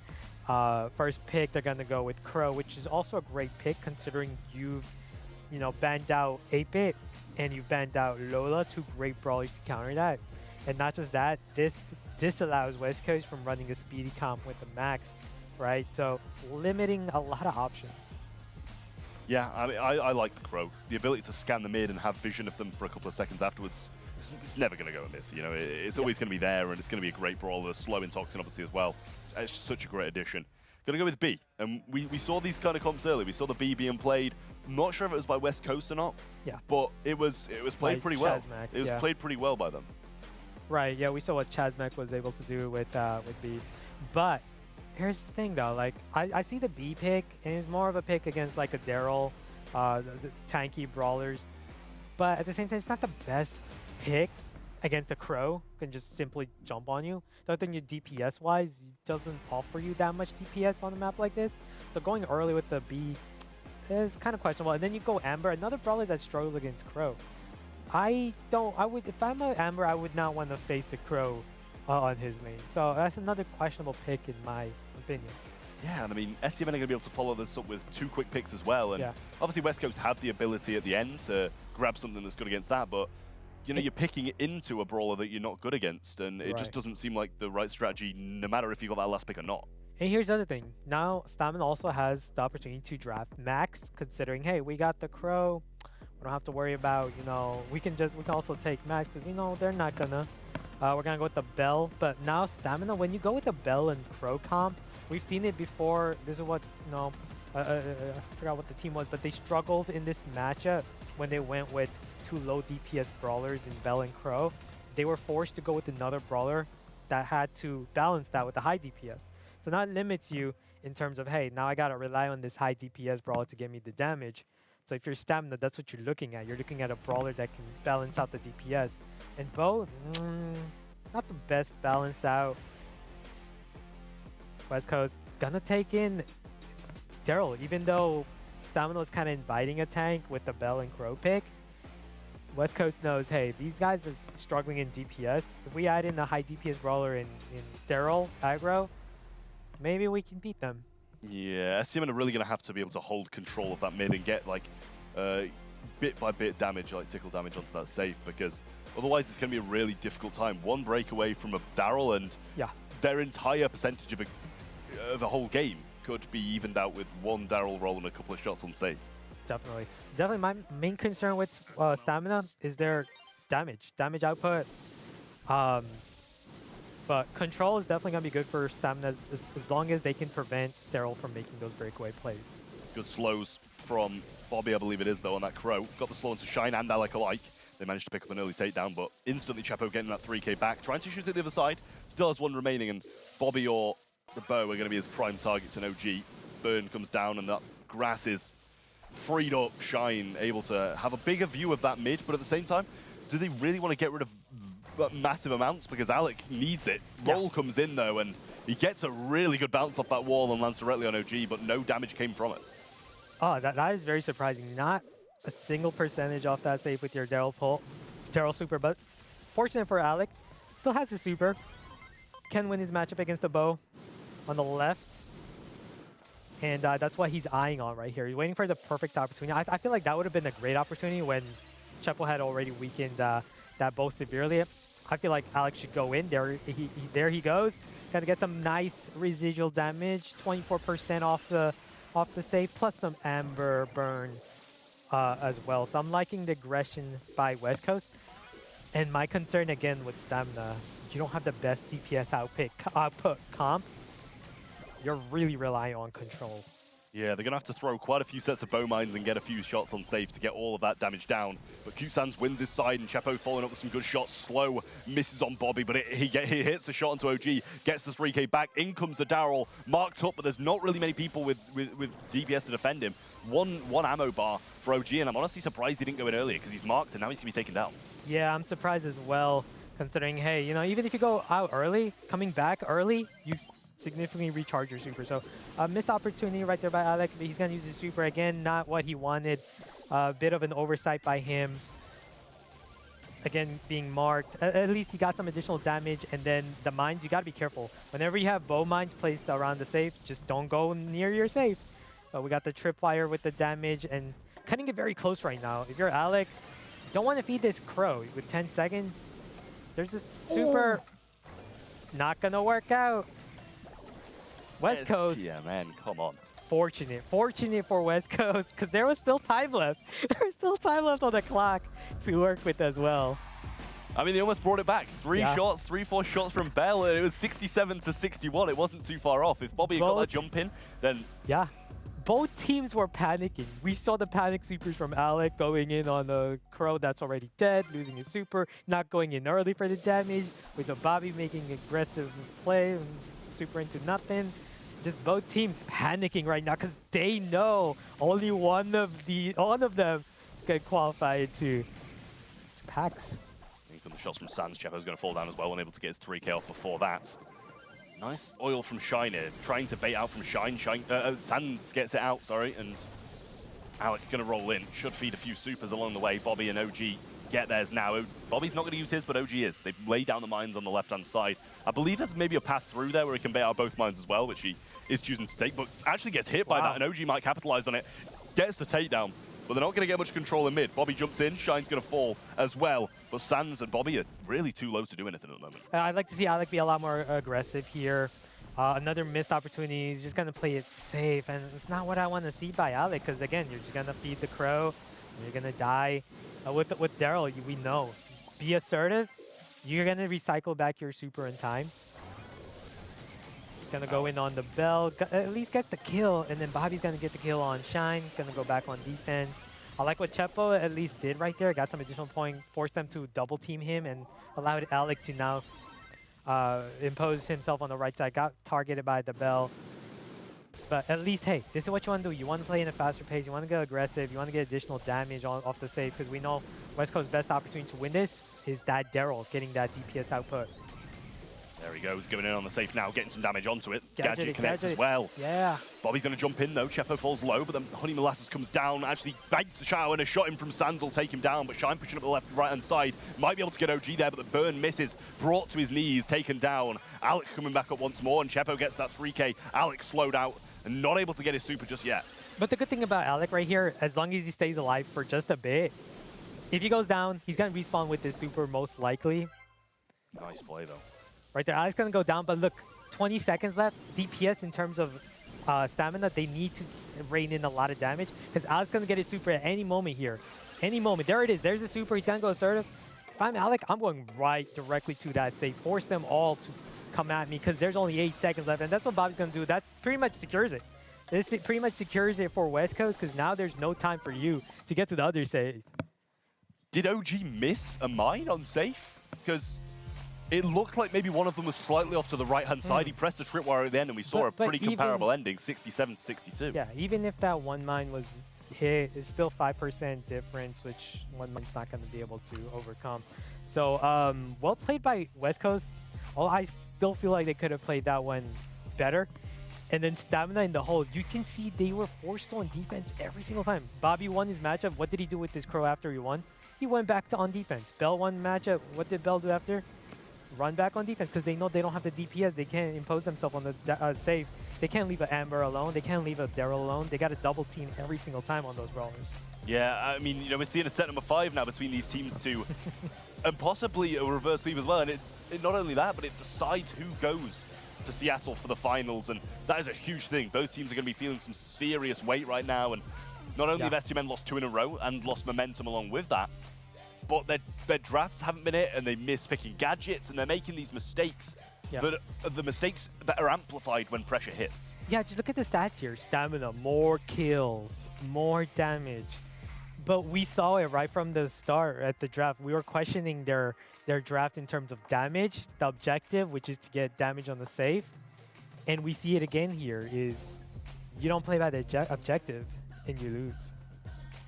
Yeah, I mean, it's just how it is in Heist. Every single game, more kills, but they don't have the damage on save. It's every single game, and you know, it's not a statistic that I knew of. We don't see too many statistics in Brawl Stars streams, and I know. It's opened my eyes. It really has opened my eyes to see, you know, more kills in Heist automatically means you lose. Right. I feel like a lot of these teams, like especially in this Snapdragon Pro series, I feel like a lot of these teams in North America are starting to realize this a lot more. Hey, it's not always about drafting the best counters in Heist, but we got to really seriously take into account DPS, damage per second, brawlers, because that damage, sometimes you play perfectly, you allow one breakaway play by a Daryl, and you find yourself losing even though you played perfectly. I mean, you know, you've got to account for DPS, as you say, but even if they don't take DPS, they honestly didn't have much control anyway. Yeah. Like, SDMN weren't in control of the map for the majority of it. It was pretty 50-50 in terms of who had control of the mid. but they couldn't even get the damage from range. That's the thing. It's not like if they had control, they could get the damage, whereas a Daryl just goes and gets the damage with no repercussions whatsoever, other than coming out of spawn, but then your teammates can hold them up until you come back again, and that's what West Coast did so well. Julian Beetles on Hot Zone is the decider, and I'm not really a fan of that map for a decider, to be honest with you, but West Coast taking the Janet, Penny, and Squeak bans. STMN going to get rid of the Sprout, Gale, and Penny. Yeah, here's the thing. West Coast most likely has first. Never mind. Stab has first pick. Surprising considering you're going to ban out Sprout, Gale, and Penny. But hey, if you're West Coast, you got the Carl, but you don't want to pick Carl. You know that. You don't want to pick Carl into Stu. And so you could draft brawlers that are good into Carl. We know Stamina is definitely going to look to draft Colette if Carl's still on the table. But they're going to go with the Crow. Great decision, obviously, against the Stu. You don't have to worry about Max either. Could potentially choose Max, but they're going to go with the Bell here to couple the Crow with. I love the combination of Bell with Crow all the time. Just slow down, shots, just bouncing everywhere on enemies. I don't know, I really like the synergy. No, I like it as well. Obviously, Carl's still open for STMN, but West Coast have that last pick. They've got the opportunity to still counter it out, and it's going to be difficult to pick Carl into, you know, Crow and something else that can deal so much damage, and Bell as well. The slowdown, the shots as you mentioned. Yeah. But if the slowdown, the shots are paired with something like a Colette, then it's going to be difficult. Carl going to be picked there, and they believe in themselves to win against a counter, clearly. Yeah.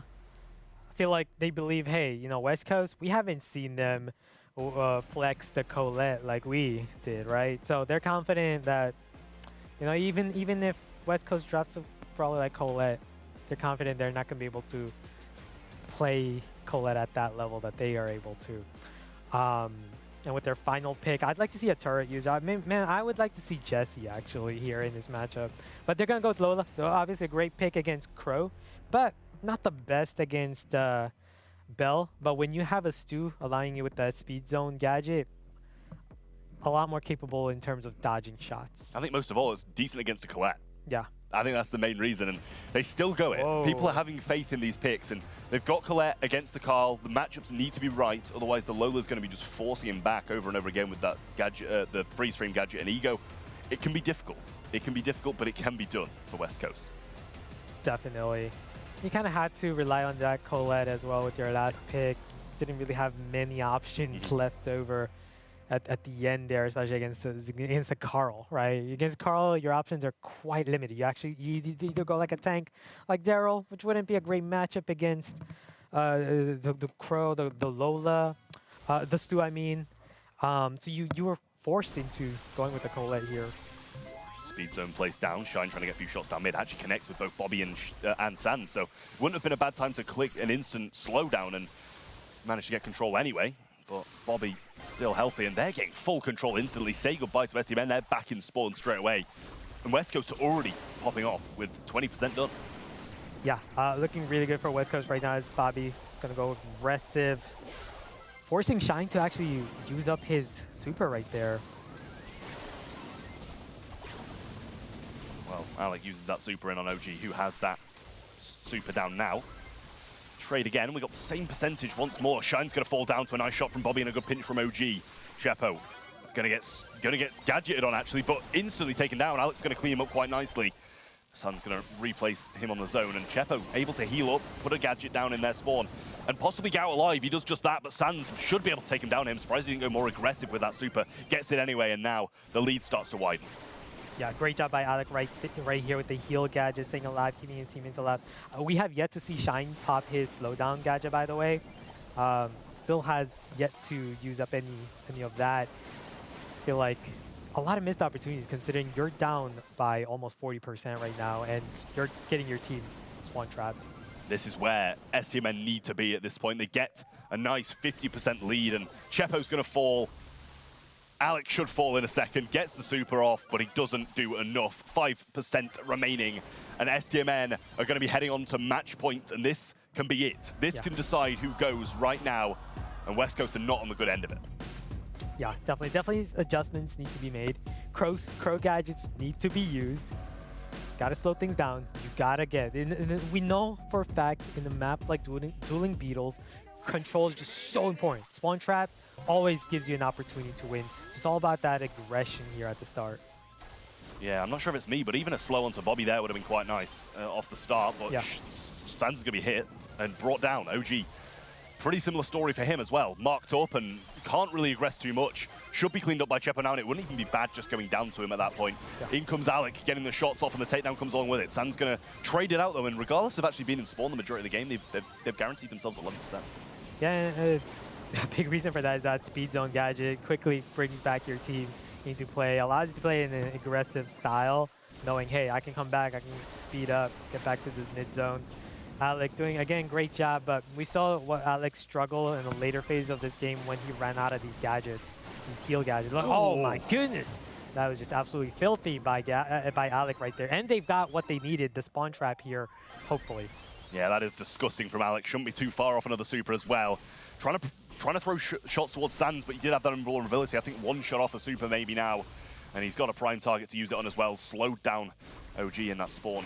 Bobby, I mean, in that spawn. And now he's trying to get a flank onto it, bait them into this mine. But Sans not going to get the takedown, and Chepo's still there. Bobby's going to fly in with that flying hook, gets some super off. But Shine's still there, jumps backwards onto Bobby, gets the trade. Doesn't matter if he goes down. They've got a 50% lead. SUMN trying to bring it back now, and the spawn trap is going to be quite good. Yeah, and here, West Coast, even with a massive lead, you got to be careful. That's a big kill right there. A big connection by Alec onto the Lola. Bobby forced to go aggro. But now what you want to do in a rushed situation right here, as West Coast should be able to clean things up. Alec with another gadget pop, and magnificently done right there. Forcing this into match point for both teams. West Coast stay alive, and the decider of the night is going to be finished off in this final game. It's going to be a great one as well. West Coast clinging on to the last shred of hope, and SUMN looking to finish it off in this one. It's all about which team's hungrier here. Who's hungrier? Who's going to make those plays? Nice shots on the Stu, keeping him low. West Coast pushing onto the zone, 10% lead already, and a nice spawn trap as well. SUMN not in a good position early on. OG's low. Sans is hit. Bobby against the Colette. He can't do anything. Sans needs to be the one making the plays here. Stu going forward, trying to open things up, but he gets slowed. Shut down straight away. Chepo not in a bad position at all. Got this range advantage over OG. Gets the takedown. Alex getting some serious shots in as well. And the percentage is not stopping for West Coast. 50% to 2 on the double match point, and they're looking brilliant. They are looking absolutely brilliant right now. Bobby taking down Stamina. It's getting to them. They're trying to make things interesting here, trying to speed things up, trying to get out of this spawn trap. But West Coast, every single time with an answer. Bobby able to push up now. Chepo trying to get the trade out. He does get the kill, but the trade out's there as well. Cute Sans should be the first back, but Alex there. He's got a gadget in hand. Gotcha's going to be available. He's just walking on. They're trying to get this percentage ticking up second by second, but it's still going up for STMN as well. Massive deficit now as it starts to build. Shine going to walk on. Chepo should walk on in just a second, but Bobby's going to clean up. Gets the takedown there. The comeback is a potential, but STMN need to hold this line. They have to hold it. No one can die right now if you're STMN. Bell mark on OG. OG's gotta survive here. Holds on just for a bit, but no, taking down Bobby. Poison, cute scent, poison. 15% away. 10% now, and Cute Sans. Alex going to get the takedown. Shine still there. The jump on. OG, the last one remaining. 3 seconds, 1. And West Coast have done it. They will be going to Seattle for the finals at PAX West. Look at the smiles on their faces. STMN are not going to be there, and the favorites of the region are knocked out. I've never seen anything like this, man.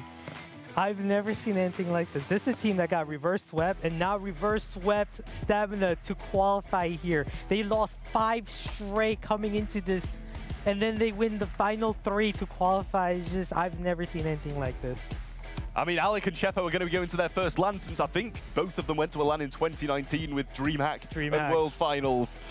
Shine, being the newcomer to the competitive team, he will be attending his first, and we'll see how they'll be able to hold up in a LAN event in 2020 in the coming month. What a performance from West Coast in that one, and STMN just falling short. Few mistakes, and West Coast capitalized.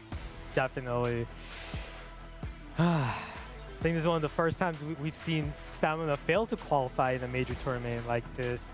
And as you questioned, it was definitely a risky choice of having OG in the team when already it was working out brilliantly with Czar. Another thing, you know, questionable, but just so close by Stamina.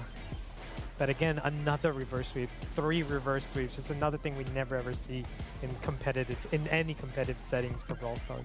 Yeah, that is absolutely wild. Half of the, well, more than half the games, because we only had 5 today, have been reverse sweeps. And look at Shine's face there. He is absolutely loving it, and rightly so. You've got to give it to them in this one. They have more kills, they have more damage, less heals, but they don't need that. They've earned it. They've earned their position there, and they're going to be heading to Seattle.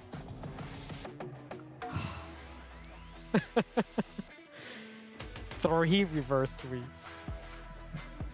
3 reverse sweeps, absolutely wild, I will say, and it's just really something to see. You know, it's not every day we see something like that, but F. has returned, and being the STMN fan he is, I'm sure he's pretty disappointed right now. Listen, all unbiased on the desk in the host role, though. No, real talk. I mean, I think it hurts a lot of North American fans not to see Stamina wind up, you know, in Seattle. Of course, you know, it's just the way the cookie crumbles. But on the other side, I think there's a lot of happy fans. You mentioned it. Chepo and Alec have been in the scene since the beginning of it, and this is the first time they're going to LAN in years. And so, while I'm upset that I won't see Handycat and the boys up in Seattle, I am not upset that we will be seeing West Coast and their squad there. Of course, joining West Coast will be Tribe Gaming NA, Vanguard Gaming, and Vatra, all of which have had a fantastic end of the season, earning their right to show up at PAX. So a nice look. 3 out of the 4 teams hit that magic number 5. West Coast wins thanks to some tiebreaker shenanigans there between 4 and 5. But at the end of the day, the best teams have proven that they are, in fact, those best teams. Well, I mean, I think it's deserved for all of them. You know, West Coast taking that down, Vatra just being the team they are at the moment, Vanguard with upsets and taking losses along the way, but building up from them as well, and Tribe. Nobody can say Tribe doesn't deserve it. You know, they've taken down team after team, ending 6-1 at the top of the table. You've got to, it's just so commendable. And Vanguard as well, I think they've been playing so well. Vatra being the upcoming team they are, and I'm just really thrilled to see these teams make it, and I'm intrigued to see how they're going to perform. Yeah, I think it's been a ton of fun, kind of taking a look at how all these teams have come and run with it. I've watched some squads that have honestly learned a little bit. Maybe I've even taught y'all a little bit, sometimes in a little bit of a different outfit. But as always, you can contact and follow up with the professor. My office hours, as always, are on IG. It's at f.ny, and so definitely show up, ask me questions, Brawl related or not, and I will give you all the background info on what Trav eats for lunch. So I'll give you all the backstage stuff for sure. But it's been a lot of fun kind of taking a look at how everything worked out. Some top teams wound up missing the mark just barely. But at the end of the day, I think the tournament did not. I think all of our weeks of competition have risen to the occasion and then some. Yeah, well, I mean, you know, it's those two losses that STMN took in week 3 that was just such a difficult thing for them to come back from. If they'd managed to beat the teams they should have beaten, they wouldn't be in this position where they have to play in such a suspenseful match with a teammate who they haven't been playing with. And I think that would have been a bit of an easier way for them to make it forward. Got to agree there. Ash, it's been super cool kind of hanging out with you and sharing the desk real quick. What's on your mind as we close this chapter of Brawl Stars? Oh, no, I just feel like, you know, just competitive setting in North America in general is just so, it's just at its peak right now for sure. You know, prior years in 2020, 2019, and 2021, we haven't had this many competitive teams in North America. So seeing a lot of these teams shine, right? Especially, you know, Shine making his first appearance as well, right? West Coast, Vanguard, Vatra. I love seeing this. Love seeing a lot more competition in this region. It's definitely super cool, and I think that's what we all come out for, all of the competition and all of the good stuff. We've done it and dusted it, and now all that remains is the finals. Thank you so much for all of my casters, Glitter Explosion. Thank you so much to you, and we'll see you in Seattle.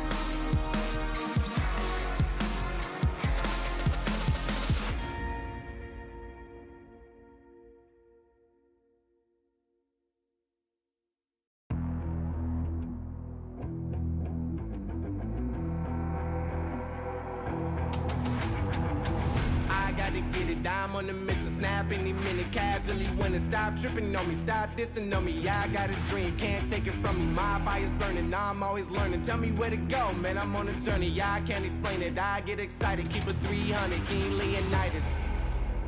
Strap in, cause it's gonna be a long ride. Working on me every single day and night. There comes a time when your worlds will collide. If it's holding you back, push it right to the side. Ain't got no time for no fear. I work too hard to get here. Ain't got no time for no fear. I work too hard to get here. I don't got the time, put me in, coach. I've been going hard, time to let it show. Everything raw, give it to me now. Let me have the spot, man, it's going down. Gotta get it here, I don't wanna wait. Take what I want, then I go train. Gotta get a win, I won't lose the game. This is my year, I ain't gonna break. Strap in, cause it's gonna be a long ride. Working on me every single day and night. There comes a time when your worlds will collide. If it's holding you back, push it right to the side. On another level, I will never settle. Mind over matter, get the gold medal. On another level, I will never settle. Mind over matter, get the gold medal. Ain't got no time for no fear. I work too hard to get here. Ain't got no time for no fear. I work too hard to get here. On another level, I will never settle. Mind over matter, get the gold medal. On another level, I will never settle. Mind over matter, get the gold medal. On another level, I will never settle. Mind over matter, get the